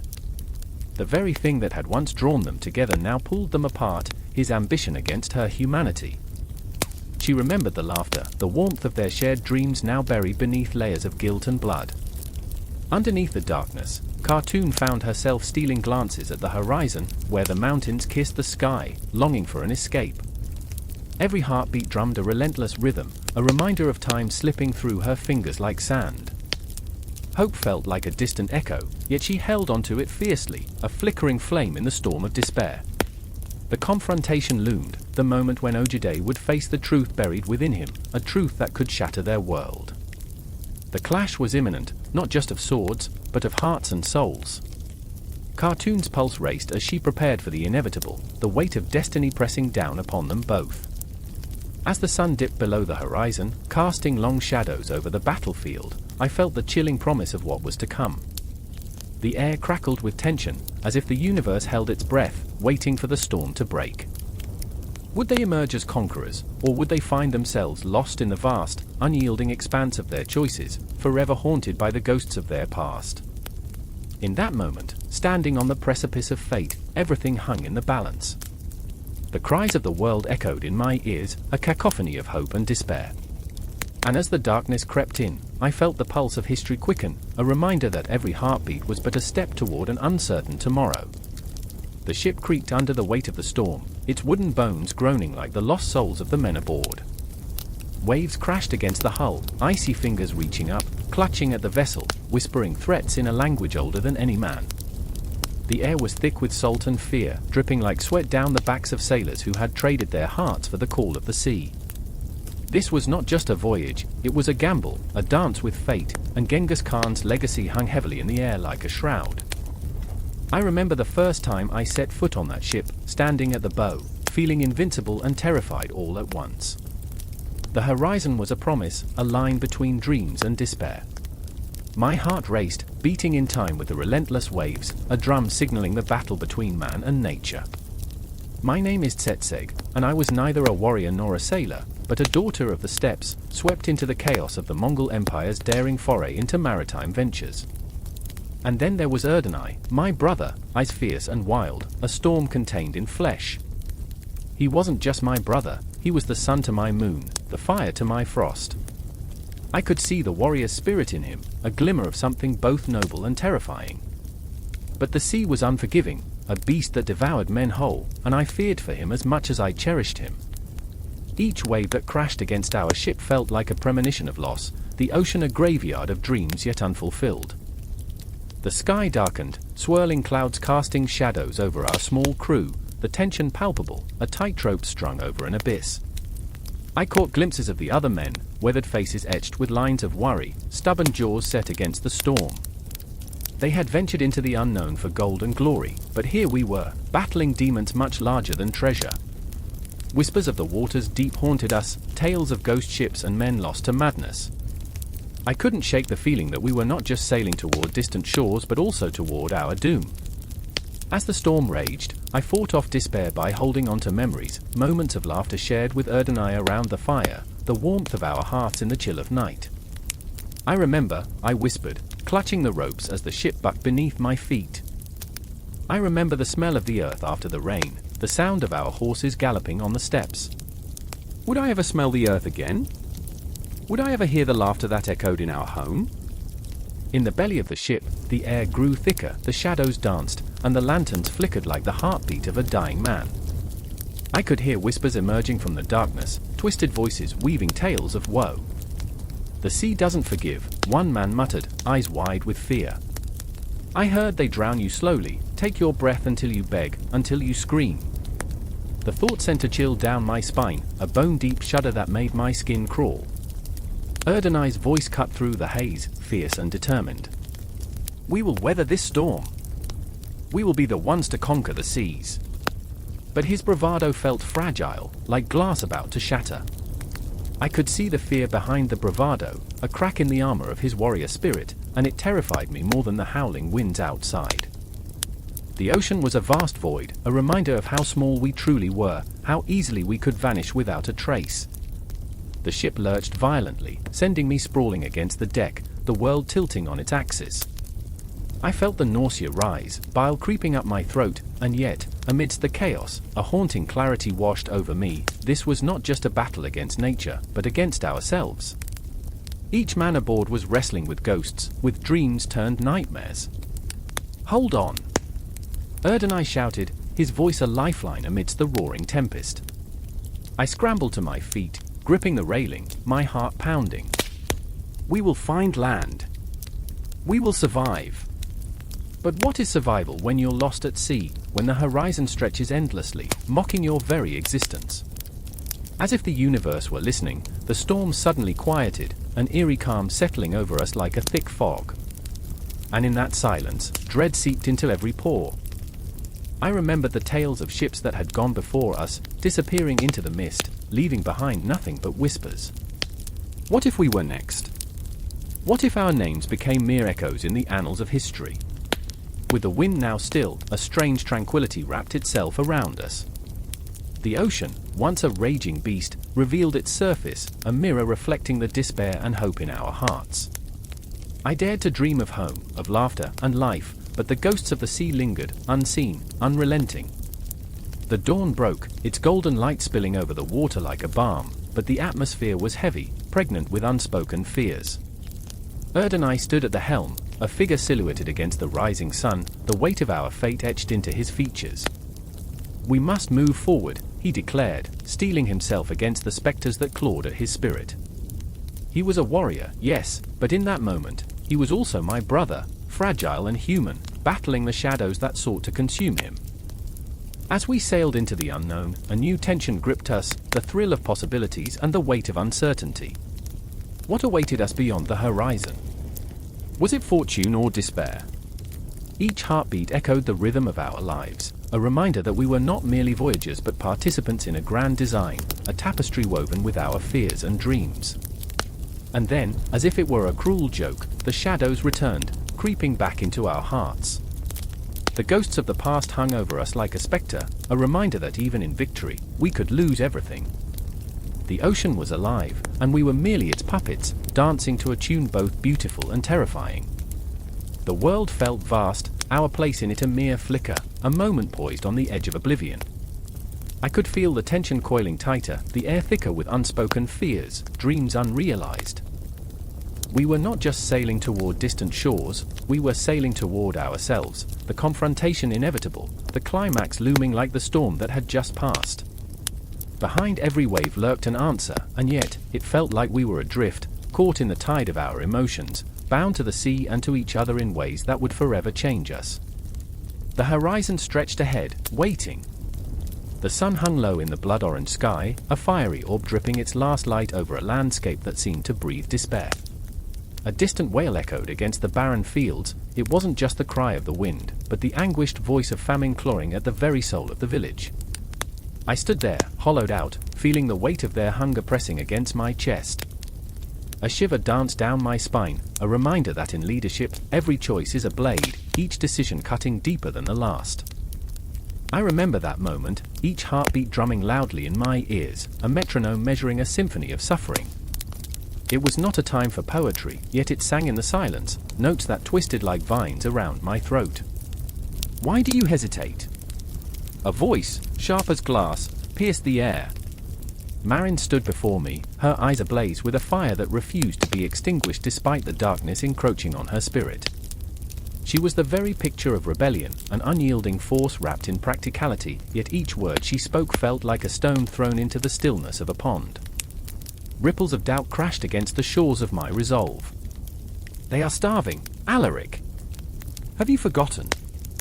I had not forgotten, nor could I. I was haunted by the shadows of emaciated children, their eyes wide and pleading, like empty bowls waiting to be filled. I had watched mothers weep, their cries choked by the dust of despair. "I remember," I whispered, but the words felt like ashes on my tongue. "Remembering won't fill their bellies," Marin snapped, each syllable laced with the kind of desperation I had only ever seen in the eyes of a cornered animal. "Time is no friend to us. We need action." I could see the rebellion flickering in her gaze, a flame that could set our fragile order ablaze. The villagers were restless, their discontent hung in the air like a thick fog, and silence was its harbinger. Every moment I delayed, every second that ticked away with the cruel insistence of a clock, pushed them closer to rebellion. "Maybe a different kind of hunger drives them," I murmured, and Marin's eyes narrowed, a storm brewing beneath the surface. She was a warrior at heart, and I was a ruler, but a ruler without a crown, adrift in a sea of demands, expectations, and the insatiable need for approval. "Previous leaders have failed," she said, her voice dropping to a low whisper that felt like a secret meant for just us and the shadows. "We are on borrowed time." I could taste the bitterness of truth on my tongue, and it lingered, clinging to my thoughts like the dust on the wind. Then, suddenly, through the haze of despair, there came a rustling at the edge of the village, figures cloaked in darkness, their intentions as murky as the shadows they cast. Fear gripped my heart like a vice. "They've come," I breathed, the weight of dread settling over me. I knew those figures, knew their purpose. They were the disillusioned, those who had once believed in our cause but had now turned, driven by hunger and betrayal. "Let them come," Marin hissed, fire igniting her words. "Let them see the truth, let them see what we face." The tension crackled in the air, a taut string ready to snap. I felt the pulse of the village behind me, a heartbeat united against the threat. But what did they truly seek? Justice? Revenge? My heart trembled, for I knew the fickle nature of the masses. They were not always right, often they were blinded by their suffering, chasing shadows in a darkened world. I turned my gaze upon them, figures emerging from the dust, faces lined with desperation and anger, eyes glistening with tears or perhaps vengeance. What had I done to them? I tried to grasp the enormity of my failures, and I felt the wretchedness of my leadership course through me like poison. "Speak to them," Marin urged, pushing me forward as if I were a sacrificial lamb. "Show them we are not blind to their pain." But how could I? The words felt like stones lodged in my throat. I was the leader they needed, but I was also the one who led them into this despair. I remember the weight of my crown, though I wore it just once, a symbol of authority that felt more like a noose. I took a step, then another, each stride heavier than the last until the ground seemed to tremble beneath my feet. The whispers grew louder, the discontent palpable. "You're a ghost of a leader," someone shouted from the crowd. "You've let us starve." With those words, the grip of silence shattered, replaced with a cacophony of anger and grief. I could see the faces of the villagers contorting in anguish, eyes filled with dreams lost in the machinery of power. I felt the desperation, their hunger clawing at my insides, echoing the hollow gnawing within my own heart. I was trapped between the relentless tide of rebellion and the precipice of despair, each breath a struggle against a rising tide of emotion. I could feel the ghosts of every decision I had made, haunting me like phantoms, whispers of what could have been. Alaric! Alaric! They called my name, a chant echoing through the twilight, a dirge for the hopes we had built. I was their leader, and yet, I felt the chains of my inadequacy tightening around my throat. "Lead us! Show us the way!" What way could I show them? The path was obscured by my own failures, and the shadows danced mockingly around me. I could see Marin's fierce determination, a warrior spirit igniting the fire within me, but I was a candle flickering in the wind, fragile, and soon to be extinguished. "Listen!" I cried, voice trembling like the leaves in the wind, hoping to cut through the haze of anger and despair. But the words felt weak, a mere whisper against the roar of a storm. The crowd surged forward, a wave of discontent crashing against the shores of my resolve. And then, in that moment of chaos, I saw the truth writ large against the darkening sky. We were all bound together in this dance of fate, leaders and followers alike, trapped in a cycle of hunger and rebellion. The air thickened with uncertainty, the ground beneath me quaking with the promise of what was to come. In that fragile instant, I felt my heart racing, the pulse of emotion coursing through my veins, and I knew that the night was far from over. The challenges of leadership loomed, a tempest on the horizon, and as the darkness deepened, I realized we were all waiting for dawn, a promise of hope hidden within the despair. And the question lingered like the chill in the air, a whisper that would not fade: how far would we go to reclaim what had been lost? How many lives would we risk in the pursuit of a better tomorrow? As the shadows of rebellion grew taller, each moment stretched into eternity, and I found myself spiraling towards an unknown confrontation, the weight of our choices teetering on a knife's edge. The air was thick with anticipation, a fog heavy with unspoken prayers and restless spirits. It clung to me as I stood at the edge of a village, heart pounding, feet rooted to the ground. There was an altar there, draped in tattered cloth, stained with offerings long forgotten, somewhere between reverence and decay. A low hum, barely audible, vibrated through the ground, a rhythmic sound that echoed the pulse of the earth. I felt it deep in my bones. Across the clearing, the shaman, Yora, stood with eyes closed, face tilted toward the sky, her long black hair flowing like shadows around her. She was a vessel of truth, a bridge between realms. In her hands, she clutched a bundle of herbs, their scent sharp and sweet, a promise of healing or perhaps an omen of something darker. Her body swayed, the world around her spinning as she danced with spirits that whispered secrets to her alone. But there, behind her, hidden in the folds of twilight, stood Ahmed, his brow furrowed with doubt. He was a man torn between faith and fear, caught like a moth in the light of an ancient flame.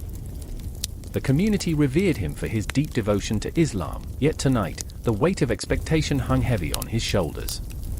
The villagers watched as he struggled, eyes darting between Yora and the dimming horizon, where shadows danced like specters of lost souls. "I can't," he breathed, the words escaping like trapped birds. "I can't do this anymore." The confession trembled on the edge of despair. For Ahmed, faith had been a balm, a soothing salve for wounds he couldn't always identify. Yet here, surrounded by whispers of the past and the looming specter of the future, he felt like a fraud. He remembered nights spent praying under the stars, the constellations blinking knowingly, and yet now, doubt gnawed at his insides like a ravenous beast. "Ahmed!" Yora's voice cut through the air, sharp and commanding. "Come. The spirits are calling you." He hesitated, dread pooling in his stomach. What do they want from me? The question hung between them, heavy and electric. Only the truth, she replied, a smile breaking through her solemnity like dawn shattering the night. But her smile didn't reach her eyes.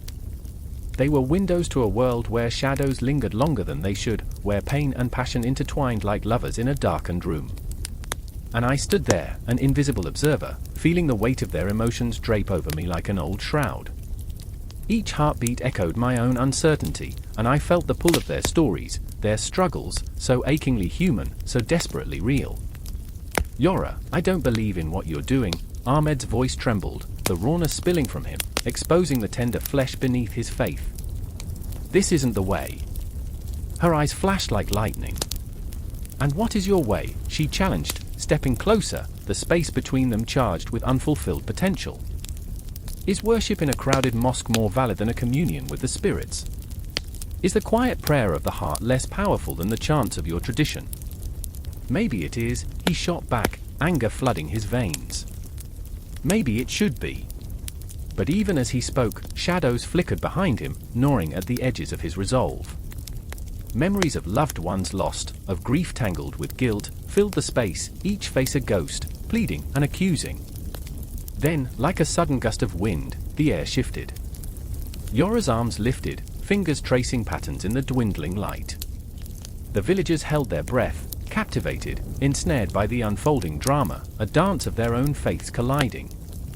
Do you hear them? She whispered, her voice low, almost conspiratorial.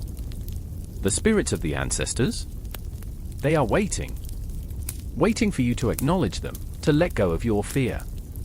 His heart raced, the clash of belief and disbelief crashing against each other like waves against a worn cliff. I'm afraid. Those words, a soft confession, cut through the tension, fragile yet potent. Yora stepped forward, her presence a force of nature.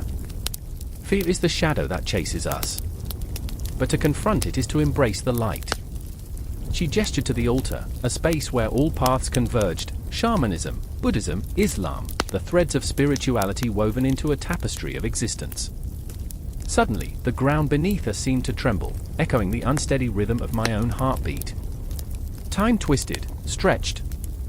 Was it a moment or a lifetime? The night deepened, and the stars blinked in oblivion. I remember, I thought, the echoes of my own fear and faith, how they battled within me. In that charged silence, a memory flickered of a mother's lullaby, her voice warm and soothing, wrapping around me like a safety blanket. Her words, a prayer, a promise, in the darkness, remember the light. But fear had a grip on Ahmed, one he couldn't shake. What if I'm not worthy? The question hung in the air, a gaping wound. You are worthy of every breath, Yora affirmed, her voice laced with a deep conviction. You are worthy of the love that created the universe. The intensity of her belief sparked something in the air, a light, a flicker that ignited the darkness surrounding Ahmed.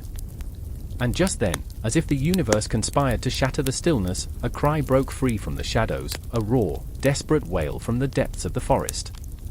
It shattered the tension, beckoning them toward the unknown. Help! The word pierced the night like a dagger, reverberating through my very core. In that moment, everything changed. The clash of beliefs, the weight of fear, the burden of doubt, they all morphed into a singular force, propelling us towards an abyss of uncertainty.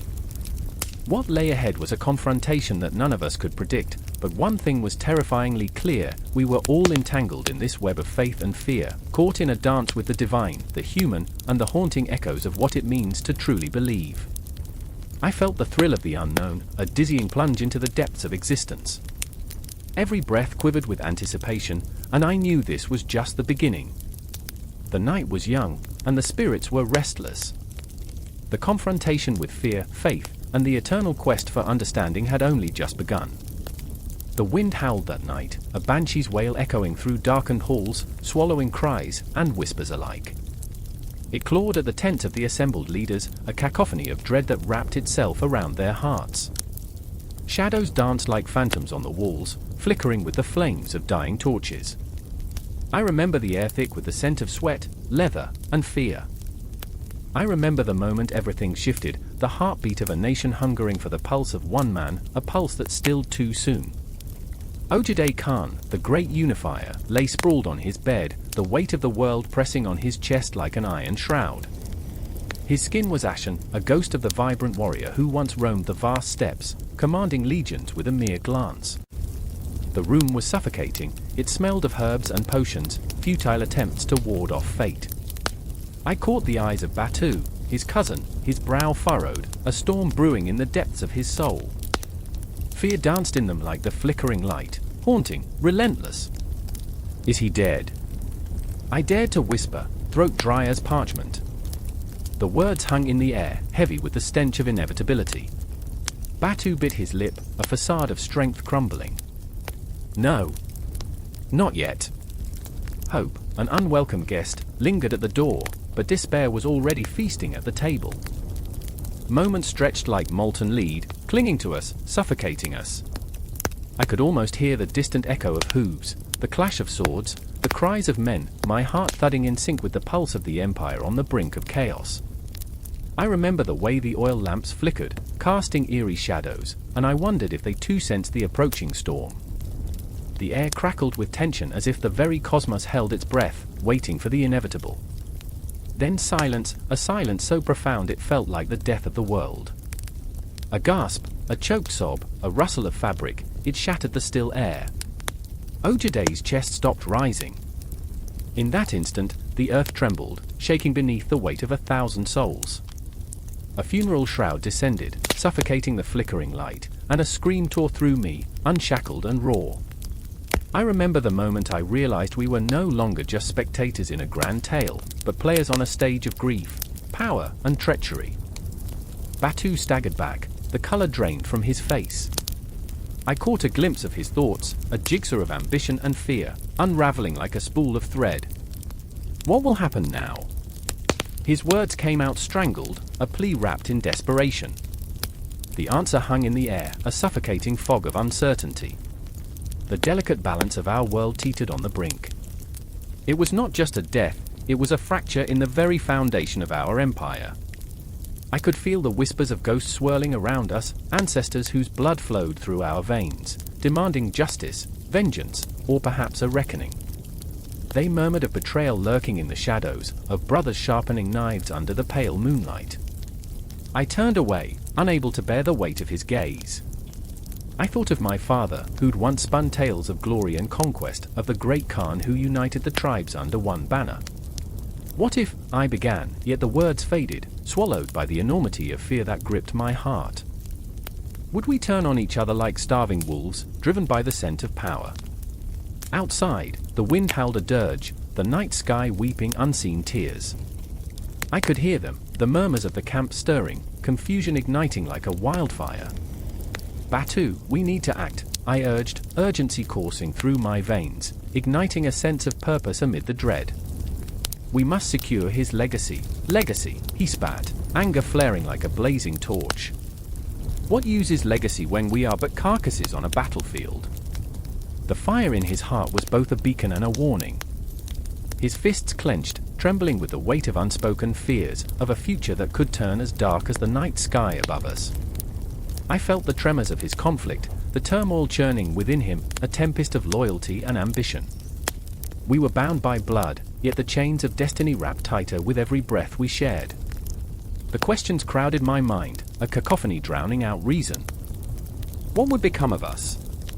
Would the Empire splinter, all that we fought for dissolve into dust? Or would we rise, phoenix-like, from the ashes of betrayal? A flicker of movement caught my eye. It was the shadow of a figure, slipping into the dim light, a harbinger of chaos. I recognized him, Kublai, Ogedei's brother, a man caught in the thorns of ambition, his face a mask of cool indifference.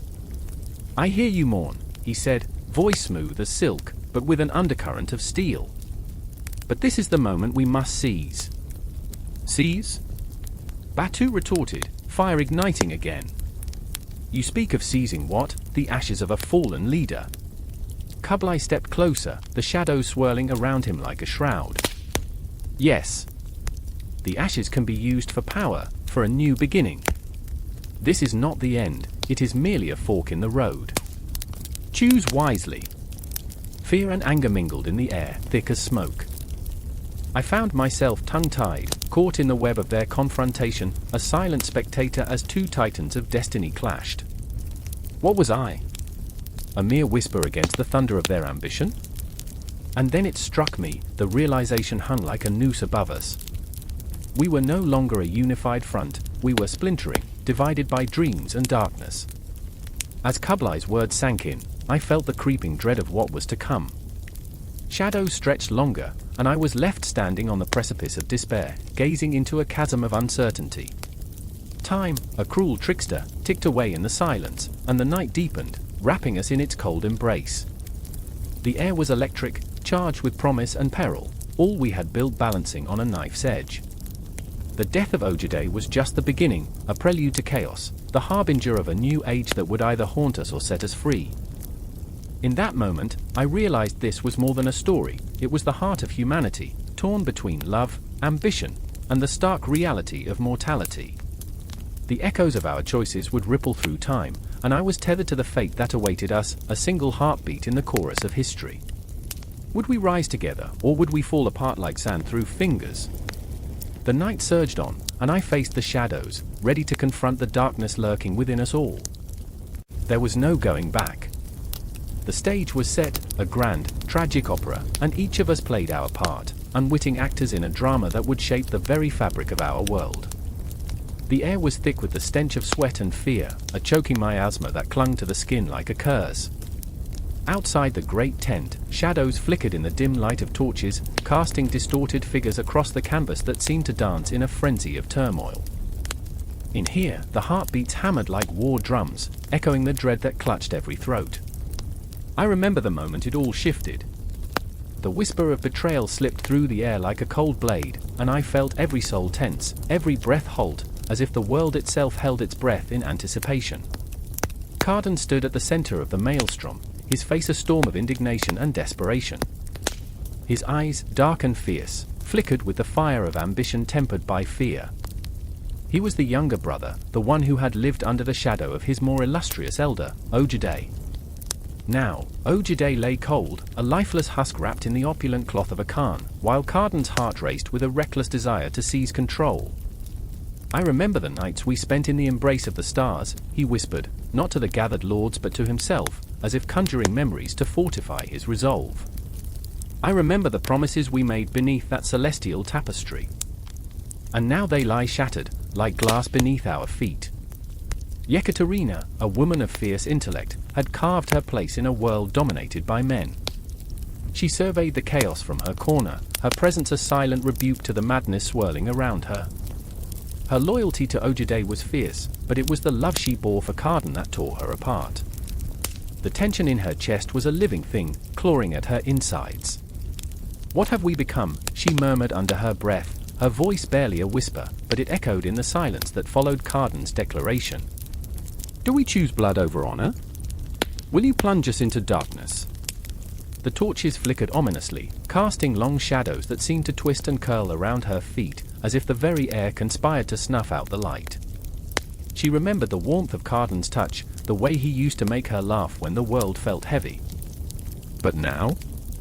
Now, that warmth felt like a distant memory, an echo of a time when innocence reigned, when dreams weren't marred by the clawing grip of ambition.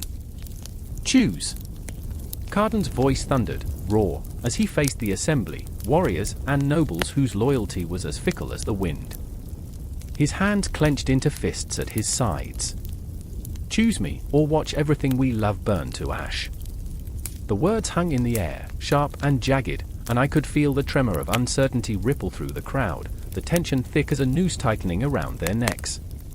I could almost hear the ticking of a clock, its rhythmic pulse mirroring the frantic beating of hearts.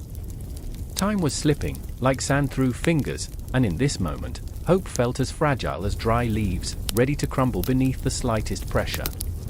I caught sight of a young warrior, eyes wide with fear, his loyalty torn between the promise of glory and the weight of tradition. He hesitated, and that hesitation was a chasm opening beneath him, a dark abyss that could swallow him whole. Carden's voice softened, almost tender, as he turned to Yekaterina. "You know the truth, don't you? I'm the only one who can lead us into the light." His gaze held her captive, that flicker of desperation morphing into something darker, more primal. We can forge a new empire, one where the shadows of the past won't haunt us. But Yekaterina's heart screamed dissent. And at what cost? She shot back, her voice suddenly fierce, cutting through the tension like a blade. You speak of light, yet you stand here basking in darkness. You would sacrifice everything for a throne? You would cast aside honor, integrity, and love. For a heartbeat, silence enveloped them, thick and suffocating. The shadows seemed to lean in closer, eager to drink in the despair. In that moment, I felt the fabric of their dreams unraveling, the delicate threads of ambition and affection fraying at the edges. They were caught in a tempest, two souls tethered by love yet torn apart by ambition.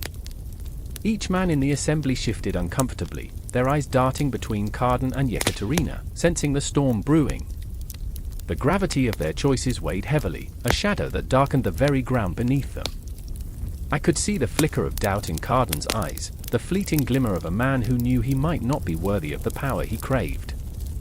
I just want to protect you, he breathed, his voice cracking under the weight of his own despair.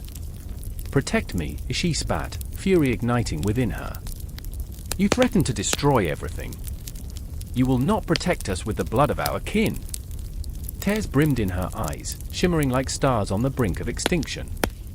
You will become the very monster you claim to fight against. And with those words, the storm broke. The assembly erupted into chaos, voices rising and clashing like thunder in the night. Alliances formed and fractured, loyalty shifting like grains of sand beneath a tidal wave of ambition. I felt their fear, their anger, the raw, relentless surge of emotion crashing around me. I was swept up in it, as if the very air had transformed into a raging sea. Somewhere in that tumult, I caught a glimpse of a man's face, twisted in the throes of struggle, wrestling with the weight of choices that could upend their world. A flash of steel caught the light, a blade drawn in defiance, and in that moment, I knew this was just the beginning of a dance with fate. A deadly waltz, where every step could lead to salvation or ruin. All around me, the echoes of past dreams collided with the harsh reality of the present, and I could feel the weight of history bearing down upon them. The stars above flickered ominously, watching the unfolding tragedy with an indifferent gaze. As the chaos swirled, a new chapter began to etch itself into the pages of history, one of betrayal, of passion, of blood spilled upon the sacred ground of ambition. In that instant, I realized that the world was not merely a stage for power struggles, but a canvas painted with the emotions of those who dared to dream and fight. And like all great tales, this one would not end here. It would continue to ripple through time, intertwining their fates as they danced on the precipice of destruction, with every heartbeat echoing the uncertainty of what was yet to come. The wind howled through the crumbling stones of the ancient city, each gust a mournful wail echoing through the streets. Shadows danced against the flickering flames, twisting like restless spirits in the night. In that moment, I could almost hear the whispers of Ögedei Khan himself, drifting through the air, heavy with ambition, loss, and a hunger for power that knew no bounds. The ground trembled beneath our feet, not from the weight of history, but from the lives teetering on the edge of ruin. I remember the boy with the wild eyes, Ural. His heart raced like a stallion in flight, beating against the confines of his chest as he clutched the hilt of his sword. Fear and courage intertwined within him, a war raging as fierce as any battlefield. Ural had watched too many of his kin fall to the Mongol tide, their dreams drowned in a sea of blood and dust.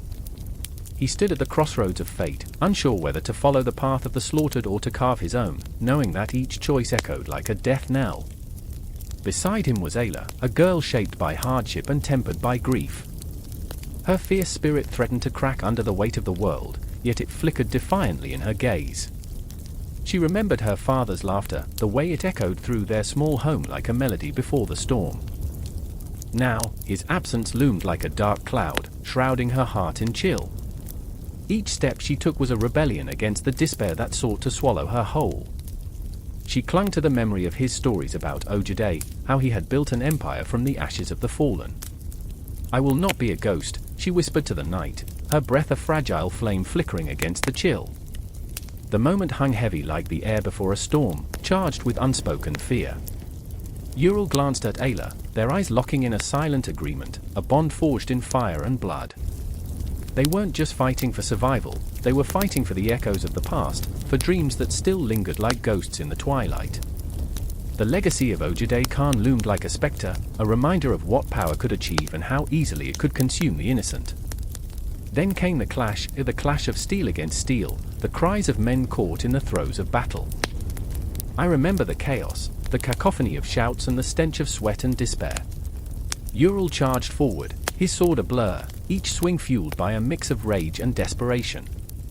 The faces of the fallen flashed before his eyes, each one a blow against his soul, each loss a scar carved deep into his spirit. In that moment, he was not just a boy. He was fury incarnate, breaking through the shackles of his fear. But Ola knew the truth that coiled around her heart like a serpent.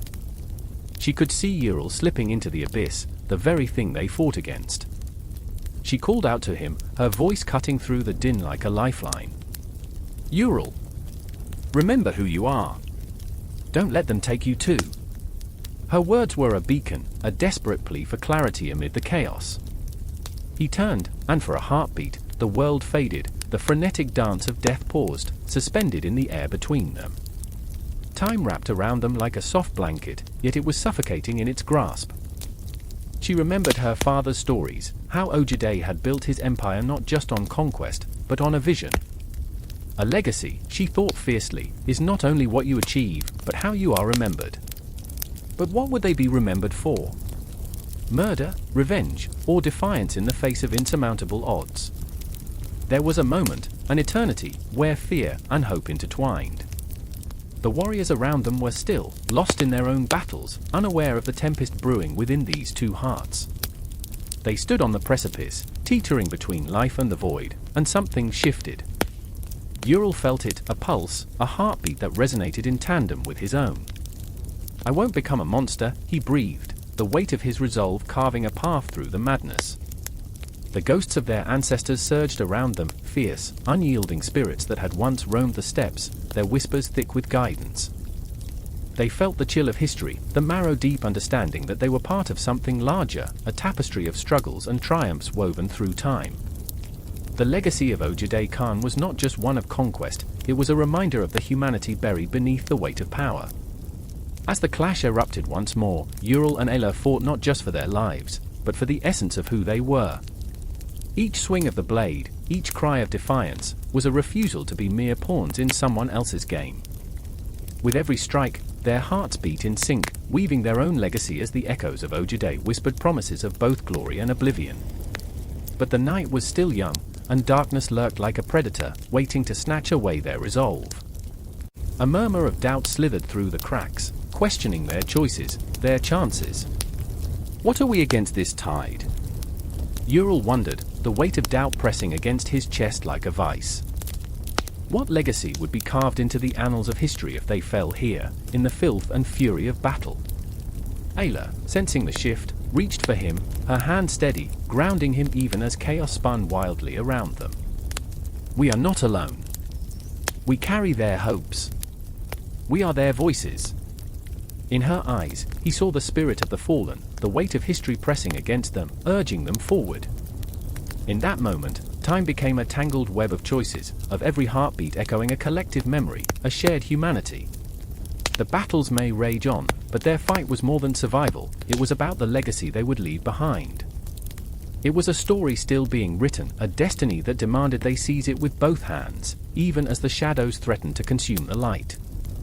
And as they pressed into the night, the legacy of Ögedei Khan whispered through the air, a chilling reminder that history is never truly forgotten, it simmers beneath the surface, waiting for the moment to rise again.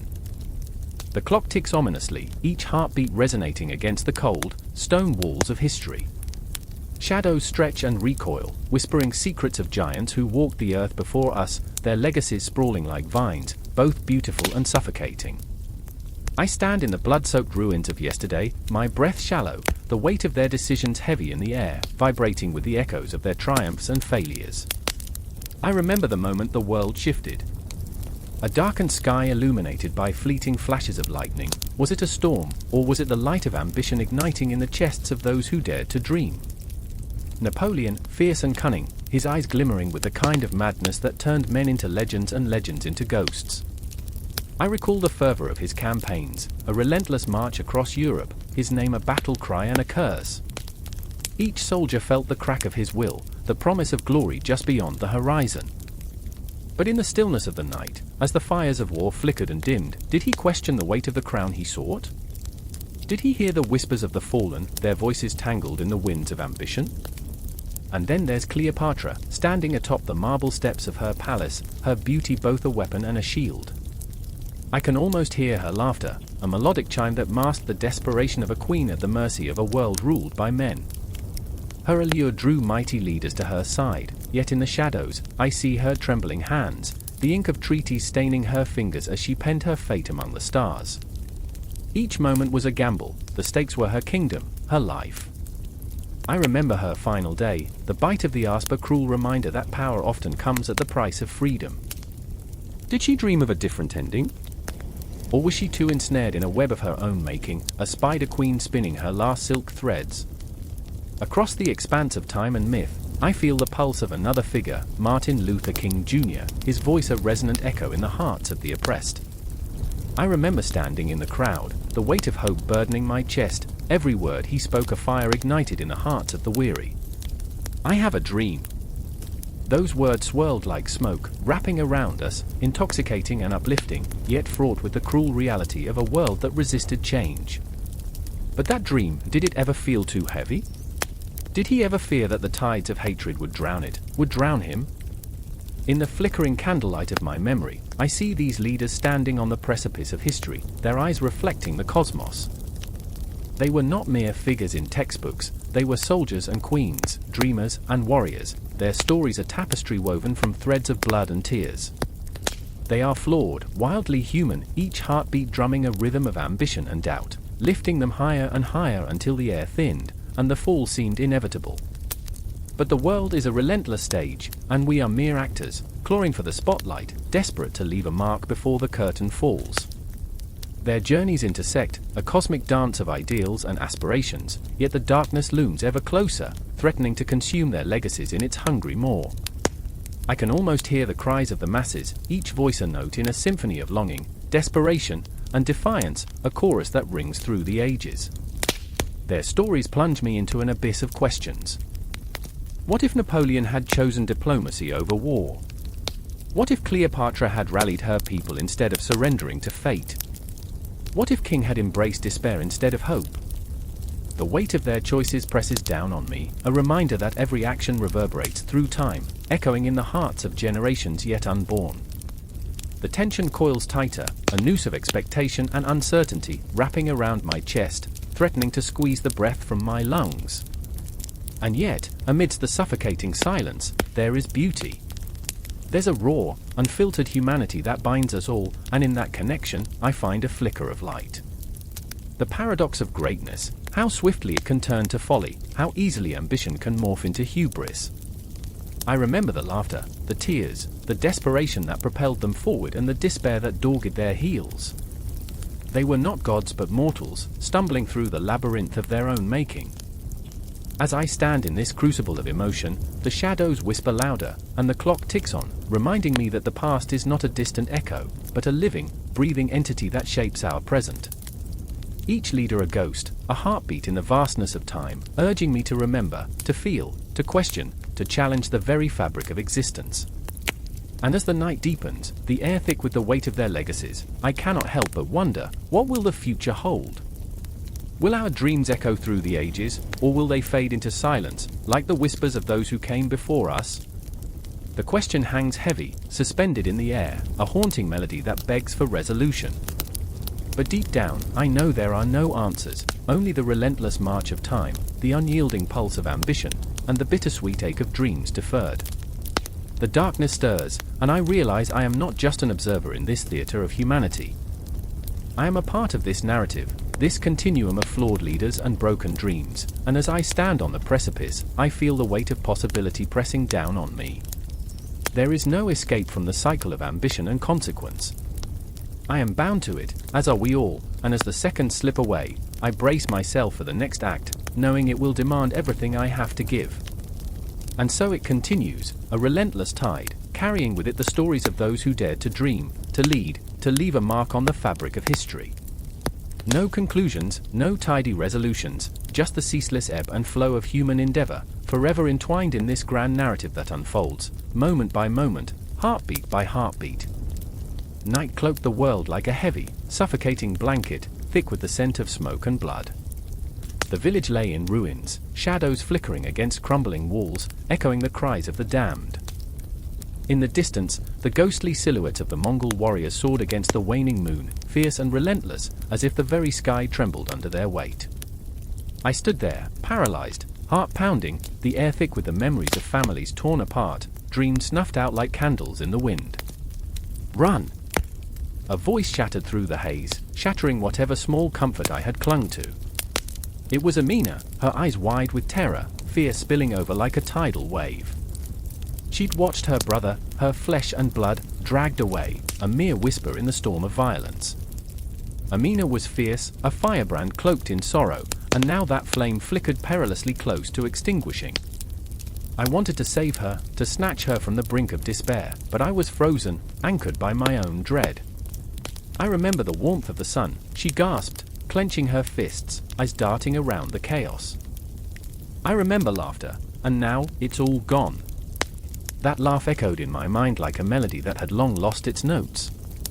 I tightened my grip around the broken sword I had scavenged, a pitiful defense against the tide of history I felt crashing upon us. The Mongols had come like a tempest, sweeping away everything in their path, and standing here, I was acutely aware of my own insignificance. The earth beneath us trembled, shaking not just from the hooves of galloping horses but from the weight of a legacy that spanned continents and centuries. The Mongol Empire was a specter, haunting not just these lands but the very marrow of civilization itself. I felt it, an intangible force weaving through time, corrupting, creating, annihilating. The world had become a stage, and we were mere actors, each with our lines written by blood and conquest. Are you coming or not? Amina's voice cracked, dragging me from reverie. She was running now, feet pounding against the dirt, a desperate rhythm that matched my racing heart. I followed, the urgency of her escape fueling my own. Each step felt like an act of defiance against the tide of the past. But there was no ignoring the twisted remnants of humanity left behind, a mother weeping over her child, a father clutching a blade stained with the sins of survival. Time folded in on itself, seconds stretched into hours as we dashed through the remnants of our lives.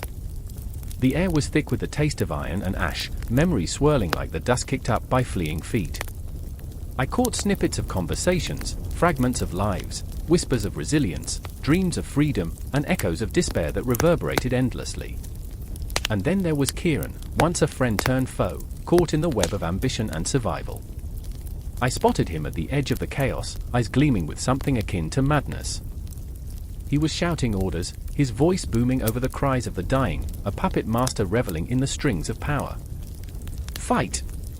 Fight for your future," he roared, but it was a hollow cry that belied the truth. We were merely pawns in a game far beyond our comprehension. "Look at him!"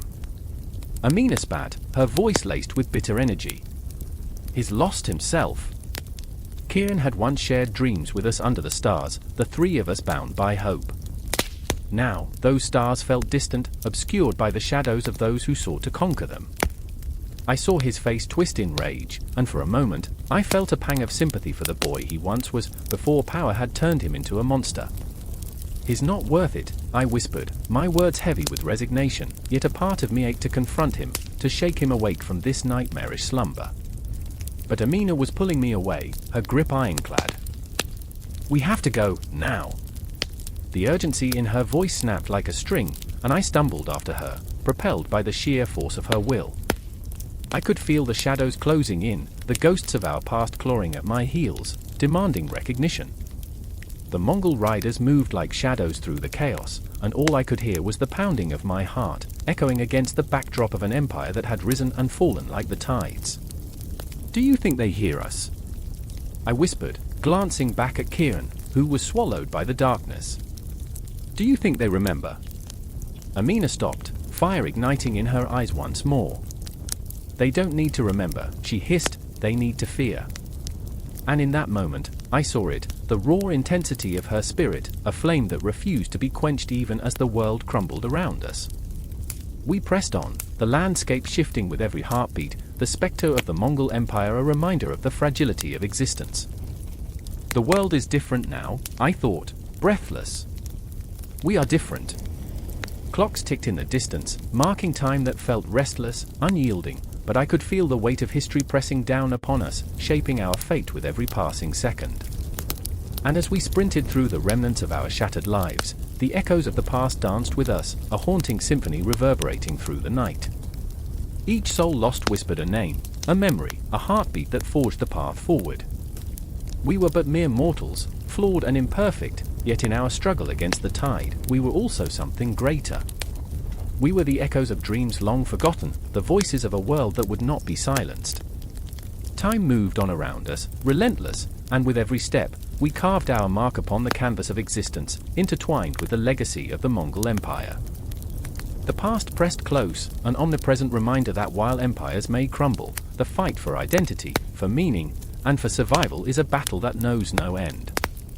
And still, through the chaos, I felt the threads of connection binding us to those who had come before, weaving a tapestry of heartache and hope, a reminder that we, too, might one day rise from the ashes. But not today.